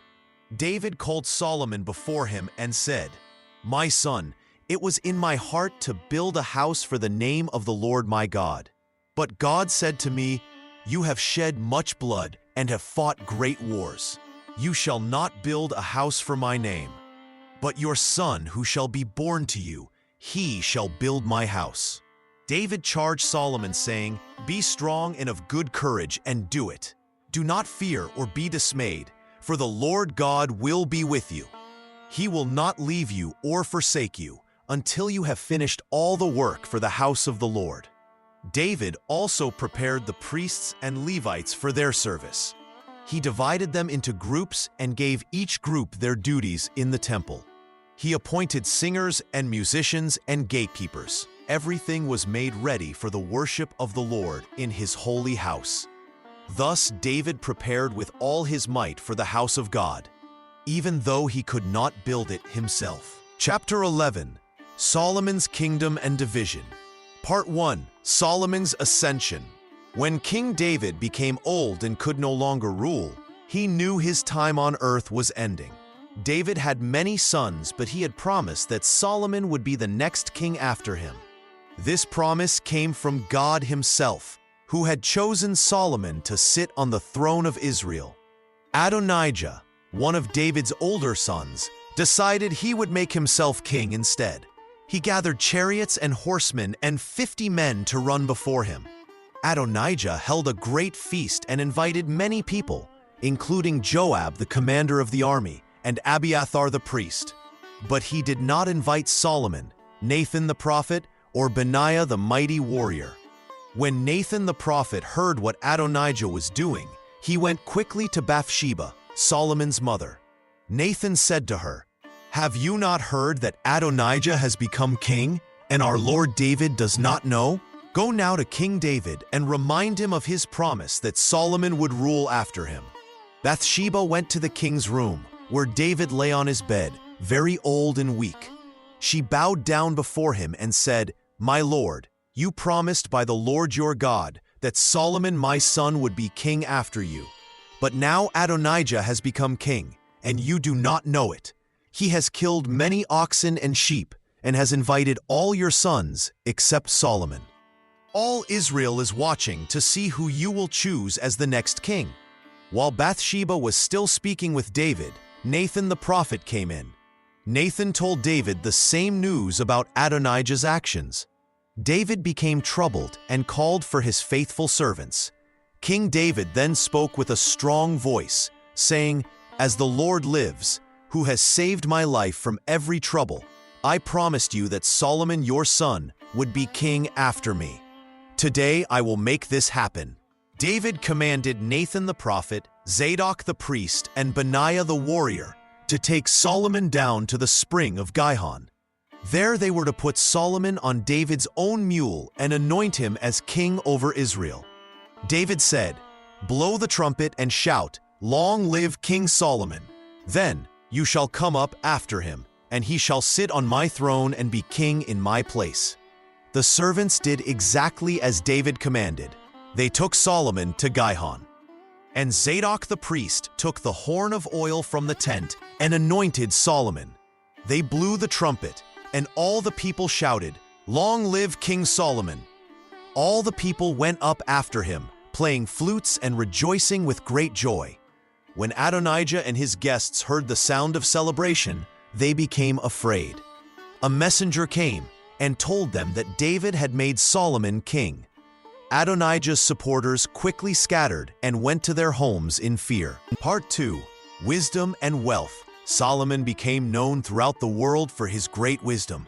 When the Lord appeared to him in a dream at Gibeon, God said, "Ask for whatever you want me to give you." Solomon replied, "Give your servant a heart that understands, so I can judge your people well and know the difference between right and wrong." The Lord was pleased that Solomon had asked for this instead of long life, riches, or victory over his enemies. So God said, "I will give you a wise and understanding heart. There has never been anyone like you before, and there never will be again. I will also give you what you did not ask for, both wealth and honor, so that no other king will be like you as long as you live." Solomon's wisdom became famous everywhere. He spoke 3,000 wise sayings and wrote over 1,000 songs. He taught about trees, from the great cedar trees in Lebanon to the small plants that grow on walls. He spoke about animals, birds, reptiles, and fish. Kings from all nations sent people to listen to Solomon's wisdom. The Lord blessed Solomon with great wealth. Each year, he received 25 tons of gold. Trading ships and merchants brought him more riches. All the kings of Arabia and governors of the land brought gold and silver to Solomon. He made 200 large shields of beaten gold and 300 smaller shields. His throne was made of ivory and covered with pure gold. It had 6 steps, and 12 lions stood on the steps. Nothing like it had ever been made for any other kingdom. All of Solomon's drinking cups were made of gold.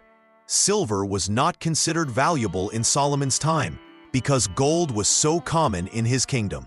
His ships sailed to distant lands and returned every 3 years, bringing gold, silver, ivory, apes, and peacocks. King Solomon became greater than all other kings of the earth in both wealth and wisdom.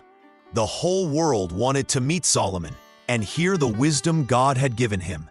Year after year, visitors brought gifts of silver and gold, clothing, weapons, spices, horses, and mules. Solomon also began great building projects.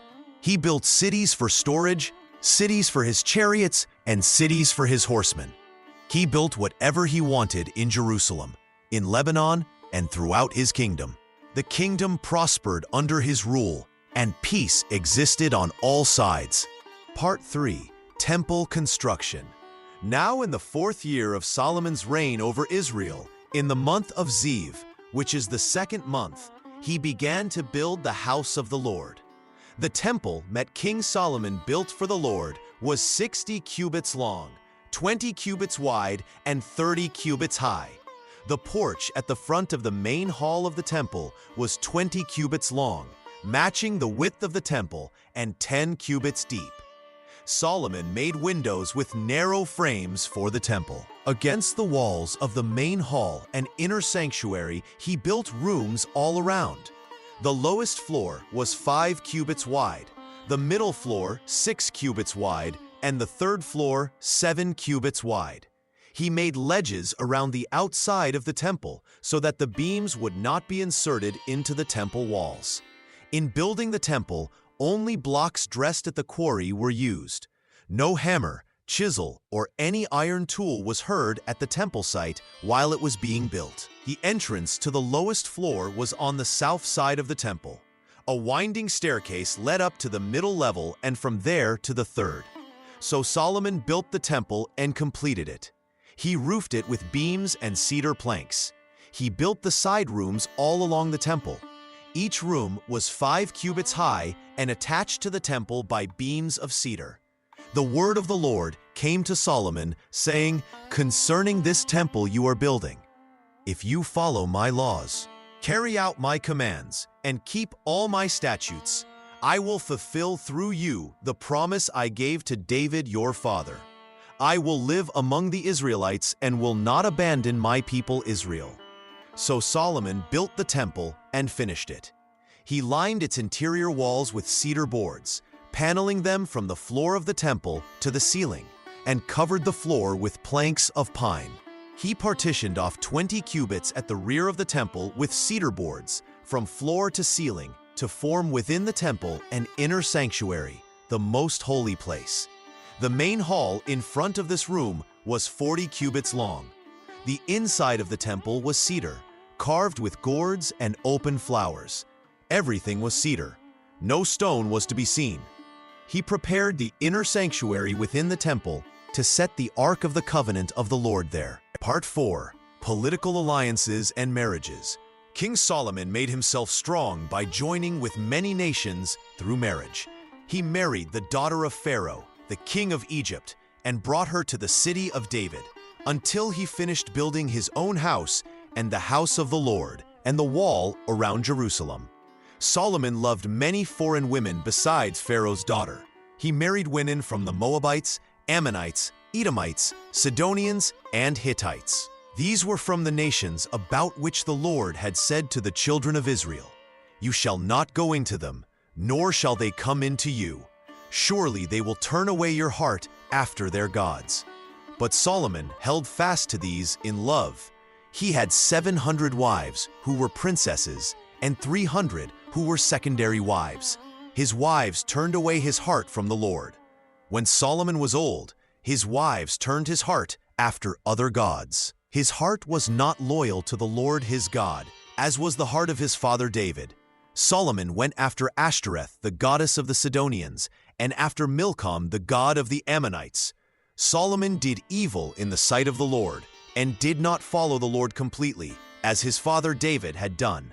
Then Solomon built a high place for Chemosh, the god of Moab, on the hill that is east of Jerusalem, and for Molech, the god of the people of Ammon. He did likewise for all his foreign wives, who burned incense and sacrificed to their gods. These marriages brought Solomon great power and wealth from many lands. The kings and rulers of these nations became his friends and gave him gifts of gold, silver, and precious things. Ships came from far countries bringing ivory, apes, and peacocks to his kingdom. Through these marriage agreements, Solomon controlled the trade routes between Egypt and the lands to the north. No enemies could attack Israel because Solomon had made peace with all the surrounding kingdoms through these family connections. The Queen of Sheba heard of Solomon's fame and came to test him with hard questions. She brought spices, gold, and precious stones. When she saw all of Solomon's wisdom and the house that he built, there was no more spirit in her. She said to the king, "It was a true report which I heard in my own land about your words and your wisdom." Part 5. Idolatry and Disobedience. King Solomon loved many foreign women. Besides Pharaoh's daughter, he married women from Moab, Ammon, Edom, Sidon, and from the Hittites. These were from nations about which the Lord had said to the children of Israel, "You shall not marry them, and they shall not marry you. They will turn your hearts away to follow their gods." But Solomon held fast to these women in love. Solomon had 700 wives who were princesses and 300 concubines. His wives turned his heart away from God. When Solomon was old, his wives turned his heart after other gods. His heart was not perfect with the Lord his God, as was the heart of David his father. Solomon followed Ashtoreth, the goddess of the Sidonians, and Milcom, the horrible idol of the Ammonites. Solomon did evil in the sight of the Lord, and did not follow the Lord completely, as David his father had done. Then Solomon built a high place for Chemosh, the horrible idol of Moab, on the hill that is before Jerusalem. He also built one for Molech, the horrible idol of the children of Ammon. He did the same for all his foreign wives, who burned incense and sacrificed to their gods. The Lord was angry with Solomon, because his heart had turned from the Lord God of Israel, who had appeared to him twice.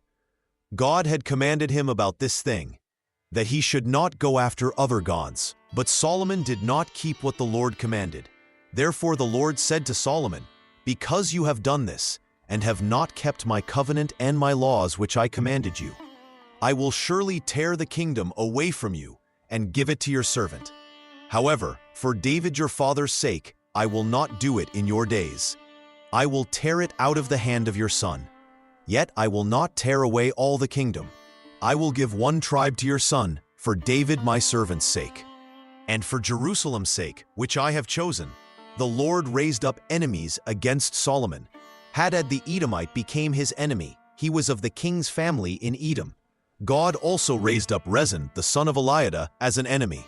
He gathered men to himself and became captain over a band of raiders when David killed them. They went to Damascus and lived there, and reigned in Damascus. He was an enemy to Israel all the days of Solomon, besides the trouble that Hadad caused. He hated Israel and reigned over Syria. Part 6. Division of the Kingdom. When King Solomon died, his son Rehoboam became king. All the people of Israel came to Shechem to make Rehoboam their king. They sent for Jeroboam, who had fled to Egypt because of King Solomon.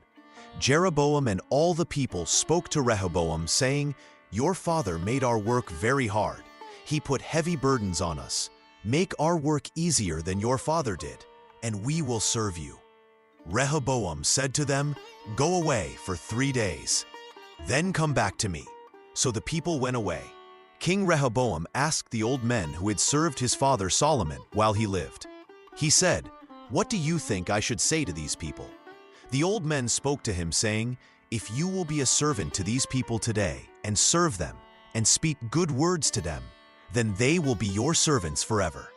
But Rehoboam did not listen to the advice the old men gave him. Instead, he asked the young men who had grown up with him and stood before him. He said to them, "What do you think we should answer these people who said to me, 'Make the work your father gave us lighter'?"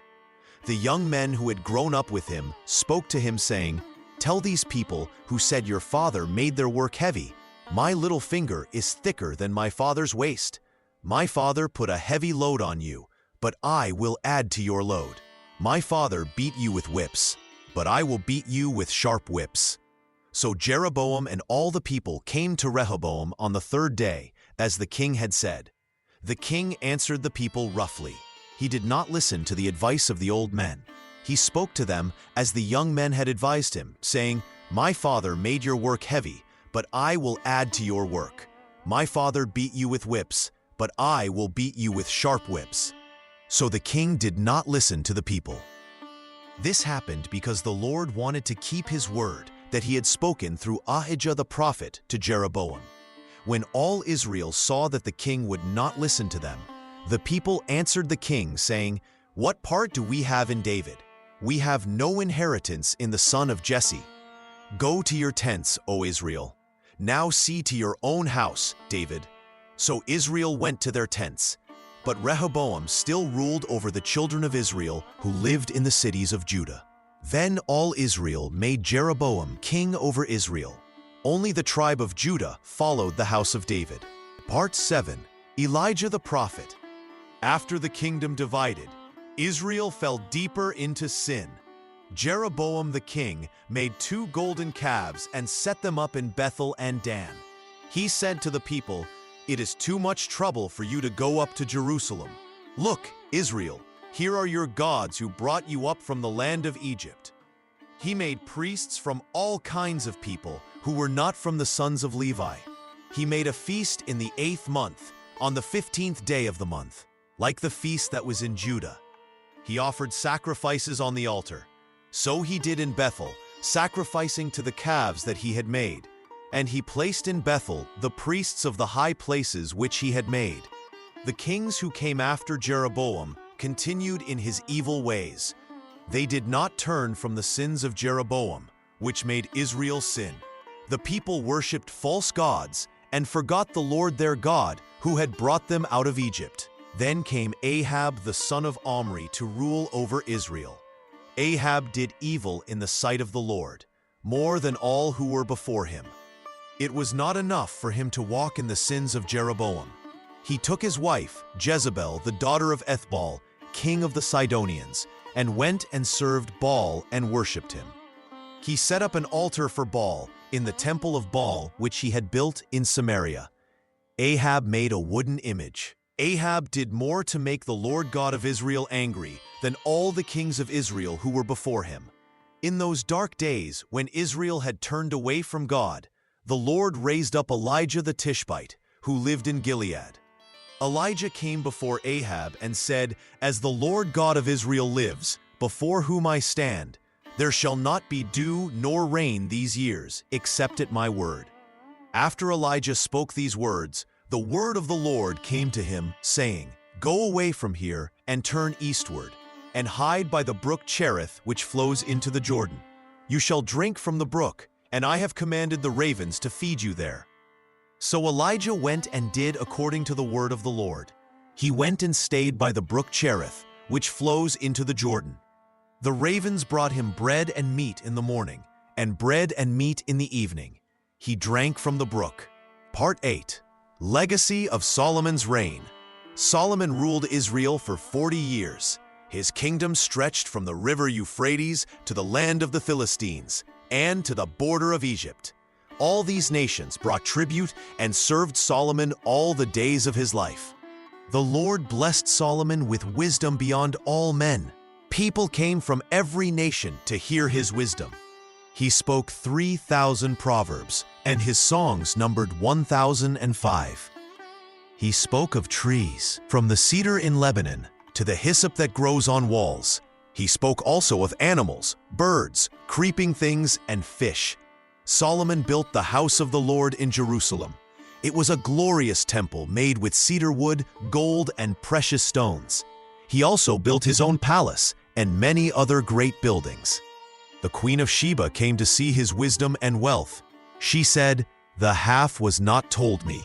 Your wisdom and prosperity exceed the fame I heard. Silver was as common as stones in Jerusalem during Solomon's reign. Ships brought gold from Ophir, silver, ivory, apes, and peacocks. Solomon had 1,400 chariots and 12,000 horsemen. All the kings of the earth sought the presence of Solomon to hear his wisdom. But Solomon's heart was turned away from the Lord in his old age. His wives turned his heart after other gods. He built high places for foreign gods and burned incense to them. Solomon did evil in the sight of the Lord and did not follow the Lord fully as his father David had done. The Lord was angry with Solomon because his heart had turned from the Lord God of Israel. The Lord said to Solomon, "Because you have done this and have not kept my covenant and my statutes which I commanded you, I will surely tear the kingdom away from you and give it to your servant. However, I will not do it in your days for David your father's sake, but I will tear it out of the hand of your son." The Lord raised up adversaries against Solomon. Hadad the Edomite troubled him. Rezon the son of Eliada also became an adversary to Israel all the days of Solomon. Jeroboam the son of Negat, Solomon's servant, also lifted up his hand against the king. When Solomon died, his son Rehoboam reigned in his place. But the kingdom was divided. 10 tribes followed Jeroboam and became the kingdom of Israel. Only Judah and Benjamin remained with Rehoboam and became the kingdom of Judah. Thus ended the united kingdom of Israel. Solomon's reign showed both the glory of obedience to God and the consequences of turning away from the Lord. Chapter 12, 2 Kings, Decline and Exile of Israel. Part 1, Kings of Israel and Judah. The kingdom of Israel continued in sin after Elisha's death. King after king turned away from God and followed false gods. They made idols of gold and silver. They worshipped the calves that Jeroboam had made long ago. They served Baal and other gods of the nations around them. The people of Israel forgot the Lord, who brought them out of Egypt. They broke the covenant their fathers had made with God. They did not keep his commandments or follow his laws. The rich took advantage of the poor. They sold people into slavery for small debts. Justice was thrown to the ground like dirt. God sent prophet after prophet to warn them. He told them through his servants to turn back to him. He said, "Stop your evil ways. Keep my commands as I gave them to your fathers, through Moses my servant." But the people would not listen. They made their hearts as hard as stone. They refused to believe. The kings of Israel did what was evil in God's sight. They led the people deeper into sin. Each king was worse than the one before. They built high places for idol worship. They made their sons and daughters pass through fire. They practiced witchcraft and told fortunes. They sold themselves to do evil. Because of all these sins, God's anger burned against Israel. He decided to remove them from his sight. He had been patient for many years. He had sent warnings and given chances to repent, but they continued in their rebellion. The Lord raised up the king of Assyria against them. This great and terrible army came from the north like a flood. They were mighty in battle and showed no mercy to their enemies. City after city fell before them. The people of Israel could not stand against their power. In the 9th year of Hoshea, king of Israel, Samaria fell. The Assyrians took the people captive. They carried them away to distant lands far from their homes. Israel was scattered among the nations like sheep without a shepherd. The northern kingdom came to an end. The Assyrians brought people from other lands to live in Israel's cities. These foreigners brought their own gods and customs. They mixed the worship of the Lord with worship of false gods. The land that God had given to his people became a place of confusion and misbeliefs. Only the kingdom of Judah remained. But they too followed the sins of Israel. They did not learn from their brother's punishment. The same path of rebellion lay before them. Part 2, Elisha's ministry. During these troubled times, God raised up a mighty prophet named Elisha. When Elijah went up to heaven in a whirlwind, Elisha received a double portion of his master's spirit. The Lord worked many great signs through Elisha to show his power and mercy to his people. A woman came to Elisha crying because her husband had died. The man who lent them money wanted to take her 2 sons as slaves to pay the debt. Elisha asked what she had in her house. She said, "Only a small jar of oil." He told her to borrow many empty jars from her neighbors. She poured oil from her small jar, and it kept flowing until every borrowed jar was full. She sold the oil and paid her debt. Her sons were saved. The wife of a wealthy man often gave food and shelter to Elisha.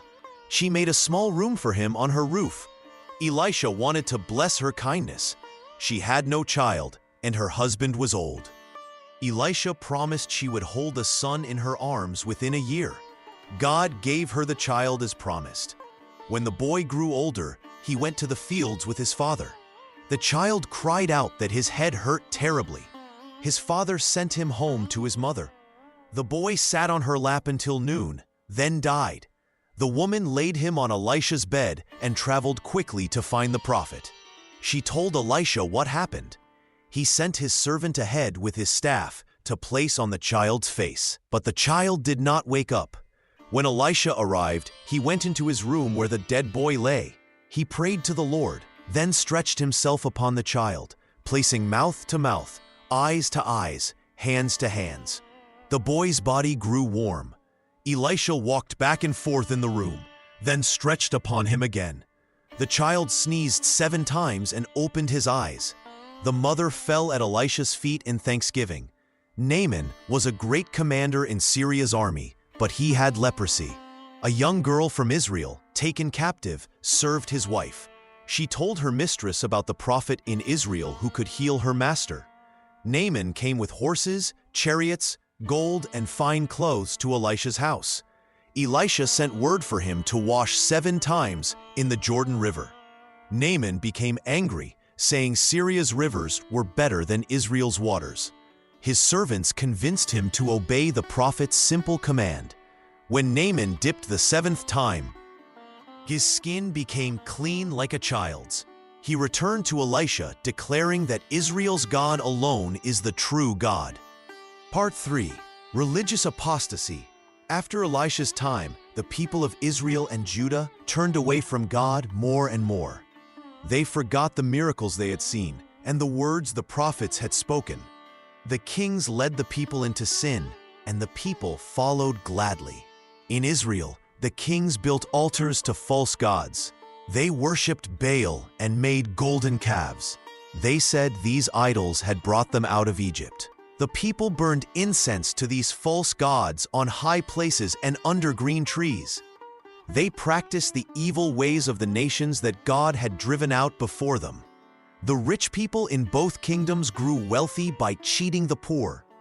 They took land that did not belong to them. They made false weights to steal from buyers. The judges took bribes and did not give fair judgment. The powerful crushed the weak and took their property. Merchants charged too much for grain when people were hungry. They bought the poor as slaves for the price of shoes. The rulers loved gifts and chased after rewards. They did not defend the children without fathers or help the widows who had no one to care for them. The priests, who should have taught God's law, became corrupt. They cared more about money than about serving God. They did not stop the people from worshiping idols. Instead, they joined in the evil practices. Women made cakes for the Queen of Heaven.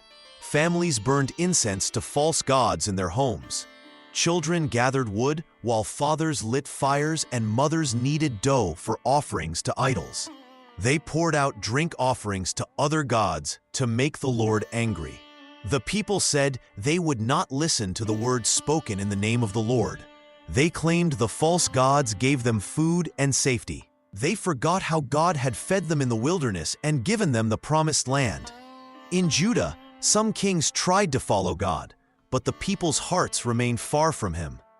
They kept the forms of worship, but loved evil in their hearts.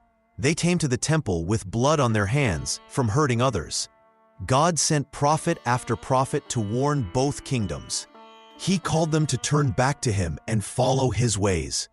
But the people would not hear. They laughed at the messengers and ignored their warnings.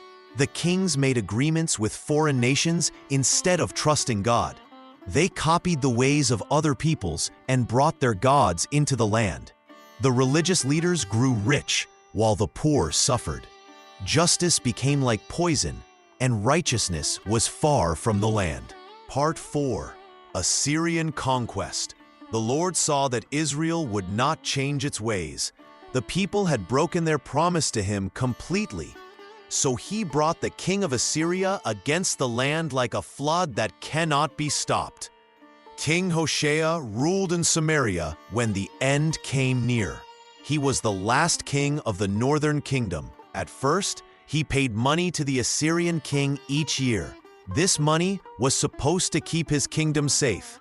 But then Hoshea made a secret plan. He sent messages to the king of Egypt asking for help. He stopped sending the yearly payments to Assyria. The Assyrian king found out about this betrayal. His anger burned hot against Hoshea. He came with his great army and surrounded Samaria. He took King Hoshea and put him in prison. The enemy army stayed around the city for 3 long years. The people inside Samaria grew hungry and weak. There was no food left to eat. No help came from Egypt or anywhere else. The walls that once seemed so strong could not protect them anymore. In the 9th year of Hoshea's rule, Samaria fell. The Assyrian soldiers broke through the gates. They took all the people of Israel away from their land. They carried them far to the east, to Assyria and other distant places. The rich and the poor, the young and the old, all had to leave everything behind. The Assyrian king brought new people from Babylon and other nations. He put these foreigners in the cities where the Israelites used to live. They brought their own gods with them. They mixed their worship with some fear of the Lord, but they did not truly serve him.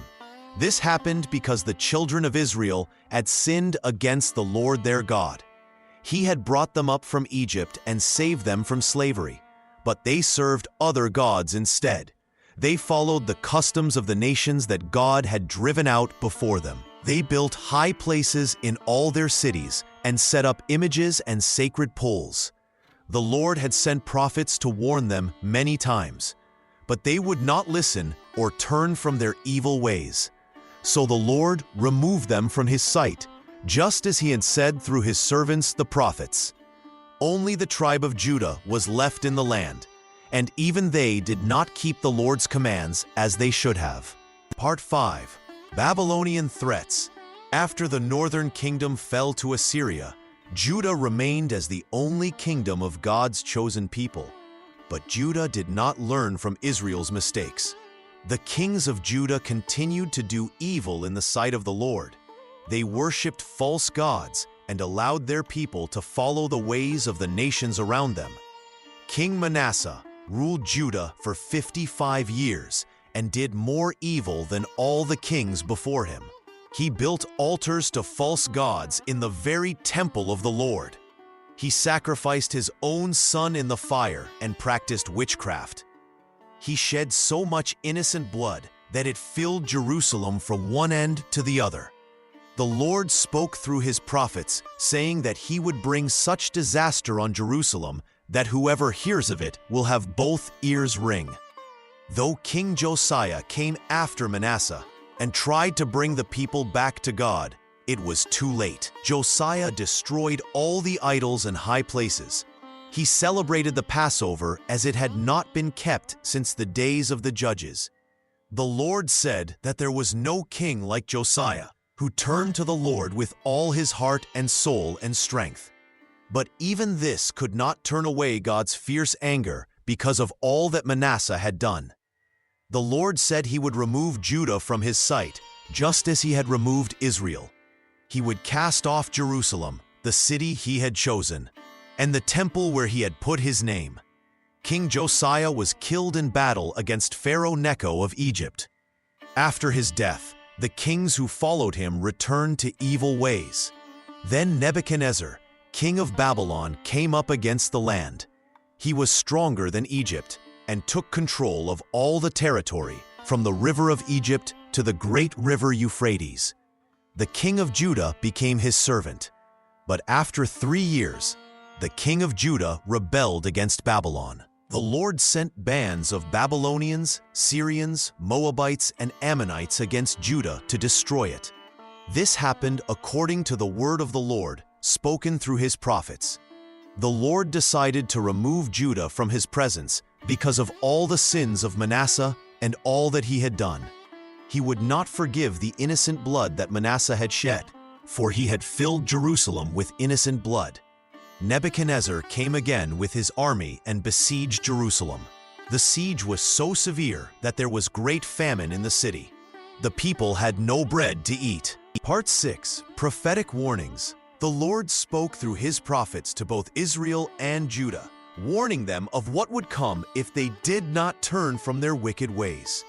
The prophets called out to the people with strong voices, saying the word of the Lord. The prophet Jeremiah spoke to the people of Jerusalem, saying, "Turn now, every one of you, from your evil way and from the evil of your deeds. Live in the land that the Lord has given to you and your fathers forever. Do not go after other gods to serve them and worship them. Do not anger me with the work of your hands, and I will do you no harm." But the people would not listen. They made their ears deaf to the word of the Lord. They went on in their own ways, following the stubbornness of their evil hearts. They went backward and not forward. The Lord said through his prophet, "I have sent to you all my servants, the prophets, rising early and sending them, saying, 'Turn now every man from his evil way and make your deeds good. Do not go after other gods to serve them, and then you will live in the land which I have given to you and your fathers.' But you have not listened or paid attention to me." The prophets warned that the Lord would bring disaster from the north. They said, "See, I am bringing a nation against you from afar, O house of Israel. It is a mighty nation. It is an ancient nation, a nation whose language you do not know, nor can you understand what they say. Their quiver is like an open tomb. They are all mighty men." Through the prophet Isaiah, the Lord called to his people, "Come now, let us reason together. Though your sins are like scarlet, they shall be as white as snow. Though they are red like crimson, they shall be as wool. If you are willing and obedient, you shall eat the good of the land. But if you refuse and rebel, you shall be eaten by the sword." The prophet Ezekiel brought word from the Lord, saying, "Cast away from you all your sins which you have committed, and get yourselves a new heart and a new spirit. Why will you die, O house of Israel? For I have no pleasure in the death of one who dies. Therefore turn and live." Yet the people hardened their hearts. They said, "We will not walk in the Lord's ways, and we will not listen to his words." The Lord saw their rebellion and prepared judgment to come upon them through the armies of Babylon. Part 7. Destruction of Jerusalem. The Lord raised up Nebuchadnezzar, king of Babylon, against Jerusalem. In the 9th year of Zedekiah's reign, the Babylonian army came and surrounded the city. They built walls around Jerusalem so that no one could go in or out. The siege lasted for many months, and the people inside the city began to starve. The famine became so terrible that there was no bread for the people of the land. The city walls were broken down, and all the men of war fled by night through the gate between two walls, which was by the king's garden. But the Chaldeans pursued the king and overtook Zedekiah in the plains of Jericho. All his army was scattered from him. They took the king and brought him up to the king of Babylon at Riblah, and they gave judgment upon him. They killed the sons of Zedekiah before his eyes, then put out the eyes of Zedekiah and bound him with bronze chains and carried him to Babylon. In the 5th month, on the 7th day of the month, Nebuzaradan, the captain of the guard, a servant of the king of Babylon, came to Jerusalem. He burned the house of the Lord and the king's house. All the houses of Jerusalem, even every great man's house, he burned with fire. All the army of the Chaldeans broke down the walls of Jerusalem on every side. The captain of the guard carried away captive certain of the poor people and the rest of the people who remained in the city. Those who fell away to the king of Babylon and the rest of the multitude were taken into exile. But Nebuzaradan left some of the poor of the land to be vine dressers and farmers. The bronze pillars that were in the house of the Lord, and the bases and the bronze sea that was in the house of the Lord, the Chaldeans broke in pieces and carried all their bronze to Babylon. The pots, shovels, snuffers, spoons, and all the vessels of bronze with which they ministered, they took away. The fire pans and bowls, such things as were of gold and silver, the captain of the guard took away. The 2 pillars, 1 sea, and the bases which Solomon had made for the house of the Lord could not be weighed for their bronze. The captain of the guard took Sariah, the chief priest, Zephaniah the second priest, and the 3 keepers of the door. From the city he took an officer who was set over the men of war, 5 men who were in the king's presence, the principal scribe of the host, and 60 men of the people of the land. So Judah was carried away out of their land.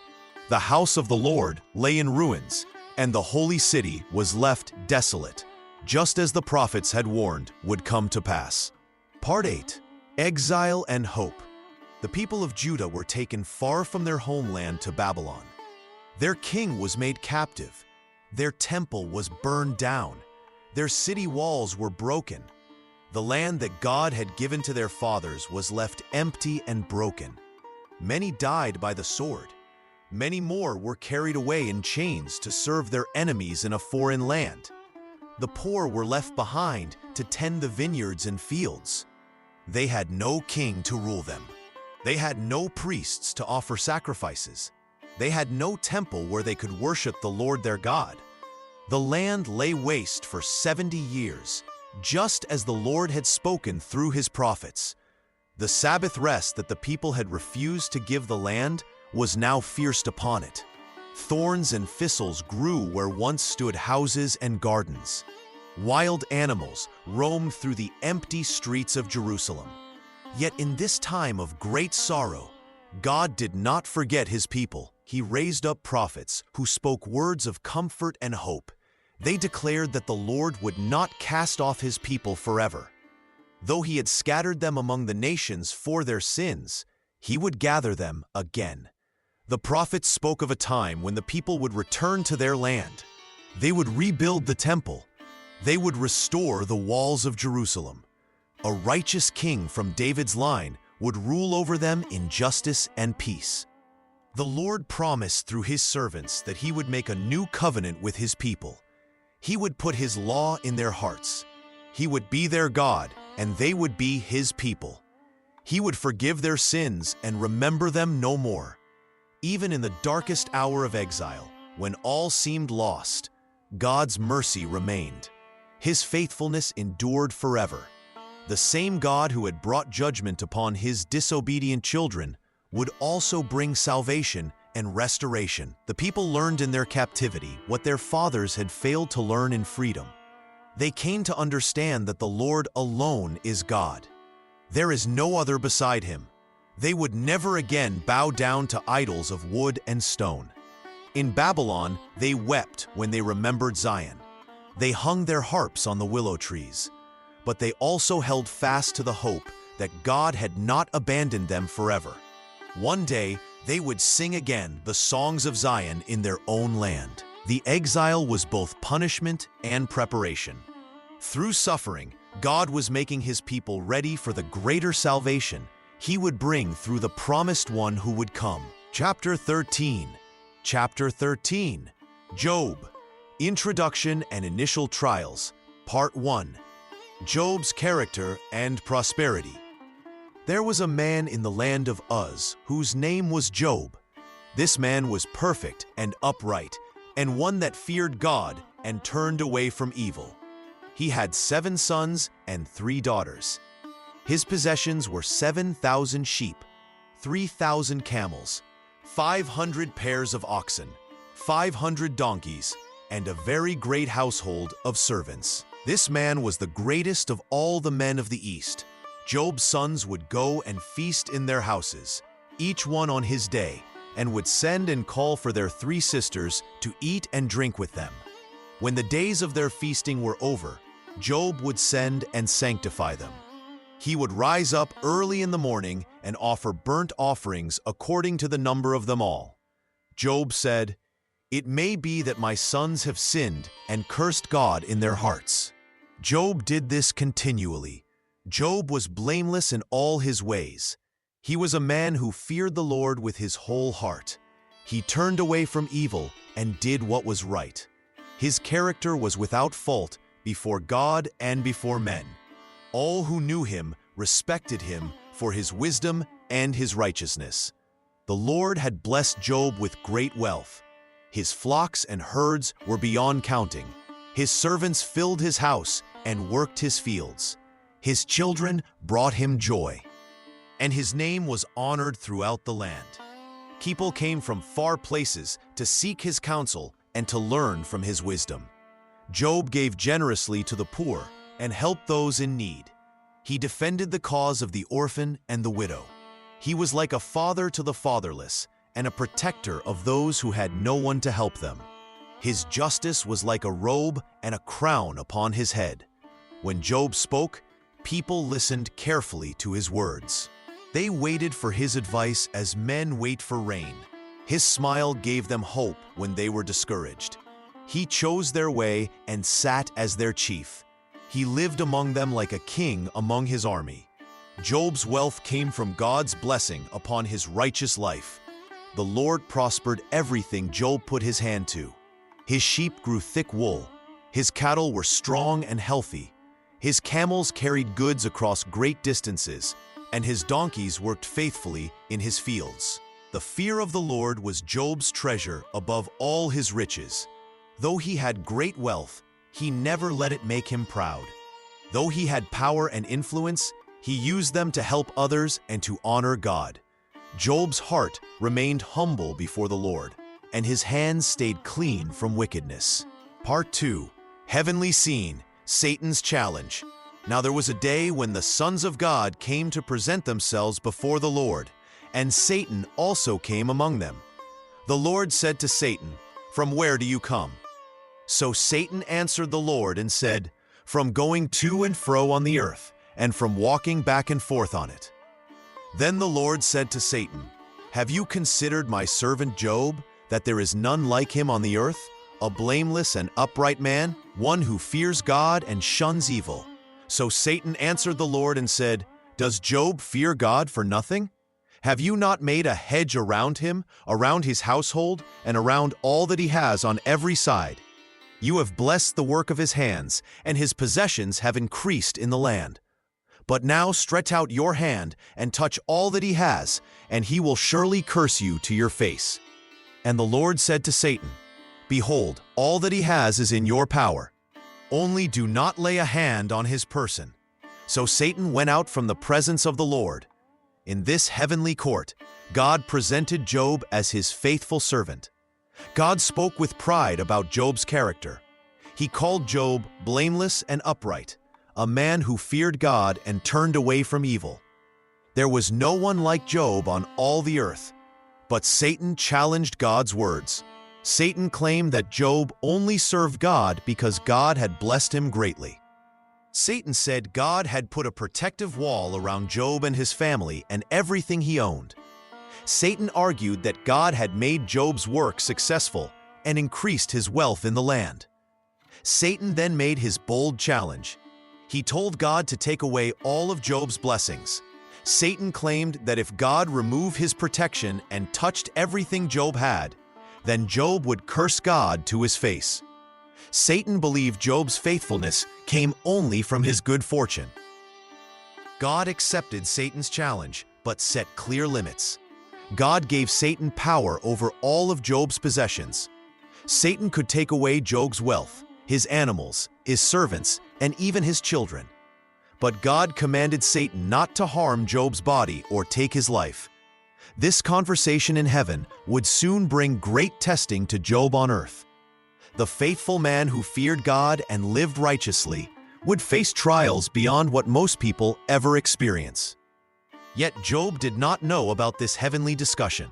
He did not know that his faithfulness to God was being tested. He did not know that Satan doubted his sincere devotion to the Lord. The stage was set for Job's great trial. His faith would be tested in ways he never imagined. Part 3. First test. Loss of possessions. On that same day, messengers came to Job one after another with terrible news. The first messenger ran to Job and said, "The oxen were plowing and the donkeys were eating grass nearby. Suddenly, the Sabaeans attacked. They stole all the animals and killed the servants with swords. I am the only one who escaped to tell you." While this first messenger was still speaking, another one arrived.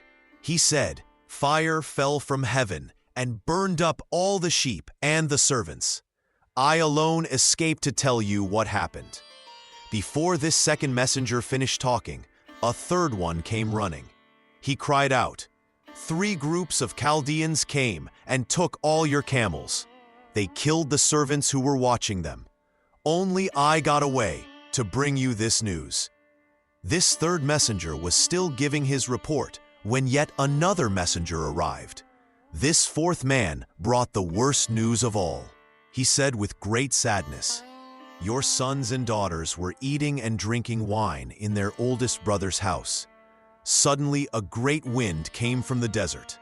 It hit all 4 corners of the house, and the building fell down on the young people. All of them died. I am the only servant who escaped to tell you." In one single day, Job lost everything he owned. His oxen, donkeys, sheep, and camels were all gone. The servants who cared for his animals were dead. Most painful of all, his 7 sons and 3 daughters had been killed when the house collapsed on them. Satan had carried out his plan to test Job. He wanted to prove that Job only served God because God blessed him with wealth and family. Now, Satan had taken away Job's possessions and children. The evil one waited to see if Job would curse God as Satan had predicted. Job received this terrible news while sitting in peace, not knowing that disaster had struck his household. In moments, he went from being the richest man in the East to having nothing left. His large family was gone. His vast herds of animals were stolen or destroyed. His servants were dead. The messengers stood before Job, waiting to see how he would respond to such overwhelming loss. Each man had risked his life to escape and bring the sad reports to their master. They watched Job's face as the full weight of the tragedy became clear to him. Part 4. Job's mourning and worship.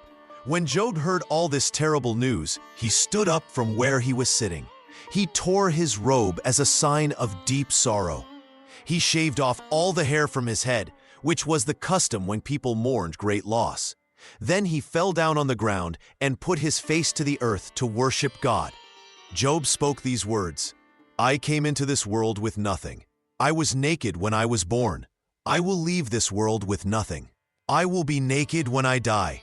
The Lord gave me everything I had. The Lord has taken everything away from me. Let the name of the Lord be praised." Even though Job had lost everything dear to him, he did not sin against God. He did not say that God had done wrong. He did not blame God for his suffering. He did not speak evil words against the Almighty. Job's heart was broken. His children were dead. His wealth was gone. His servants had been killed. His animals had been stolen or destroyed by fire. Everything he had worked for his whole life was now nothing. Yet in this darkest moment, Job chose to worship rather than curse. The ground beneath him felt cold as he lay there. Tears ran down his face and mixed with the dust. His torn clothes showed everyone who saw him that great tragedy had come to his house. His shaved head marked him as a man in mourning. These were the signs that all people would recognize as deep grief. But even as his body shook with sorrow, Job's mouth spoke words of worship. He remembered that everything good in his life had come as a gift from God. His children, his wealth, his health, his position among men. All of these were blessings from above. If God chose to take them away, that was God's right. Job understood something important in that moment of great pain. He knew that he belonged to God, not the other way around. God did not belong to Job. Job could not demand that God keep giving him good things. He could not tell the Creator of heaven and earth what to do. So Job worshipped. He praised God's name even when his heart felt like it was breaking into pieces. This was not because he felt happy. This was not because he understood why these things had happened. Job worshipped because he knew that God was still God, no matter what happened to him. In all of this suffering and loss, Job did not sin with his words. He spoke no evil against God. He kept his heart pure, even when everything around him had been destroyed. Part 5. Second test. Affliction of boils. Satan went back to God again. He said, "Job worshipped you only because he still had his health. A man will give up everything to save his life. If you hurt his body, he will curse you to your face." God said to Satan, "Very well, Job is in your power, but you must not kill him." So Satan left God's presence. He struck Job with terrible sores all over his body. The sores covered him from the bottom of his feet to the top of his head. They burned like fire. They hurt so much that Job could not rest day or night. Job took a piece of broken pottery and scraped at the sores. He sat in the ashes outside his house. His body was covered with painful wounds that would not heal. When people saw him, they turned away. His face was changed by the sickness. His friends could barely recognize him. The pain never stopped. Job's skin cracked and bled. The sores smelled bad and attracted flies. He could not eat properly. He could not sleep. Every movement brought fresh pain. His whole body burned with fever. Day after day, Job suffered. Night after night, he lay awake in agony. The sores grew worse instead of better. Pus came out of them. They itched terribly, but when Job scratched them, they hurt even more. His skin became black and peeled off. Job looked at his hands and arms. They were covered with ugly wounds. He felt his face and found more sores there. There was no part of his body that did not hurt. He was a man who had once been healthy and strong. Now he could barely move without crying out in pain. Still, Job did not curse God. He did not say that God had done wrong to him. Even though his body was destroyed by disease, even though he suffered every moment, Job kept his faith. He did not understand why this was happening. He wished he had never been born. But he would not speak evil words against the God he served. People who passed by his house stared at him. Some were afraid to come near. Others shook their heads in pity. But Job sat there in his pain and waited. He waited for God to show him what this meant. He waited for his suffering to end. He waited and he endured, and he did not give up his faith in God. Part 6. Job's wife's counsel. Job's wife watched her husband sit in the dust day after day. She saw his terrible sores. She saw how he scraped them with broken pottery to try to find relief. She saw other people point at him and whisper. She remembered when Job was healthy and wealthy and respected. Now he looked like a man who was dying slowly. Job's wife could not stand to watch anymore. Her heart was full of anger and pain. She had lost her children, too. She had seen their wealth disappear. She had watched her husband become sick and weak. She did not understand why God would let this happen to good people. One day, she came to Job where he sat in his misery. Her voice was sharp with bitterness. She said to him, "Do you still hold on to your faith? Why do you keep being good? Look what it has brought you. Just curse God and die. End this suffering. Stop pretending that God cares about you." Job looked at his wife. He could see her pain and frustration, but he was shocked by her words. Even in his own agony, he knew these words were wrong. He answered her gently but firmly. "You speak like a foolish woman," Job said. "Should we accept only good things from God and not accept trouble? When God gave us blessings, we were happy to receive them. Now when hard times come, should we turn away from Him? We cannot choose to love God only when life is easy." Job's wife said nothing more. She walked away, leaving Job alone with his thoughts and his pain. Job understood his wife's feelings. He too wondered why this was happening. He too felt overwhelmed by loss and sickness. But he would not blame God or speak evil against him. Even when he could not understand God's ways, he would remain faithful. Through all his suffering, through the loss of everything he had valued, through physical pain that never stopped, Job refused to curse God. His wife had given up hope. She wanted him to give up too. But Job chose differently. He knew that life included both joy and sorrow. He knew that being faithful to God was not a promise of an easy life. So he sat in his dust and ash, covered with sores, mourning his losses, but still believing that God was good. In all this, Job did not sin with his words. He did not curse God as his wife had urged him to do. Part 7. Friends' Arrival and Silence. When news of Job's great suffering reached his 3 friends, they came to comfort him. These men were Eliphaz from the land of Teman, Bildad from the land of the Shuhites, and Zophar from the land of the Naamathites. They had heard about all the terrible things that had happened to their friend Job. The 3 friends agreed to meet together and travel to visit Job. They wanted to show their sorrow for his pain and to comfort him in his great trouble. When they came near and saw Job from far away, they could hardly believe what they saw. Job looked so different from the man they had known. His appearance was changed so much by his suffering that they almost did not recognize him. When they saw how much pain Job was in, they began to weep loudly.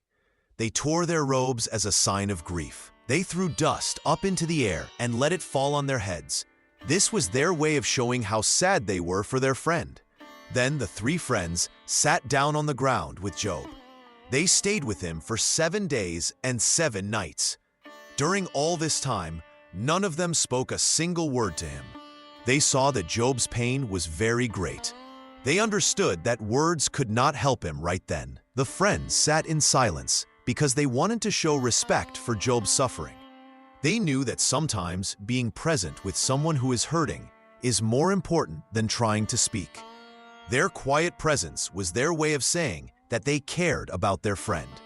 For 7 full days and nights, the 4 men sat together without talking. Job remained in his ash and dust, covered with painful sores. His 3 friends stayed beside him, sharing his grief through their silence. They watched him suffer and felt sorrow for all he had lost. This time of silence showed the depth of Job's pain. Even his closest friends could find no words to say. They could only sit with him and wait. The silence stretched on as Job continued to endure his physical pain and the loss of everything he had once held dear. The friends had come to comfort Job, but they found that the best comfort they could offer was simply to be there with him in his darkest time. Part 8. Job's lament begins. Then Job opened his mouth and spoke. He cursed the day he was born. Job said these words, "Let the day I was born be destroyed. Let the night when they said, 'A boy is born,' be wiped out. Let that day be dark. Let God above not care about it. Let no light shine on it. Let darkness and deep shadow claim it. Let a cloud settle over it. Let the darkness of that day terrify it. Let thick darkness take that night. Let it not be counted among the days of the year.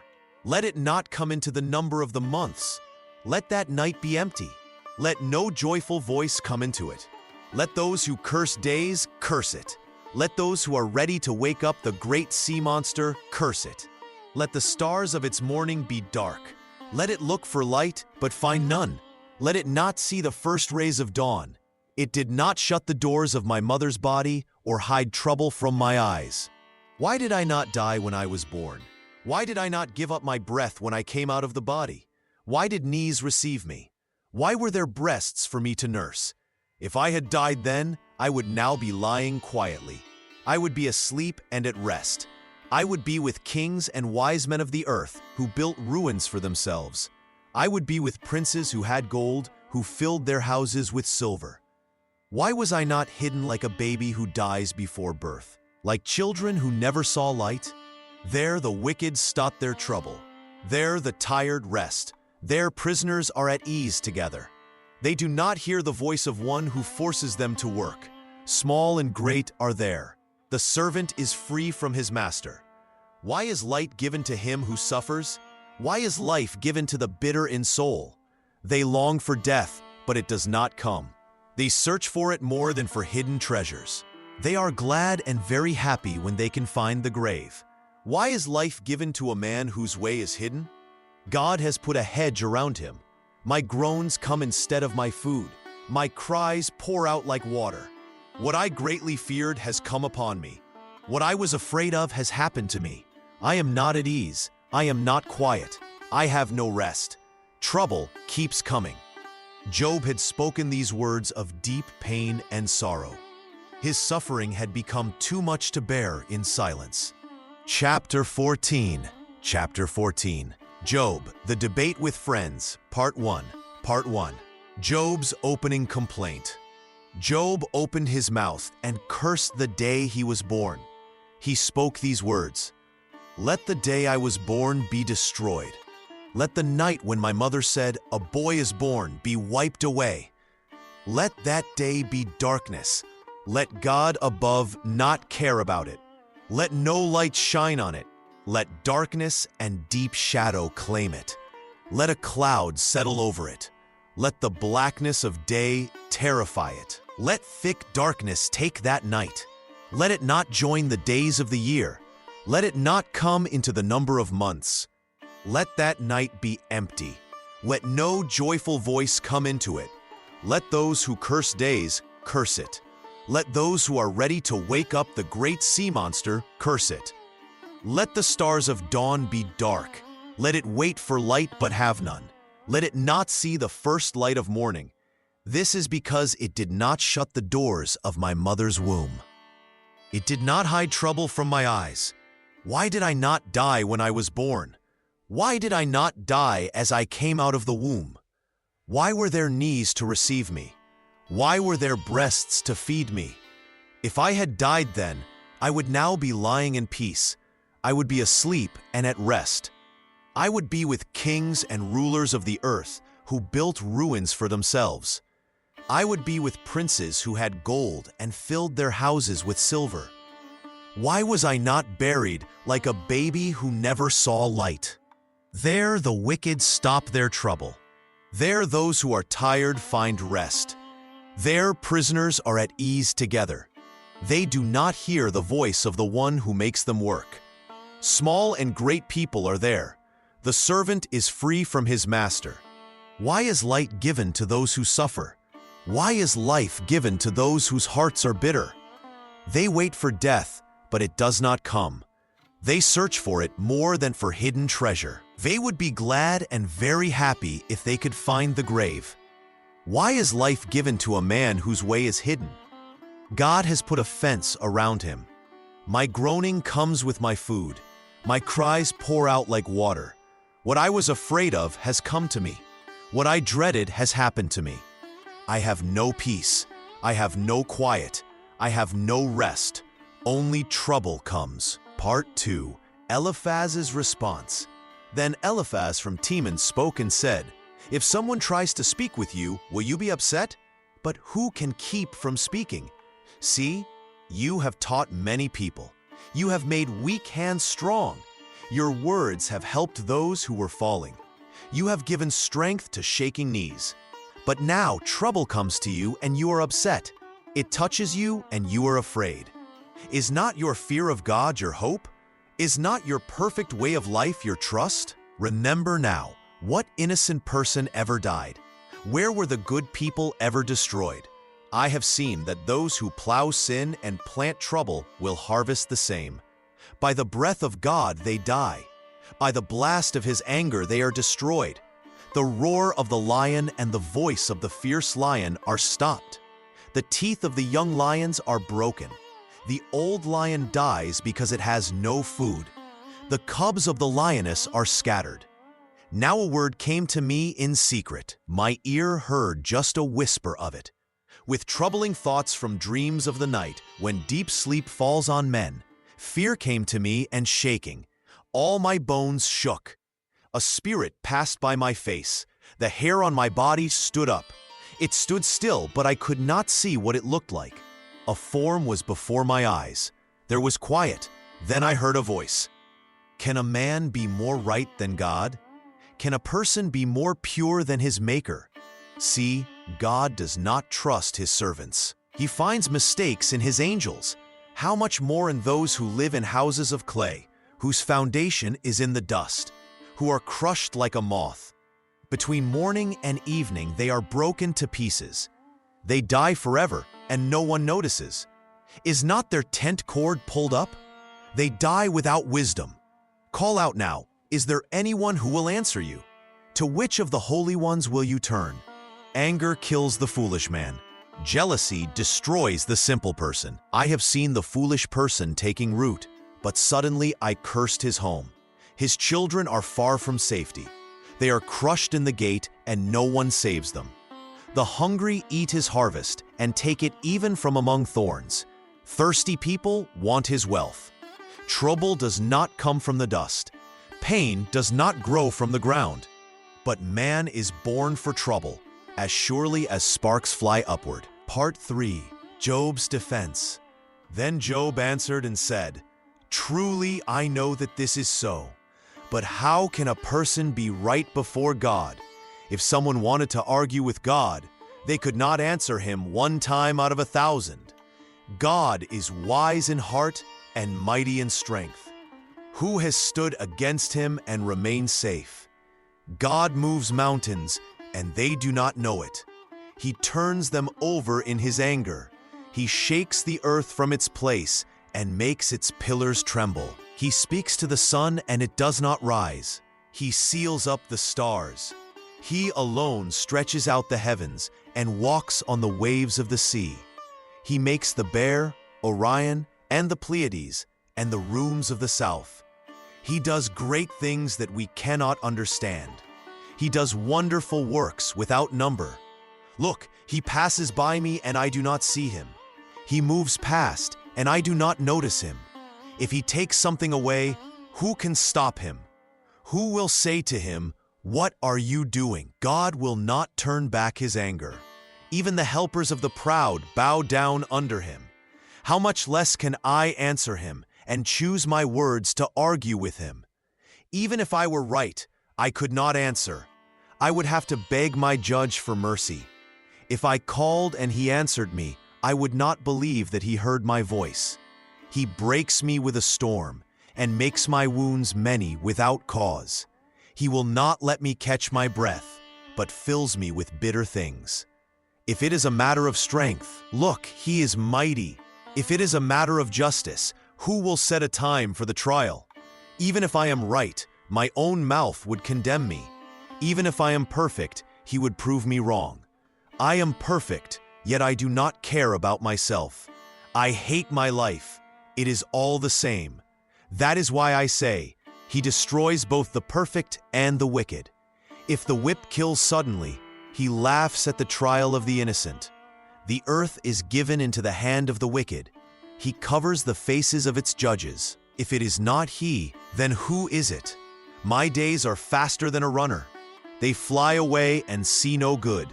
They pass by like fast ships, like an eagle that swoops down on its food. If I say, I will forget my complaint, I will change my face and be happy, I am still afraid of all my pains. I know that you will not hold me innocent. Part 4. Bildad's Arguments. Then Bildad the Shuhite answered and said, How long will you speak these things? The words of your mouth are like a strong wind. Does God bend justice? Does the Almighty bend what is right? If your children have sinned against him, he has cast them away for their sin. If you would seek God early and make your prayer to the Almighty, if you were pure and upright, surely now he would wake up for you and make your righteous home safe again. Though your beginning was small, your end would greatly increase. Please ask the former age and prepare yourself to search their fathers. For we were born yesterday and know nothing, because our days on earth are a shadow. Will they not teach you and tell you and speak words from their heart? Can the rush grow up without marsh? Can the flag grow without water? While it is yet green and not cut down, it dries up before any other herb. So are the paths of all who forget God. The hope of the godless man shall die. His confidence shall be cut off, and his trust shall be a spider's web. He shall lean on his house, but it shall not stand. He shall hold it fast, but it shall not last. He is green before the sun, and his branch shoots forth in his garden. His roots are wrapped around the heap, and seize the place of stones. If he destroys him from his place, then it shall deny him, saying, I have not seen you. Look, this is the joy of his way, and out of the earth shall others grow. Look, God will not cast away a perfect man, neither will he help the evildoers, till he fills your mouth with laughing and your lips with rejoicing. Those who hate you shall be clothed with shame, and the dwelling place of the wicked shall come to nothing. Part 5. Job's rebuttal. Then Job answered and said, No doubt you are the people, and wisdom shall die with you. But I have understanding as well as you. I am not inferior to you. Yes, who does not know such things as these? I am as one mocked by his neighbor, who called upon God, and he answered him. The just upright man is laughed to scorn. He who is ready to slip with his feet is as a lamp despised in the thought of him who is at ease. The tabernacles of robbers prosper, and those who provoke God are secure, in whose hand God brings abundantly. But ask now the beasts, and they shall teach you, and the fowls of the air, and they shall tell you. Or speak to the earth, and it shall teach you, and the fishes of the sea shall declare unto you. Who does not know in all these that the hand of the Lord has wrought this? In whose hand is the soul of every living thing, and the breath of all mankind? Does not the ear try words, and the mouth taste as meat? With the ancient is wisdom, and in length of days understanding. With him is wisdom and strength. He has counsel and understanding. Look, he breaks down, and it cannot be built again. He shuts up a man, and there can be no opening. Look, he withholds the waters, and they dry up. Also, he sends them out, and they overturn the earth. With him is strength and wisdom. The deceived and the deceiver are his. He leads counselors away spoiled, and makes the judges fools. He looses the bond of kings, and girds their loins with a girdle. He leads princes away spoiled, and overthrows the mighty. He removes away the speech of the trusty, and takes away the understanding of the aged. He pours contempt upon princes, and weakens the strength of the mighty. He discovers deep things out of darkness, and brings out to light the shadow of death. He increases the nations, and destroys them. He enlarges the nations, and straightens them again. He takes away the heart of the chief of the people of the earth, and causes them to wander in a wilderness where there is no way. They grope in the dark, without light, and he makes them to stagger like a drunken man. Lo, my eye has seen all this, my ear has heard and understood it. What you know, the same do I know also. I am not inferior unto you. Surely I would speak to the Almighty, and I desire to reason with God. But you are forgers of lies. You are all physicians of no value. Part 6. Zophar's reply. Then answered Zophar the Naamathite, and said, Should not the multitude of words be answered? And should a man full of talk be justified? Should your lies make men hold their peace? And when you mock, shall no man make you ashamed? For you have said, My doctrine is pure, and I am clean in your eyes. But oh, that God would speak, and open his lips against you, and that he would show you the secrets of wisdom, that they are double to that which is. Know therefore that God exacts of you less than your iniquity deserves. Can you by searching find out God? Can you find out the Almighty unto perfection? It is as high as heaven. What can you do? Deeper than hell. What can you know? The measure thereof is longer than the earth, and broader than the sea. If he cut off, and shut up, or gather together, then who can hinder him? For he knows vain men. He sees wickedness also. Will he not then consider it? For vain men would be wise, though man be born like a wild ass's colt. If you prepare your heart and stretch out your hands toward him, if iniquity be in your hand, put it far away, and let not wickedness dwell in your tabernacles. For then shall you lift up your face without spot. Yes, you shall be steadfast and shall not fear. Because you shall forget your misery and remember it as waters that pass away. And your age shall be clearer than the noonday. You shall shine forth, you shall be as the morning, and you shall be secure, because there is hope. Yes, you shall dig about you, and you shall take your rest in safety.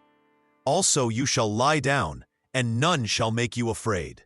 Yes, many shall make suit unto you, but the eyes of the wicked shall fail, and they shall not escape, and their hope shall be as the giving up of the ghost. Part 7. Job's final defense. Man that is born of a woman is of few days and full of trouble. He comes forth like a flower and is cut down. He flees also as a shadow and does not continue. And do you open your eyes upon such a one, and bring me into judgment with you? Who can bring a clean thing out of an unclean? Not one. Seeing his days are determined, the number of his months are with you. You have appointed his bounds, that he cannot pass. Turn from him, that he may rest, till he shall accomplish, as a hireling, his day. For there is hope of a tree, if it be cut down, that it will sprout again, and that the tender branch thereof will not cease.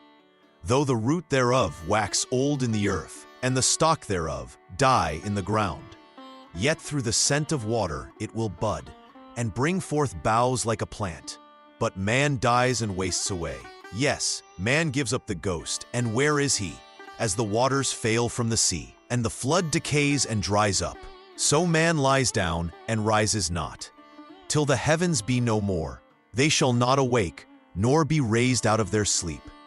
Oh, that you would hide me in the grave, that you would keep me secret, until your wrath be past, that you would appoint me a set time, and remember me. If a man die, shall he live again? All the days of my appointed time will I wait, till my change come. You shall call, and I will answer you. You will have a desire to the work of your hands. For now you number my steps.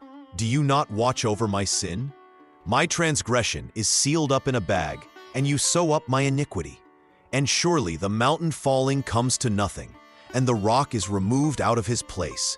The waters wear the stones. You wash away the things which grow out of the dust of the earth, and you destroy the hope of man. You prevail forever against him, and he passes. You change his countenance, and send him away. His sons come to honor, and he knows it not, and they are brought low, but he perceives it not of them. But his flesh upon him shall have pain, and his soul within him shall mourn. Part 8.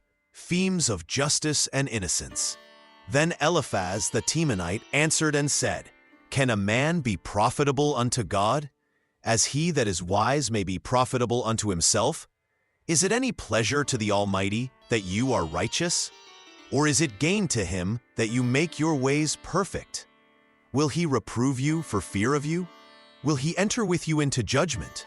Is not your wickedness great, and your iniquities infinite? For you have taken a pledge from your brother for nothing, and stripped the naked of their clothing. You have not given water to the weary to drink, and you have withheld bread from the hungry. But as for the mighty man, he had the earth, and the honorable man dwelt in it. You have sent widows away empty, and the arms of the fatherless have been broken. Therefore snares are round about you, and sudden fear troubles you, or darkness that you cannot see, and abundance of waters cover you. Is not God in the height of heaven? And behold the height of the stars, how high they are. And you say, How does God know? Can he judge through the dark cloud? Thick clouds are a covering to him, that he sees not, and he walks in the circuit of heaven. Have you marked the old way which wicked men have trodden, which were cut down out of time, whose foundation was overflown with a flood? which said unto God, Depart from us. And what can the Almighty do for them? Yet he filled their houses with good things. But the counsel of the wicked is far from me. The righteous see it and are glad, and the innocent laugh them to scorn. Whereas our substance is not cut down, but the remnant of them the fire consumes. Acquaint now yourself with him, and be at peace. Thereby good shall come unto you. Receive, I pray you, the law from his mouth, and lay up his words in your heart. If you return to the Almighty, you shall be built up. You shall put away iniquity far from your tabernacles. Then shall you lay up gold as dust, and the gold of Ophir as the stones of the brooks. Yes, the Almighty shall be your defense, and you shall have plenty of silver. For then shall you have your delight in the Almighty, and shall lift up your face unto God. You shall make your prayer unto him, and he shall hear you, and you shall pay your vows. You shall also decree a thing, and it shall be established unto you, and the light shall shine upon your ways. When men are cast down, then you shall say, There is lifting up, and he shall save the humble person. He shall deliver the island of the innocent, and it is delivered by the pureness of your hands. Chapter 15. Chapter 15. Job, the debate with friends, Part 2. Part 1. Eliphaz's second speech. Then Eliphaz the Temanite answered Job again and said, Should a wise man give foolish answers? Should he fill his belly with the hot east wind? Should he reason with useless talk and with words that do no good? But you are doing away with the fear of God. You are keeping people from praying to God. Your sin teaches your mouth what to say. Your own lips speak against you. Not I. Were you the first man born? Were you made before the hills? Do you listen when God speaks in secret? Do you keep all wisdom to yourself? What do you know that we do not know? What do you understand that we do not understand? Both the gray-haired and the very old are among us. They are older than your father. Are God's comforts too small for you? Are the gentle words we spoke to you not enough? Why does your heart carry you away? Why do your eyes flash with anger? You turn your spirit against God and let such words come out of your mouth. What is man that he could be pure? What is he who is born of woman that he could be right with God? God does not trust his holy ones. Even the heavens are not pure in his sight. How much less man, who is hated and sinful, who drinks up evil like water? I will show you what I have seen. I will tell you what wise men have told, what they learned from their fathers and did not hide. The land was given to them alone. No stranger passed among them. The evil man suffers pain all his days. The number of years is hidden from the one who brings trouble to others. Sounds of fear are in his ears. When all seems well, the destroyer comes upon him. He does not believe he will return from darkness. He is marked for the sword. He walks around looking for bread, asking where it is. He knows that a day of darkness is ready at his hand. Trouble and pain make him afraid. They win the fight against him, like a king ready for battle. He has put out his hand against God and acts with pride against the all-powerful. He runs toward God with his neck held high, with his many thick shields. This is because he has covered his face with fat and made his thighs heavy with flesh. He has lived in cities that were destroyed, in houses where no one should live, which were ready to become piles of stones. He will not become rich, and his riches will not last. What he owns will not spread over the earth. He will not get away from darkness. The flame will dry up his branches. He will be taken away by the breath of God's mouth. Let him not trust in what is of no worth, fooling himself. For what is of no worth will be what he gets in return. Part 2. Job's anguished response. Then Job answered and said, I have heard many things like these. You are all troublemakers, not helpers. Will your words of wind never end? What makes you so bold to keep arguing? I also could speak as you do if you were in my place. I could put words together against you and shake my head at you. but I would try to make you strong with my mouth. I would speak words that would take away your pain. If I speak, my pain is not made less. If I keep quiet, how much of it goes away? But now God has made me tired. You have destroyed all my family. You have grabbed me, and this speaks against me. My thin body rises up and tells lies about me to my face. God tears me in his anger and hates me. He grinds his teeth at me. My enemy looks at me with sharp eyes. Men open their mouths wide against me. They hit my face to shame me. They all come together against me. God has given me to evil men. He has thrown me into the hands of those who do wrong. I was living in peace, and he broke me apart. He took me by the neck and crushed me. He set me up as something to shoot at. Those who shoot arrows at me surround me. He cuts open my insides and does not feel sorry. He pours out my bile on the ground. He breaks me with wound upon wound. He runs at me like a fighting man. I have sewn cloth made from hair upon my skin. I have put my horn in the dust. My face is red from crying. Deep darkness is around my eyes. But there is no wrong in my hands. My prayer is pure. O earth, do not cover my blood. Let there be no place for my cry to rest. Even now look, my witness is in heaven. The one who speaks for me is on high. My friends make fun of me, but my eyes pour out tears to God. Let him decide between a man and God, as a man decides for his neighbor. For the years that can be counted will pass, and I will go the way from which I will not return. Part 3. Bildad's second speech. Then Bildad the Shuhite answered and said, How long will you speak these things? The words of your mouth are like a strong wind. Does God twist what is right? Does the Almighty twist what is just? If your children sinned against him, he gave them over to their wrongdoing.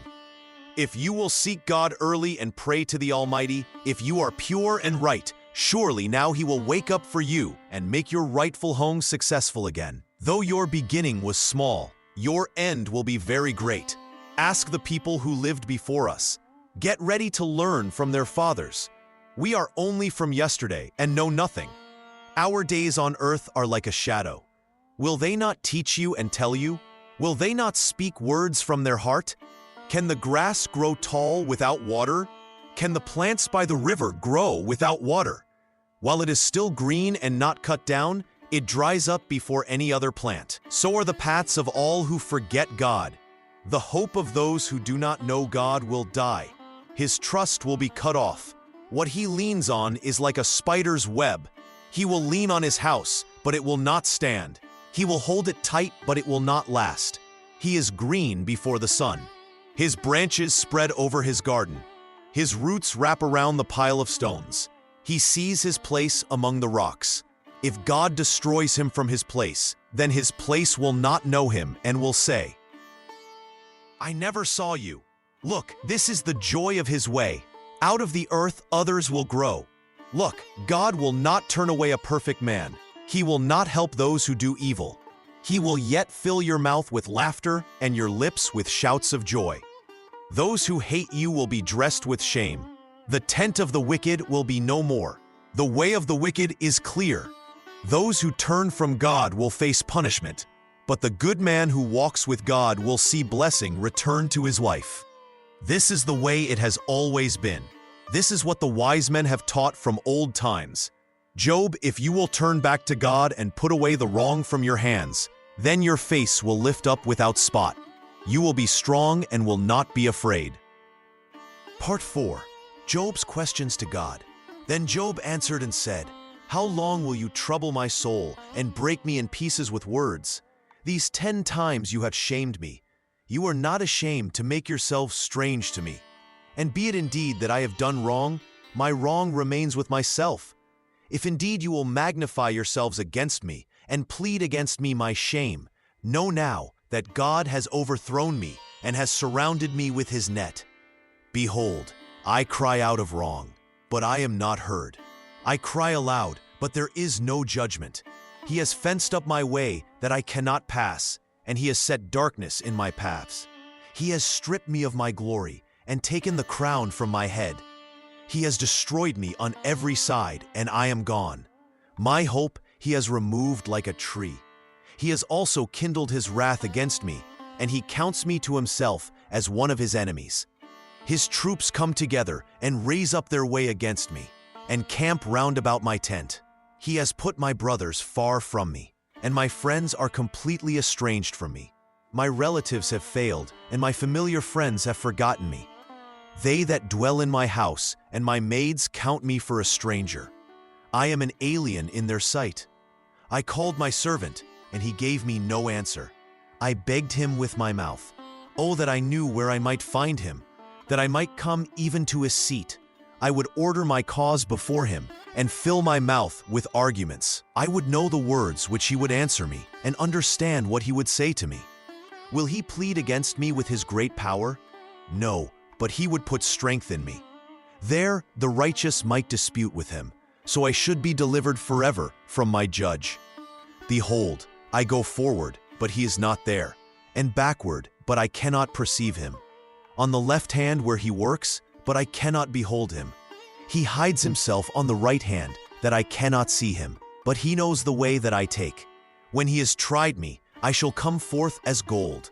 My foot has held his steps. His way have I kept and not declined. Neither have I gone back from the commandment of his lips. I have treasured the words of his mouth more than my necessary food. Part 5. Themes of Suffering and Divine Sovereignty. But he is in one mind, and who can turn him? What his soul desires, that he does. For he performs what is appointed for me, and many such things are with him. Therefore, I am terrified at his presence. When I consider, I am afraid of him. For God has made my heart soft, and the Almighty has terrified me, because I was not cut off before the darkness, neither has he covered the thick darkness from my face. Why are times not hidden from the Almighty? Why do those who know him not see his days?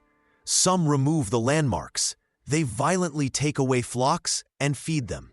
They drive away the donkey of the fatherless. They take the widow's ox for a pledge. They turn the needy out of the way. The poor of the earth hide themselves together. Behold, as wild donkeys in the desert, they go forth to their work, rising early for a prey. The wilderness yields food for them and for their children. They reap every one his corn in the field, and they gather the vintage of the wicked. They cause the naked to lodge without clothing, that they have no covering in the cold. They are wet with the showers of the mountains and hold fast the rock for want of a shelter. They pluck the fatherless from the breast and take a pledge of the poor. They cause him to go naked without clothing, and they take away the sheaf from the hungry. Within their walls they make oil and tread their winepresses and suffer thirst. Men groan from out of the city, and the soul of the wounded cries out. Yet God lays not folly to them. They are of those that rebel against the light. They know not the ways thereof, nor abide in the paths thereof. The murderer rises with the light, kills the poor and needy, and in the night is as a thief. The eye also of the adulterer waits for the twilight, saying, No eye shall see me, and disguises his face. In the dark they dig through houses, which they had marked for themselves in the daytime. They know not the light. For the morning is to them even as the shadow of death. If one knows them, they are in the terrors of the shadow of death. He is swift as the waters. Their portion is cursed in the earth.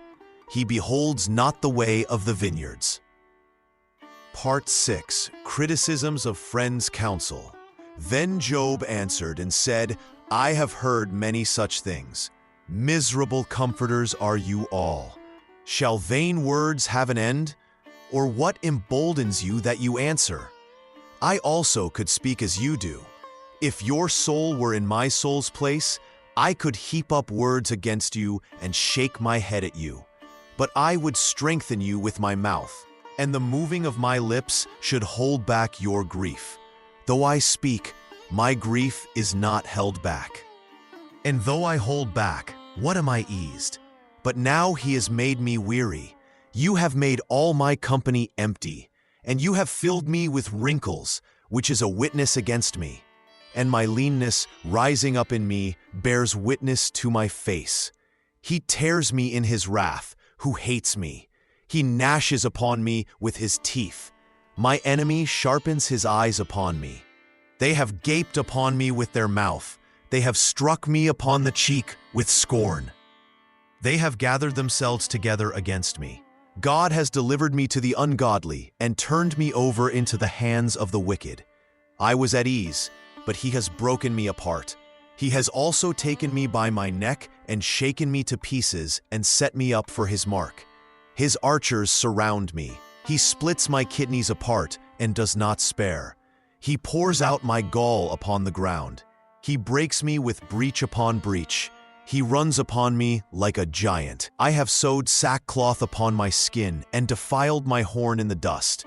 My face is foul with weeping, and on my eyelids is the shadow of death. Not for any injustice in my hands. Also, my prayer is pure. O earth, cover not my blood, and let my cry have no place. Also now, behold, my witness is in heaven, and my record is on high. My friends scorn me, but my eye pours out tears unto God. Oh, that one might plead for a man with God, as a man pleads for his neighbor. When a few years have come, then I shall go the way from where I shall not return. My breath is corrupt. My days are extinct. The graves are ready for me. Are there not mockers with me? And does not my eye continue in their provocation? Part 7. Job's desire for vindication. Lay down now. Put me in a surety with you. Who is he that will strike hands with me? For you have hidden their heart from understanding. Therefore shall you not exalt them. He that speaks flattery to his friends, even the eyes of his children shall fail. He has made me also a byword of the people, and before them I was as a tabret. My eye also is dim by reason of sorrow, and all my members are as a shadow. Upright men shall be astonished at this, and the innocent shall stir up himself against the hypocrite. The righteous also shall hold on his way, and he that has clean hands shall be stronger and stronger. But as for you all, do you return and come now? For I cannot find one wise man among you. My days are past, my purposes are broken off, even the thoughts of my heart. They change the night into day. The light is short because of darkness. If I wait, the grave is my house. I have made my bed in the darkness. I have said to corruption, you are my father. To the worm, you are my mother and my sister. And where is now my hope? As for my hope, who shall see it? They shall go down to the bars of the pit, when our rest together is in the dust. I know that my Redeemer lives, and that he shall stand at the latter day upon the earth. And though after my skin worms destroy this body, yet in my flesh shall I see God, whom I shall see for myself, and my eyes shall behold, and not another, though my reins be consumed within me. But you should say, why persecute we him, seeing the root of the matter is found in me? Be afraid of the sword, for wrath brings the punishments of the sword, that you may know there is a judgment. Though I am perfect in my ways before God, yet I desire that the Almighty would answer me. Let my adversary write a book against me.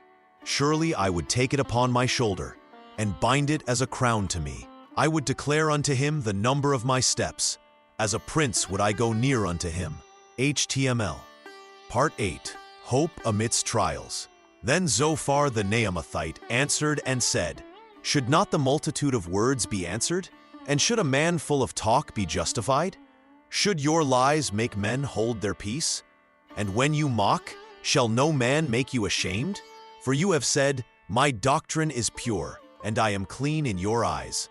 But oh, that God would speak and open his lips against you, and that he would show you the secrets of wisdom, that they are double to that which is. Know therefore that God exacts of you less than your iniquity deserves. Can you by searching find out God? Can you find out the Almighty unto perfection? It is as high as heaven, what can you do? Deeper than hell, what can you know? The measure thereof is longer than the earth, and broader than the sea. If he cut off, and shut up, or gather together, then who can hinder him? for he knows vain men. He sees wickedness also. Will he not then consider it? For vain men would be wise. Though man be born like a wild donkey's colt, if you prepare your heart and stretch out your hands toward him, if iniquity be in your hand, put it far away, and let not wickedness dwell in your tabernacles. For then shall you lift up your face without spot. Yes, you shall be steadfast, and shall not fear, because you shall forget your misery, and remember it as waters that pass away. And your age shall be clearer than the noonday. You shall shine forth. You shall be as the morning, and you shall be secure, because there is hope. Yes, you shall dig about you, and you shall take your rest in safety. Also you shall lie down, and none shall make you afraid. Yes, many shall make suit unto you, but the eyes of the wicked shall fail, and they shall not escape, and their hope shall be as the giving up of the ghost. And Job answered and said, No doubt, but you are the people, and wisdom shall die with you. But I have understanding as well as you. I am not inferior to you. Yes, who knows not such things as these? I am as one mocked of his neighbor, who calls upon God, and he answers him. The just upright man is laughed to scorn. He that is ready to slip with his feet is as a lamp despised in the thought of him that is at ease. But I would speak to the Almighty, and I desire to reason with God. But you are forgers of lies. You are all physicians of no value. Oh, that you would altogether hold your peace, and it should be your wisdom. Though he slay me, yet will I trust in him. But I will maintain my own ways before him. He also shall be my salvation, for a hypocrite shall not come before him. Chapter 16. Chapter 16. Job, God's response and restoration. Part 1. Job's final defense. I have spoken once, and I will not answer again. I have spoken twice, but I will say nothing more. I will put my hand over my mouth and be silent before the Lord. You asked me where I was when you laid the earth's foundation. You asked if I have understanding to measure its dimensions. You questioned whether I know who marked off its boundaries and set its cornerstone in place. You asked about the morning stars singing together, and all the angels shouting for joy. I cannot answer these things. I do not have wisdom like yours. You showed me the gates of death, and asked if I have seen them. You asked if I understand how wide the earth is, and if I know where light comes from. You questioned whether I can tell darkness where to go, and if I know the paths to their homes. You asked if I was alive when these things were made, and if my years are that many. I am nothing before you. How can I argue with the Almighty? You asked about the storehouses of snow and hail that you keep for times of trouble and war. You questioned who cuts channels for the flooding rain and makes paths for the thunderstorms. You asked who sends rain on empty lands where no one lives, and who satisfies the dry ground until grass begins to grow. I have no answers to give you. You asked if I can bind the chains of the Pleiades or loosen the belt of Orion. You questioned whether I can bring out the constellations in their seasons and guide the bear with its cubs across the sky. You asked if I know the laws of heaven and can set up God's rule on earth. I cannot do any of these things. My knowledge is too small. You asked if I can raise my voice to the clouds and make them cover me with water. You questioned whether I can send lightning bolts and have them report back to me saying they are ready to serve. You asked who gives wisdom to the heart and understanding to the mind. I admit I do not know. I spoke of things I did not understand. I talked about things too wonderful for me to know.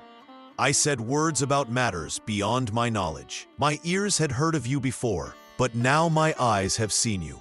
I take back my words and repent in dust and ashes. I humble myself before your mighty power and perfect wisdom. Part 2. God's appearance in the storm. Then the Lord answered Job out of the storm. The wind roared and thunder crashed as God spoke from the center of the great whirlwind.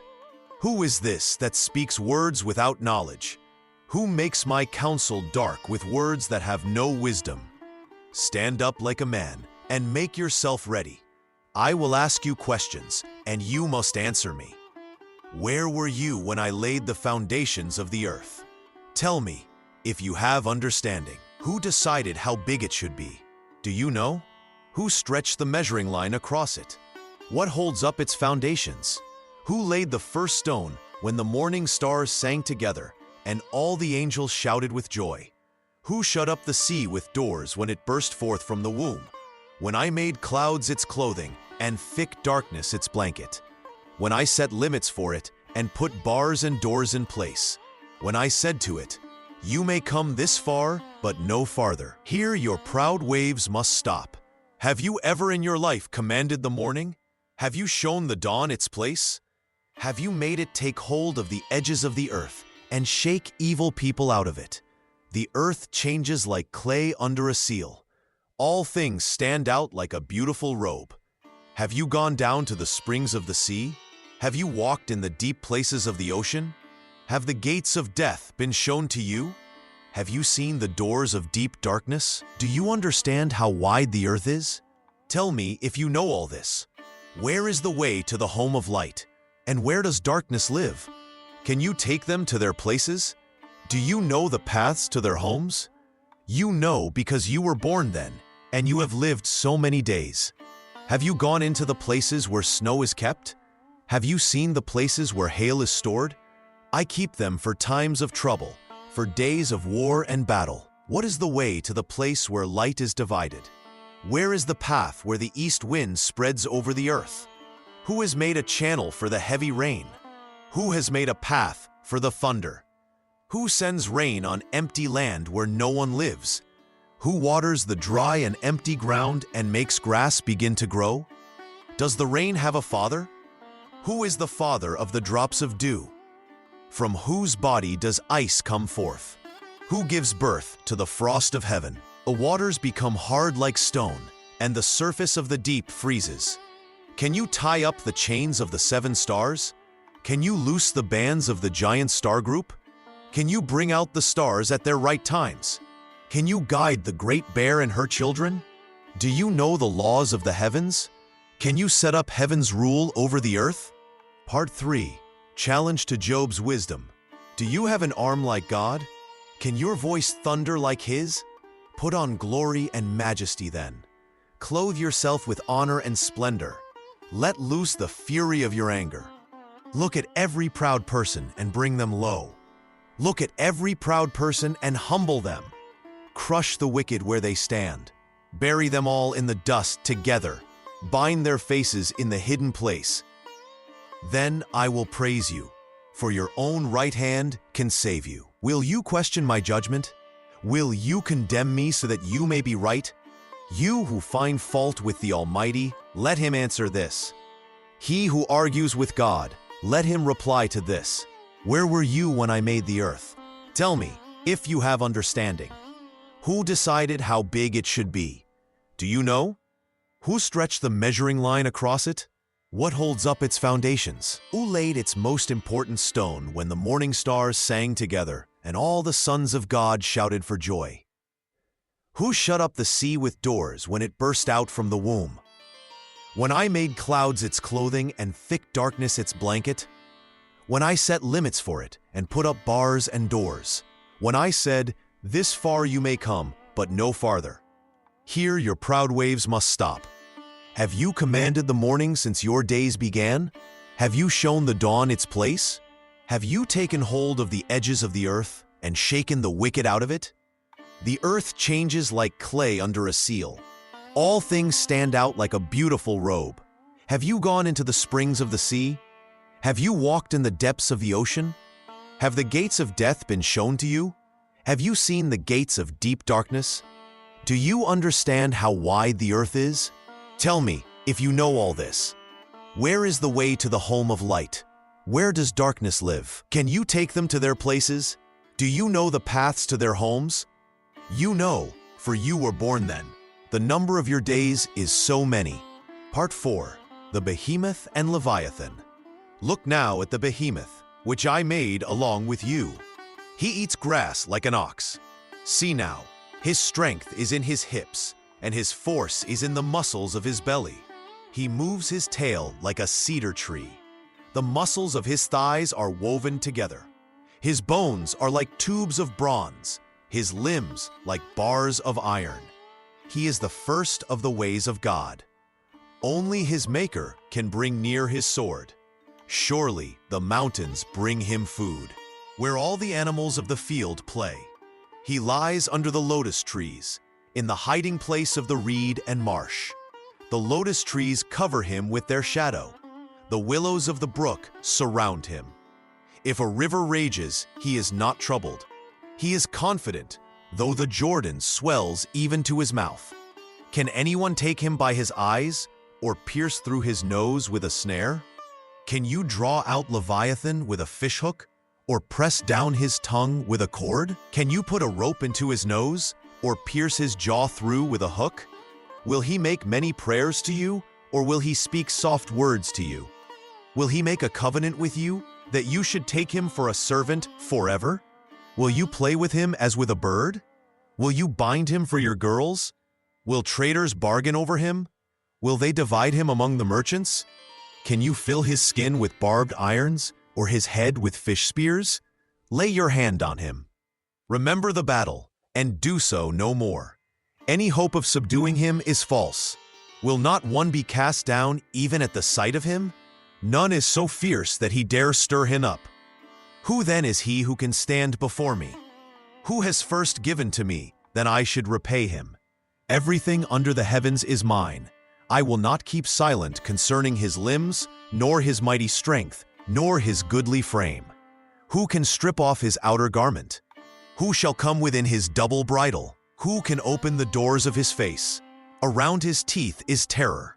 Strong scales are his pride, shut up together with a close seal. One is so near to another that no air can come between them. His sneezing flashes forth light. His eyes are like the eyelids of the morning. Out of his mouth go burning torches. Sparks of fire leap forth. Out of his nostrils a smoke goes, as of a boiling pot over a fire of reeds. His breath kindles coals. A flame goes forth from his mouth. In his neck lodge strength. Terror dances before him. When he raises himself up, the mighty are afraid. They retreat before his thrashing. If one attacks him with the sword, it cannot prevail, nor the spear, the dart, nor the pointed shaft. He counts iron as straw, and bronze as rotten wood. The arrow cannot make him flee. Sling stones are turned with him into stubble. Clubs are counted as stubble. He laughs at the rushing of the javelin. He makes the deep to boil like a pot. He makes the sea like a pot of ointment. Part 5. Job's humble submission.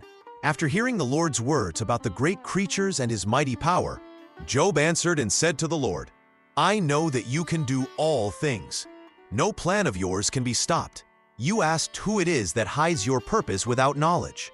Truly I spoke of things I did not understand. These things were too wonderful for me to know. You said to me, listen now, and I will speak. I will ask you questions, and you will answer me. I had heard of you with my ears before, but now my eyes have seen you. So I hate myself. I repent in dust and ashes. Job fell before the Lord with great shame. He saw that he had been proud and foolish. He had questioned God's ways when he should have trusted. The suffering had made him speak angry words against the Almighty. Now he understood that God's wisdom was beyond all human thought. The Lord's power over the great beasts showed Job how small he was. If God could control such mighty creatures, then surely God could handle all of Job's troubles. Job realized he had no right to demand answers from his Creator. The Lord owed him nothing. Job's heart changed completely. Where before he had argued and complained, now he submitted with humility.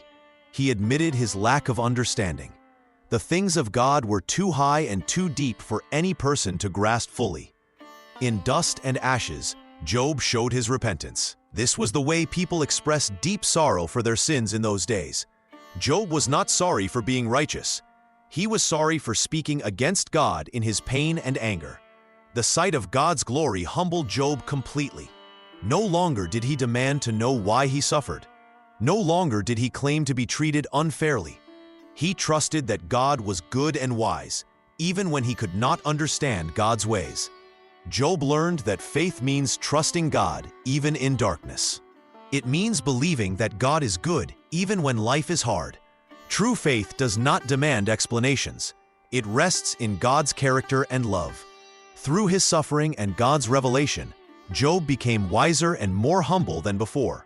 His faith grew stronger through the test. He learned to worship God not just for blessings, but for who God is. Part 6. God's Blessing and Restoration. After Job humbled himself before God, the Lord turned to Job's 3 friends who had accused him wrongly. God was angry with them because they had not spoken the truth about him as Job had done. The Lord said to them, "My anger burns against you, because you have not spoken of me what is right, as my servant Job has." God commanded Job's friends to take 7 bulls and 7 rams and go to Job. They were to offer these animals as a sacrifice for their sin. God said, "My servant Job will pray for you, and I will accept his prayer. I will not deal with you according to your foolishness." The friends did exactly as the Lord commanded. Job prayed for his friends, and God accepted his prayer. This showed Job's forgiving heart even toward those who had wronged him. When Job prayed for his friends, the Lord restored his fortunes. God gave Job twice as much as he had before. All his brothers and sisters and everyone who had known him before came to his house. They ate with him and comforted him for all the trouble the Lord had brought upon him. Each person gave him a piece of silver and a gold ring. The Lord blessed the latter part of Job's life more than the first. He had 14,000 sheep, 6,000 camels, 1,000 yoke of oxen, and 1,000 donkeys. This was double what he had owned before his suffering began. God also gave Job 7 sons and 3 daughters. He named his daughters beautiful names. The first was called Jemimah, the second Keziah, and the third Keren-Hapuk. In all the land there were no women as beautiful as Job's daughters. Job gave them inheritance along with their brothers, which was unusual for that time. After this, Job lived 140 years. He saw his children and their children to the 4th generation. Job lived a full life and died at a very old age, blessed and honored by all who knew him. The restoration of Job was complete. God returned to him family, wealth, health, and honor. His suffering had ended, and his faith had been proven genuine. Through his trials, Job learned to trust God completely, and God rewarded that trust abundantly. Part 7. Lessons on Faith and Suffering. The story of Job teaches us important truths about faith and suffering. When we face hard times, we must remember that God is greater than our understanding.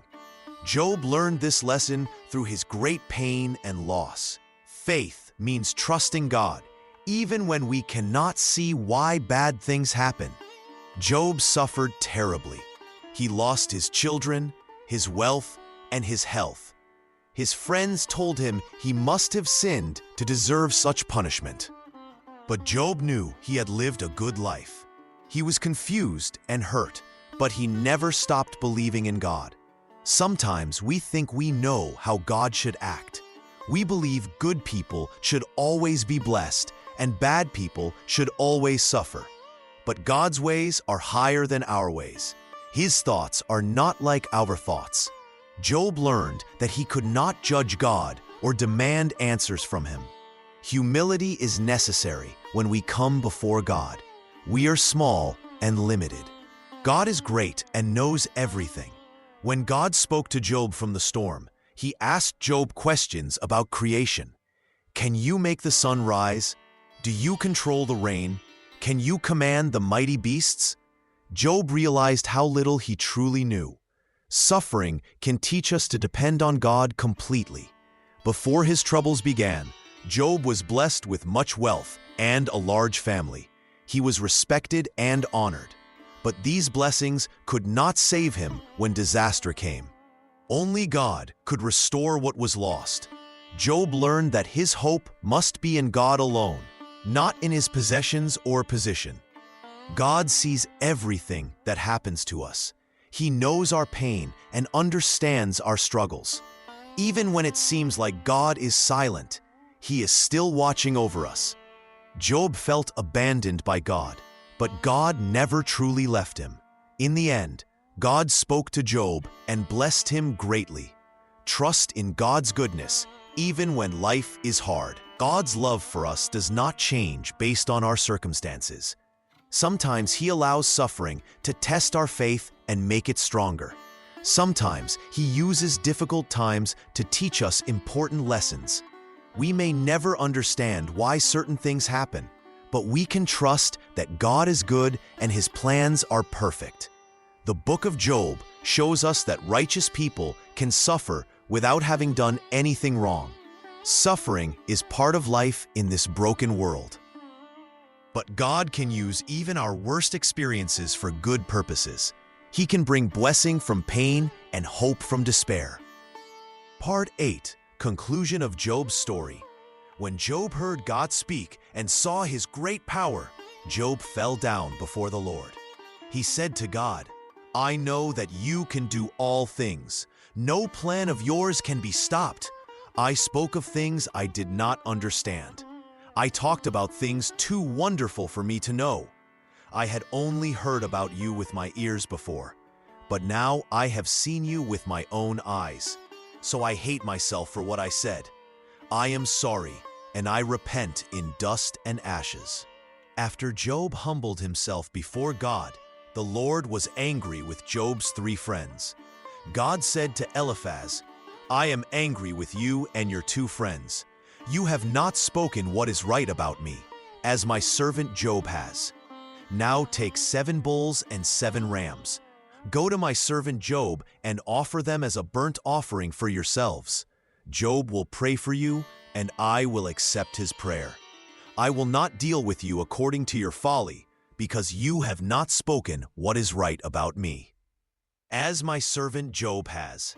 So Eliphaz, Bildad, and Zophar did what the Lord told them to do, and the Lord accepted Job's prayer for them. After Job prayed for his friends, the Lord gave Job twice as much as he had before. All his brothers and sisters came to him. All who had known him before came to eat with him in his house. They comforted him for all the trouble the Lord had brought on him. Each one gave him a piece of silver and a gold ring. The Lord blessed the later part of Job's life more than the first part. He had 14,000 sheep, 6,000 camels, 1,000 pairs of oxen, and 1,000 female donkeys. He also had 7 sons and 3 daughters. He named his first daughter Jemimah, his second daughter Keziah, and his third daughter Keren-Hapuk. In all the land there were no women as beautiful as Job's daughters. Their father gave them inheritance along with their brothers. After this, Job lived 140 years. He saw his children and their children for 4 generations. So Job died old and full of days. The story of Job teaches us that God is in control of all things. Sometimes good people suffer, but God has a purpose. When we trust God even in hard times, He can bring good from our pain. Job learned that God's ways are higher than our ways. We may not understand everything that happens, but we can trust that God is good and wise. Chapter 17. Chapter 17. Psalms, Worship and Prayer. Part 1. Introduction to Psalms. The Psalms are the sacred songs of Israel, written to be sung and spoken in worship to the Lord God. These are the prayers and praises that the people of Israel used in their temple worship and in their daily lives. King David wrote many of these songs, and other faithful servants of God also gave us these holy words. The Psalms were Israel's hymn book, containing 150 songs of worship. Just as people today use songbooks in their churches, the people of Israel used these psalms to sing together and pray together. The temple priests would sing these songs during the sacrifices and festivals. Families would recite them in their homes. Travelers would sing them on their journeys. These sacred songs speak to God about every part of human life. When people felt joy, they sang psalms of praise. When they felt sorry for their sins, They prayed psalms asking for forgiveness. When enemies troubled them, they cried out to God using psalms of help. When God blessed them, they offered psalms of thanksgiving. The word psalm means a song sung with musical instruments. The people of Israel would play harps, lyres, drums, and horns while singing these holy words. Some psalms tell us which instruments to use and how to sing them. The temple musicians knew exactly how each psalm should sound. David, the shepherd king, gave Israel many of these songs. He knew how to speak to God from his heart, whether he felt afraid, grateful, or full of praise. Other writers like Asaph, the sons of Korah, and Solomon also wrote psalms that became part of Israel's worship. These songs helped people remember God's mighty works, told of how God created the world, how he saved Israel from Egypt, and how he kept his promises to his people. Generation after generation would sing these same words, learning about God's faithfulness and love. The Psalms were not just songs for special occasions. People used them every day. A farmer might sing a psalm while working in his field. A mother might teach her children a psalm about trusting God. A sick person might pray a psalm asking for healing. Every feeling and situation that people face appears in the Psalms. God gave his people these words so they would always know how to speak to him, whether in times of celebration or in times of trouble. Part 2. Themes of Praise. Many of the Psalms teach God's people how to praise him. These songs of praise help us remember who God is and what he has done. When we read these Psalms, we learn about God's wonderful character. The Psalms tell us that God is holy. He is perfect and without sin. No one can compare to his purity and goodness. The psalmist writes that God sits on his holy throne, high above all creation. His holiness makes him different from everything else in the world. God's power fills many praise psalms. He created the heavens and the earth with just his word. He controls the storms and calms the seas. Mountains shake when he speaks. Nothing is too hard for him to do. The Psalms remind us that our God can do anything. The Psalms also praise God's faithfulness. He always keeps his promises. What he says, he will do. His love never changes or grows weak. From generation to generation, he remains the same.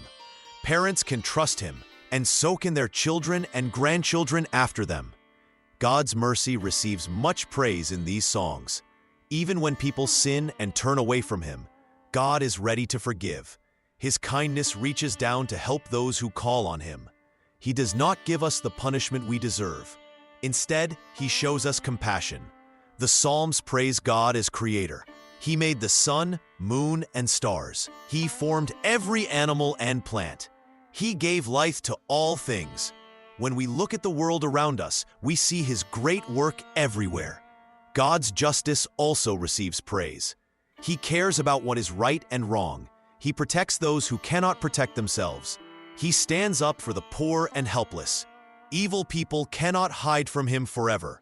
He will make all things right. Many psalms praise God as king. He rules over all nations and peoples. No earthly king has power like his power. His kingdom lasts forever. All other kingdoms will end, but God's rule continues always. The Psalms teach us that God is good. Everything he does comes from his good heart. He wants the best for his people. He gives good gifts to those who trust him. His plans for us are always good, even when we cannot understand them. These praise psalms were sung in the temple when God's people gathered together. But they were also used by individuals who wanted to honor God. Whether sung by many voices or whispered by one person, these words lifted hearts toward heaven and reminded people of their great God. Part 3. Confession and Repentance. From deep trouble I call to you, O Lord. Lord, hear my voice and listen to my prayer. If you kept record of all our sins, Lord, who could stand before you? But you forgive sins, so we can respect and honor you. I wait for the Lord. My soul waits, and I hope in his word. My soul waits for the Lord, more than guards wait for morning, More than guards wait for morning. O Israel, hope in the Lord. For with the Lord there is loving kindness and full redemption. Have mercy on me, O God, according to your great love. In your great compassion, erase my wrongdoings. Wash away all my guilt and cleanse me from my sin. I know my wrongdoings, and my sin is always before me. Against you, you only have I sinned and done what is evil in your sight. Create in me a clean heart, O God, and put a new and right spirit within me. Do not cast me away from your presence, and do not take your Holy Spirit from me. Give me back the joy of your salvation, and support me with a willing spirit. My sacrifice, O God, is a broken spirit. A broken and sorry heart, O God, you will not reject. Search me, O God, and know my heart. Test me and know my worried thoughts. See if there is any bad way in me, and lead me in the way that lasts forever.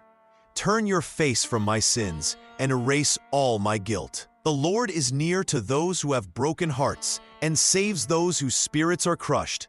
I said, I will watch my ways so that I do not sin with my tongue.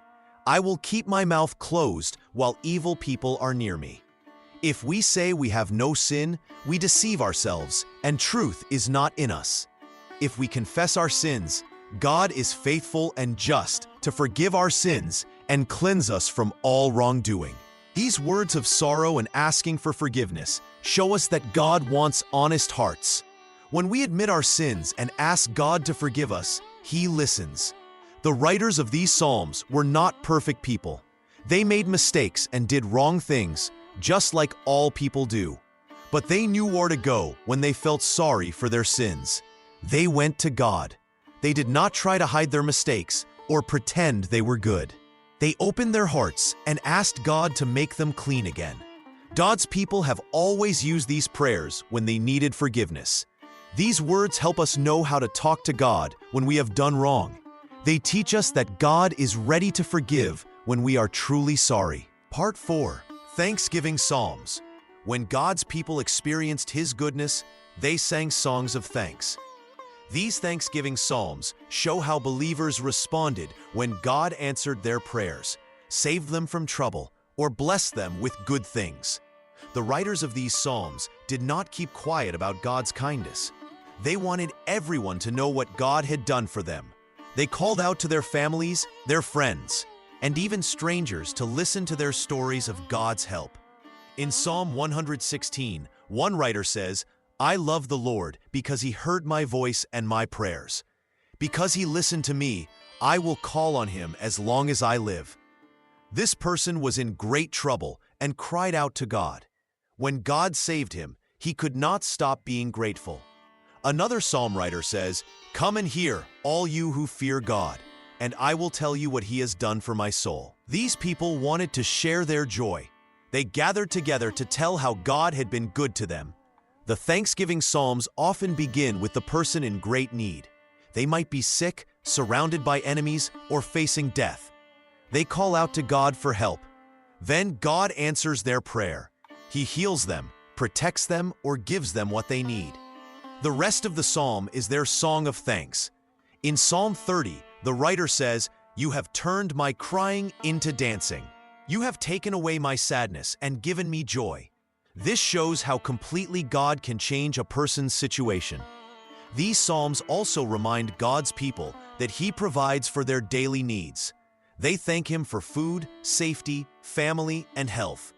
They remember that every good thing comes from God's hand.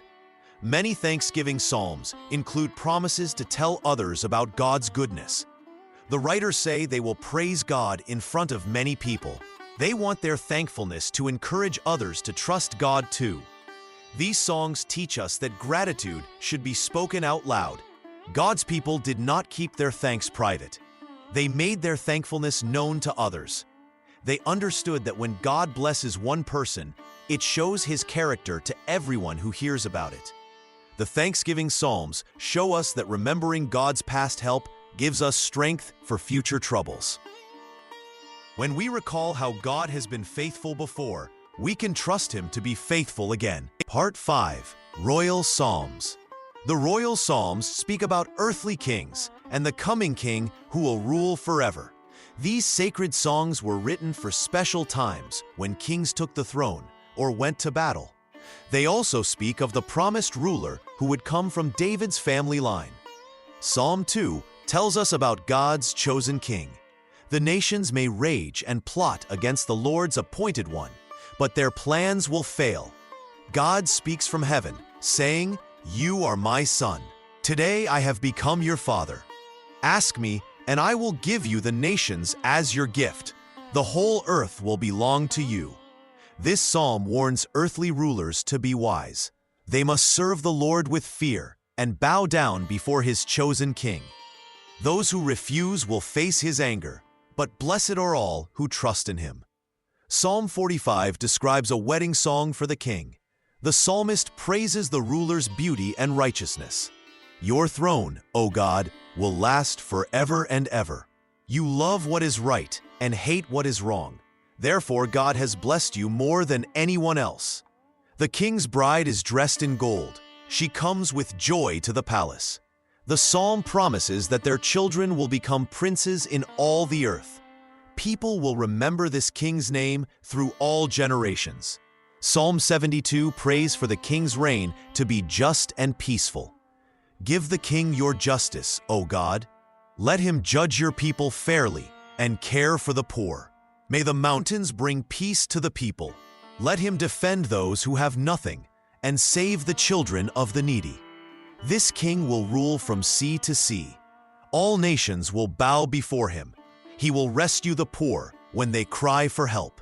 The weak and helpless will find protection under his rule.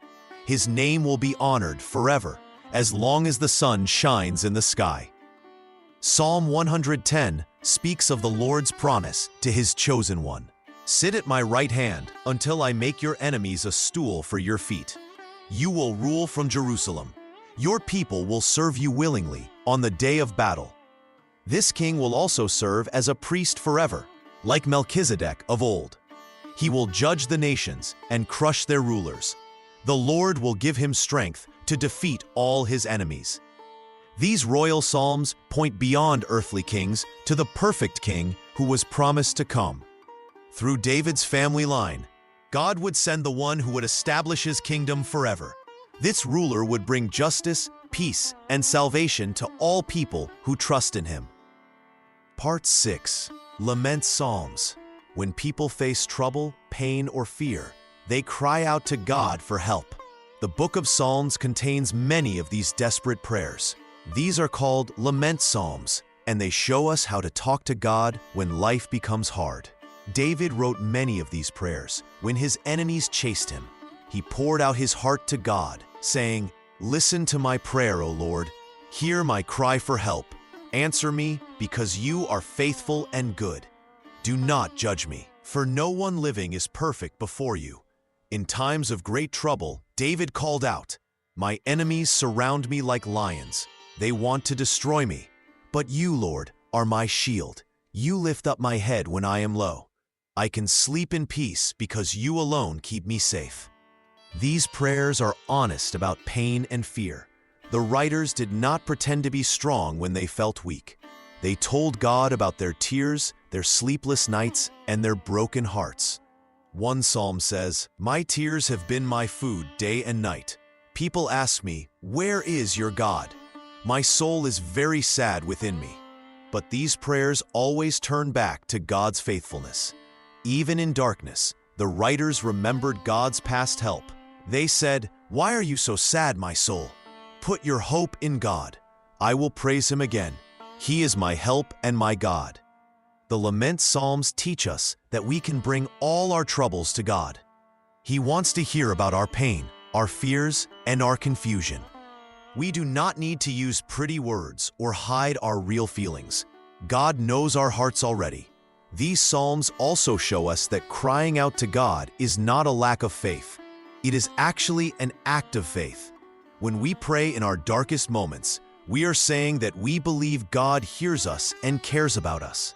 We trust that He can help us even when we cannot see how. Many of these prayers end with hope and praise. The writers chose to trust God's goodness even when their situation had not changed yet. They declared, "The Lord hears when I call to him. He will answer me and give me peace." These ancient prayers comfort us today because human pain has not changed. We still face loss, fear, and trouble. But we serve the same God who heard David's cries and answered his prayers. Part 7. Wisdom Psalms. The Lord watches over those who do right. He keeps them safe and protects them from harm. The path of the good person is like the morning light that grows brighter until the full day comes. But the way of the wicked is like deep darkness. They do not know what makes them fall. Trust in the Lord with all your heart. Do not lean on your own understanding. In all your ways, think about him, and he will make your paths straight. Do not be wise in your own eyes. Fear the Lord and turn away from evil. This will bring health to your body and strength to your bones. The fear of the Lord is the beginning of wisdom. To know the Holy One gives understanding. Wisdom will make your days longer and years will be added to your life. If you are wise for yourself. If you mock others, you alone will bear the cost. Happy is the person who finds wisdom and gets understanding. Wisdom is worth more than silver. Her profit is better than fine gold. She is more precious than jewels, and nothing you want can compare with her. Long life is in her right hand, and riches and honor are in her left hand. Her ways are pleasant ways, and all her paths are peace. The Lord hates 6 things. 7 things are an abomination to him: proud eyes, a lying tongue, hands that kill innocent people, a heart that makes wicked plans, feet that run quickly to evil, a false witness who tells lies, and one who causes trouble between brothers. Keep your heart with all care, for out of it flow the springs of life. Put away from you a lying mouth, and keep corrupt talk far from your lips. Let your eyes look straight ahead, and let your gaze be fixed right in front of you. Think carefully about the path of your feet, and let all your ways be established. The righteous person falls 7 times and rises again, but the wicked stumble in times of trouble. Do not be happy when your enemy falls, and do not let your heart be glad when he stumbles. The Lord might see it and be displeased, and turn his anger away from him. Better is a little with righteousness than great revenues with injustice. A person's heart plans his way, but the Lord directs his steps. The name of the Lord is a strong tower. The righteous run to it and are safe. Part 8. Use of Psalms in Worship. The house of the Lord was filled with singing and music. The Levites stood with their instruments, and the priests blew their trumpets. All the people lifted their voices together, singing the songs David had written. These were the psalms that guided their worship, both in the great temple and in their own homes. When the Ark of God was brought to Jerusalem, David appointed certain Levites to minister before it. They were to make petition and to thank and praise the Lord God of Israel. Asaph was the chief, and next to him, Zechariah. With them were their brothers, with harps and lyres, while Asaph made music with cymbals. The priests Benaiah and Jahaziel regularly blew trumpets before the Ark of the Covenant of God. On that day, David first gave thanksgiving to the Lord by the hand of Asaph and his brothers. They sang, "Give thanks to the Lord, call upon his name, make known his deeds among the peoples. Sing to him, sing psalms to him, tell of all his wondrous works, glory in his holy name. Let the hearts of those who seek the Lord rejoice." The people learned these songs and sang them when they came to worship. Families would teach the psalms to their children, so that from generation to generation the words would be remembered. When a person was troubled, they would sing the psalms of lament. When their hearts were full of joy, they would sing the psalms of praise. 3 times each year, all the men would come to Jerusalem for the great festivals.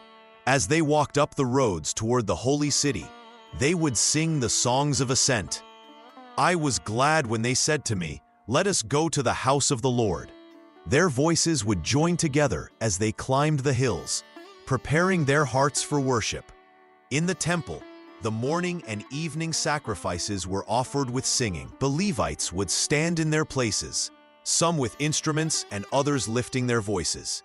The psalms they sang were not just words, but prayers and praises that connected the people to God. Even when the people were far from the temple, they would remember these songs. In times of sickness, they would recite the healing psalms. In times of fear, they would speak the words that reminded them of God's protection. The psalms became the language of their hearts, whether spoken in groups or whispered alone. The temple worship showed the people how to praise God properly, and the psalms gave them the very words to use. Through singing these sacred songs, both priest and common person could approach the throne of the Most High. Chapter 18. Chapter 18. Proverbs, Ecclesiastes, and Song of Solomon. Wisdom and Love. Part 1. Introduction to Wisdom Literature. The wisdom books of the Old Testament speak to the human heart in ways that direct commands cannot reach. These sacred writings teach us how to live well and think clearly about our place before God and among our fellow people. Proverbs gives us practical wisdom for daily life. This book contains sayings and teachings that show us the right path. The beginning of wisdom is to fear the Lord and respect His ways. When we honor God, we begin to understand how to make good choices. The book teaches us to work hard, speak truthfully, and treat others with kindness. It warns against laziness, lying, and pride. A wise person listens to advice and learns from mistakes. The foolish person thinks he knows everything and refuses to change his ways. These short sayings help us see clearly. They show us that our actions have results. If we are honest in business, people will trust us. If we are faithful to our families, we will have peace at home. If we control our anger, we will have fewer problems. The Proverbs do not promise that good behavior always brings immediate rewards, but they show us the patterns that God has built into His creation. Ecclesiastes takes a different approach to wisdom. The teacher in this book looks at life and sees how brief and puzzling it can be. He watches people work hard to gather wealth, only to leave it all behind when they die. He sees that both wise and foolish people face the same end. The teacher calls this vanity, meaning that much of what people chase after is like trying to catch the wind. Yet this book does not lead us to despair. Instead, it teaches us to find joy in simple gifts that God gives us each day. We should be grateful for our food, our work, and the people we love. We should remember that God has made everything beautiful in its proper time, even when we cannot understand His purposes. The teacher reminds us that God will judge all things, so we must live with reverence and care. Both books point us toward the same truth. Human wisdom has limits, but God's wisdom never fails. We cannot control everything that happens to us, but we can choose how we respond. We cannot know all of God's plans, but we can trust His goodness. These teachings help us walk humbly through life, neither too proud of our knowledge nor too discouraged by our ignorance. Part 2. Proverbs. Practical wisdom. The wise person fears the Lord, for this is the beginning of all knowledge. Fools hate wisdom and instruction, but those who listen to correction grow in understanding. The mouth of the righteous brings forth wisdom, but the tongue of the wicked speaks only evil. A good name is more valuable than great riches. Choose a good reputation over silver and gold. The rich and poor meet together, and the Lord is the maker of them all. The wise see danger coming and hide themselves, but the simple keep going and suffer for it. Pride comes before destruction, and a proud spirit before a fall. It is better to be humble with the lowly than to share riches with the proud. Those who trust in the Lord will be blessed. Pleasant words are like a honeycomb, sweet to the soul and healing to the bones. The heart of man plans his way, but the Lord directs his steps. Better is a little with righteousness than great income with injustice. Gray hair is a crown of glory when it is found in the way of righteousness. Better is a dry piece of bread with peace than a house full of feasting with trouble. A friend loves at all times, and a brother is born for trouble. The name of the Lord is a strong tower where the righteous run and find safety. The wealth of the rich is their strong city, but poverty destroys the poor. Before destruction, the heart of man is proud, but humility comes before honor. Those who answer before listening show their foolishness and shame. The spirit of a man will help him through sickness, but who can bear a broken spirit? The heart of the wise gets knowledge, and the ear of the wise seeks learning. A gift opens doors and brings the giver before great people. The first to speak in court seems right until someone comes and questions him. Casting lots settles arguments and keeps strong opponents apart. A brother offended is harder to win than a strong city, and arguments are like the bars of a castle. From the fruit of a man's mouth, his stomach is filled, and he will be satisfied by what his lips produce. Death and life are in the power of the tongue, and those who love it will eat its fruit. He who finds a wife finds a good thing and gets favor from the Lord. The poor speak with pleading words, but the rich answer roughly. A man with many friends may be ruined, but there is a friend who sticks closer than a brother. Part 3, Ecclesiastes, the meaning of life. Everything is meaningless, says the teacher. Everything is meaningless. What does a person gain from all their work that they do under the sun? One generation passes away and another generation comes, but the earth remains forever. The sun rises and the sun goes down and hurries back to where it rises. The wind goes toward the south and turns around to the north. Round and round it goes, and on its circuits the wind returns. All rivers run into the sea, yet the sea is not full. To the place from where the rivers come, there they return again. All things are full of weariness, more than one can express. The eye is not satisfied with seeing, nor the ear filled with hearing. What has been is what will be, and what has been done is what will be done, and there is nothing new under the sun. Is there anything of which it may be said, "See, this is new"? It has already been in ancient times before us. There is no remembrance of former things, nor will there be any remembrance of things that are to come by those who will come after. I, the teacher, was king over Israel in Jerusalem. I set my heart to seek and search out by wisdom concerning all that is done under heaven. This burdensome task God has given to the sons of man, by which they may be occupied. I have seen all the works that are done under the sun, and indeed, all is meaningless and grasping for the wind. What is crooked cannot be made straight, and what is lacking cannot be counted.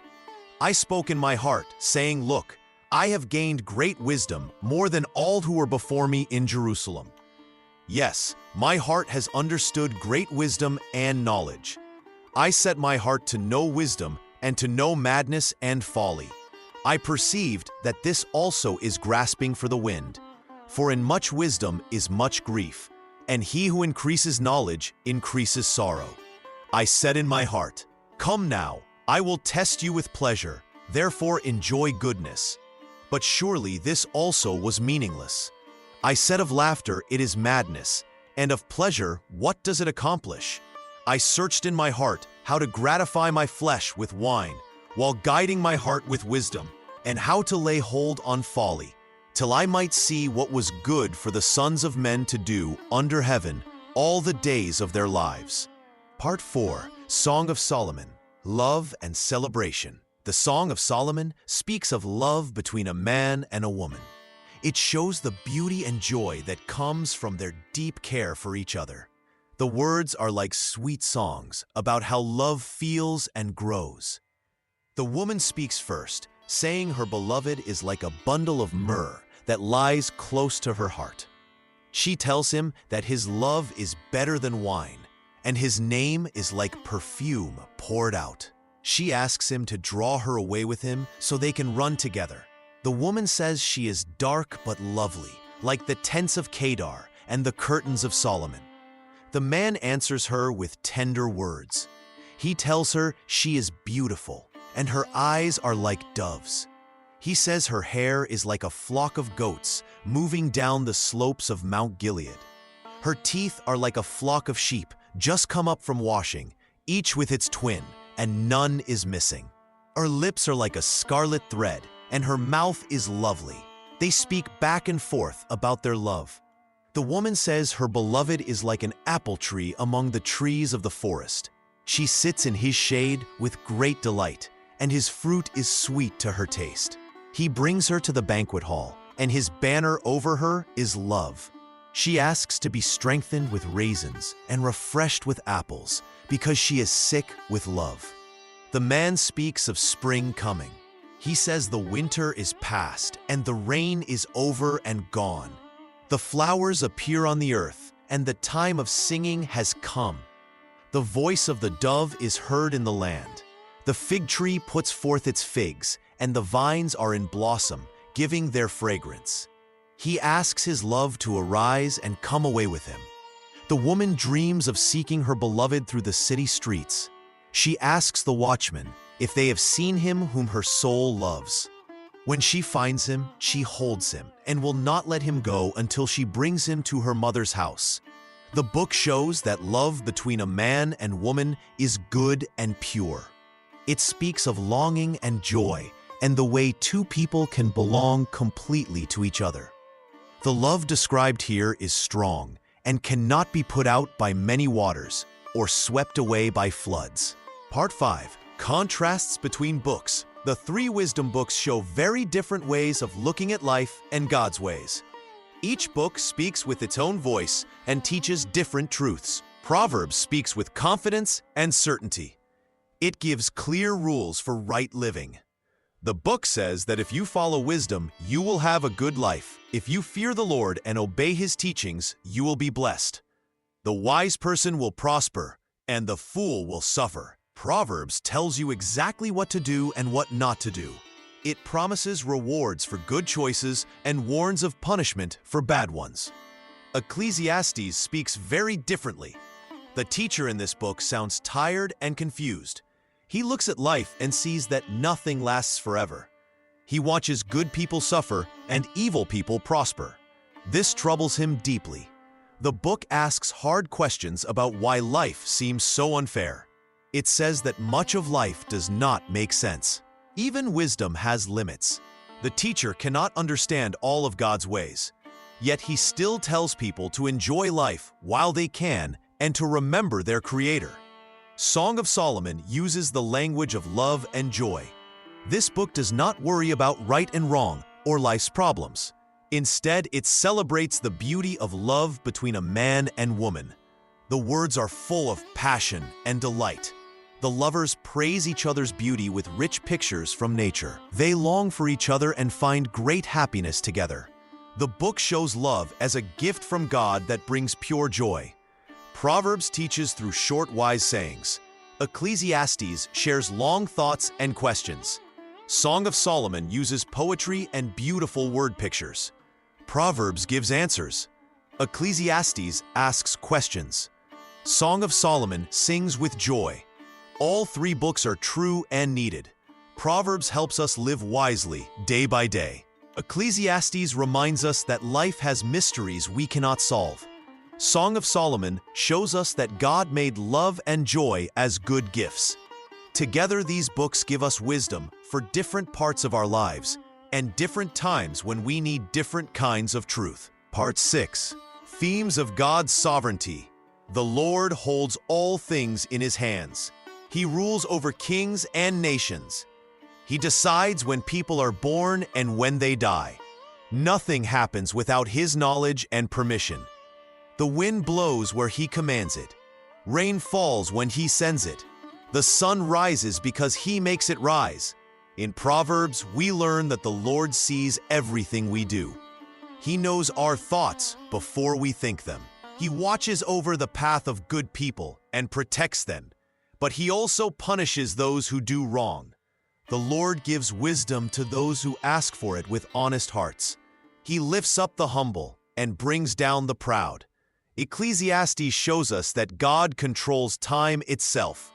There is a time for everything under heaven, a time to be born and a time to die, a time to plant and a time to harvest, a time to weep and a time to laugh, a time to keep silent and a time to speak. We cannot change these times. Only God knows when each season will come. Yet God has given us choices to make. We must choose between good and evil. We can choose to obey His commands or turn away from them. We can choose to speak kind words or cruel words. We can choose to work hard or be lazy. These choices have results that come from our own actions. The wise person fears the Lord and follows His ways. This person understands that God is in control, but still works hard and makes good choices. The fool thinks he can live without God, or thinks he knows better than God. This brings trouble and sadness. Even when we make plans, the Lord decides what will happen. We can prepare our hearts and minds, but the Lord gives the final answer.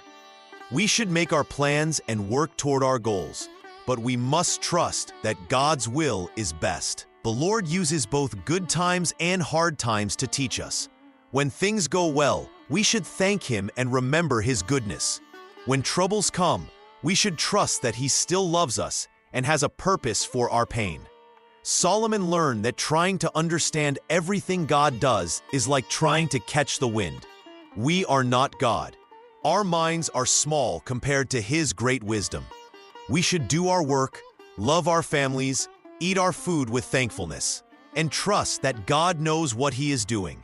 This is the balance of faith, knowing God controls all things while still taking responsibility for our choices and actions. Part 7. Application to Daily Life. These 3 books teach us how to live each day. They show us practical ways to follow God and treat other people well. The wisdom they contain helps us make good choices in our ordinary lives. Proverbs gives us clear rules for daily living. It tells us to work hard and not be lazy. A person who works with their hands will have food to eat. Those who sleep too much will become poor.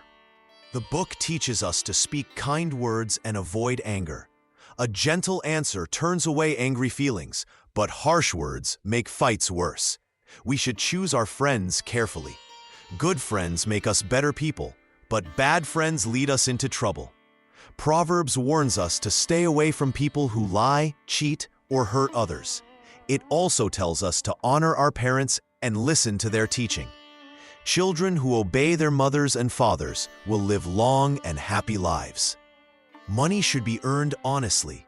We should not steal or trick people to get rich. It is better to have a little money with a clean heart than to have great wealth gained through lies. We should also be generous to poor people and help those who have nothing. Ecclesiastes reminds us not to worry too much about things we cannot control. We should do our best work, but remember that God decides the results. This book teaches us to enjoy simple pleasures. We should be happy when we eat good food, spend time with people we love, and rest after working hard. We should not spend all our time trying to collect more and more things. Houses, money, and possessions do not last forever. What matters most is living with a grateful heart and remembering that God gives us each new day. Song of Solomon shows us that love between a husband and wife is beautiful and good. God created people to care for each other deeply. This book reminds us that physical love in marriage is holy, not shameful.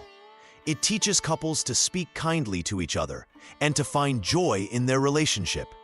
All 3 books tell us that fearing God is the beginning of wisdom. This means we should respect God's power and follow His ways. When we live according to these teachings, we find peace in our hearts and good relationships with others. We learn to be content with what God gives us while working faithfully each day. These books guide us in making choices about work, relationships, money, and worship. They help us know right from wrong and show us how to live in a way that pleases God and brings happiness to ourselves and others. Part 8. Wisdom in the Old Testament Canon. The wisdom writings hold a special place in God's word to his people Israel. These books teach us how to live well and know God more deeply.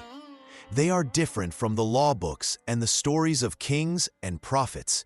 Instead, they focus on everyday life and how we should think and act. Proverbs gives us short, clear teachings about right and wrong.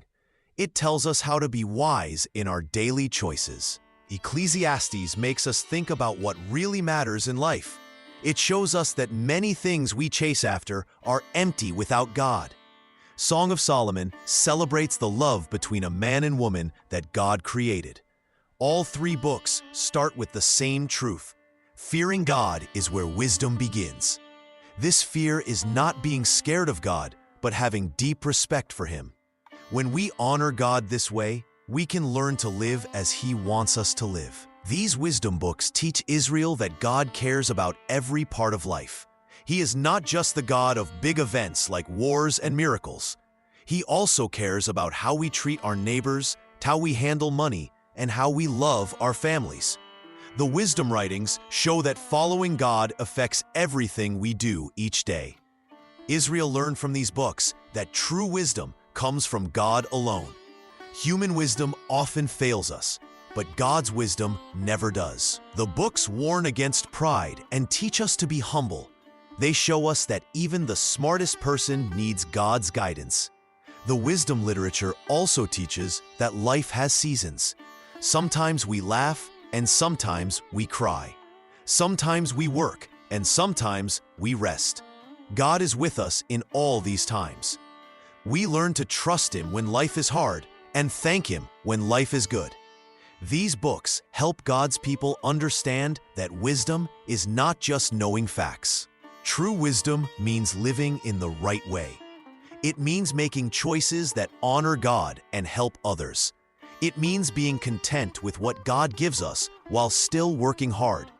For Israel, the wisdom books showed that their faith was not separate from daily life. Everything they did should reflect their relationship with God.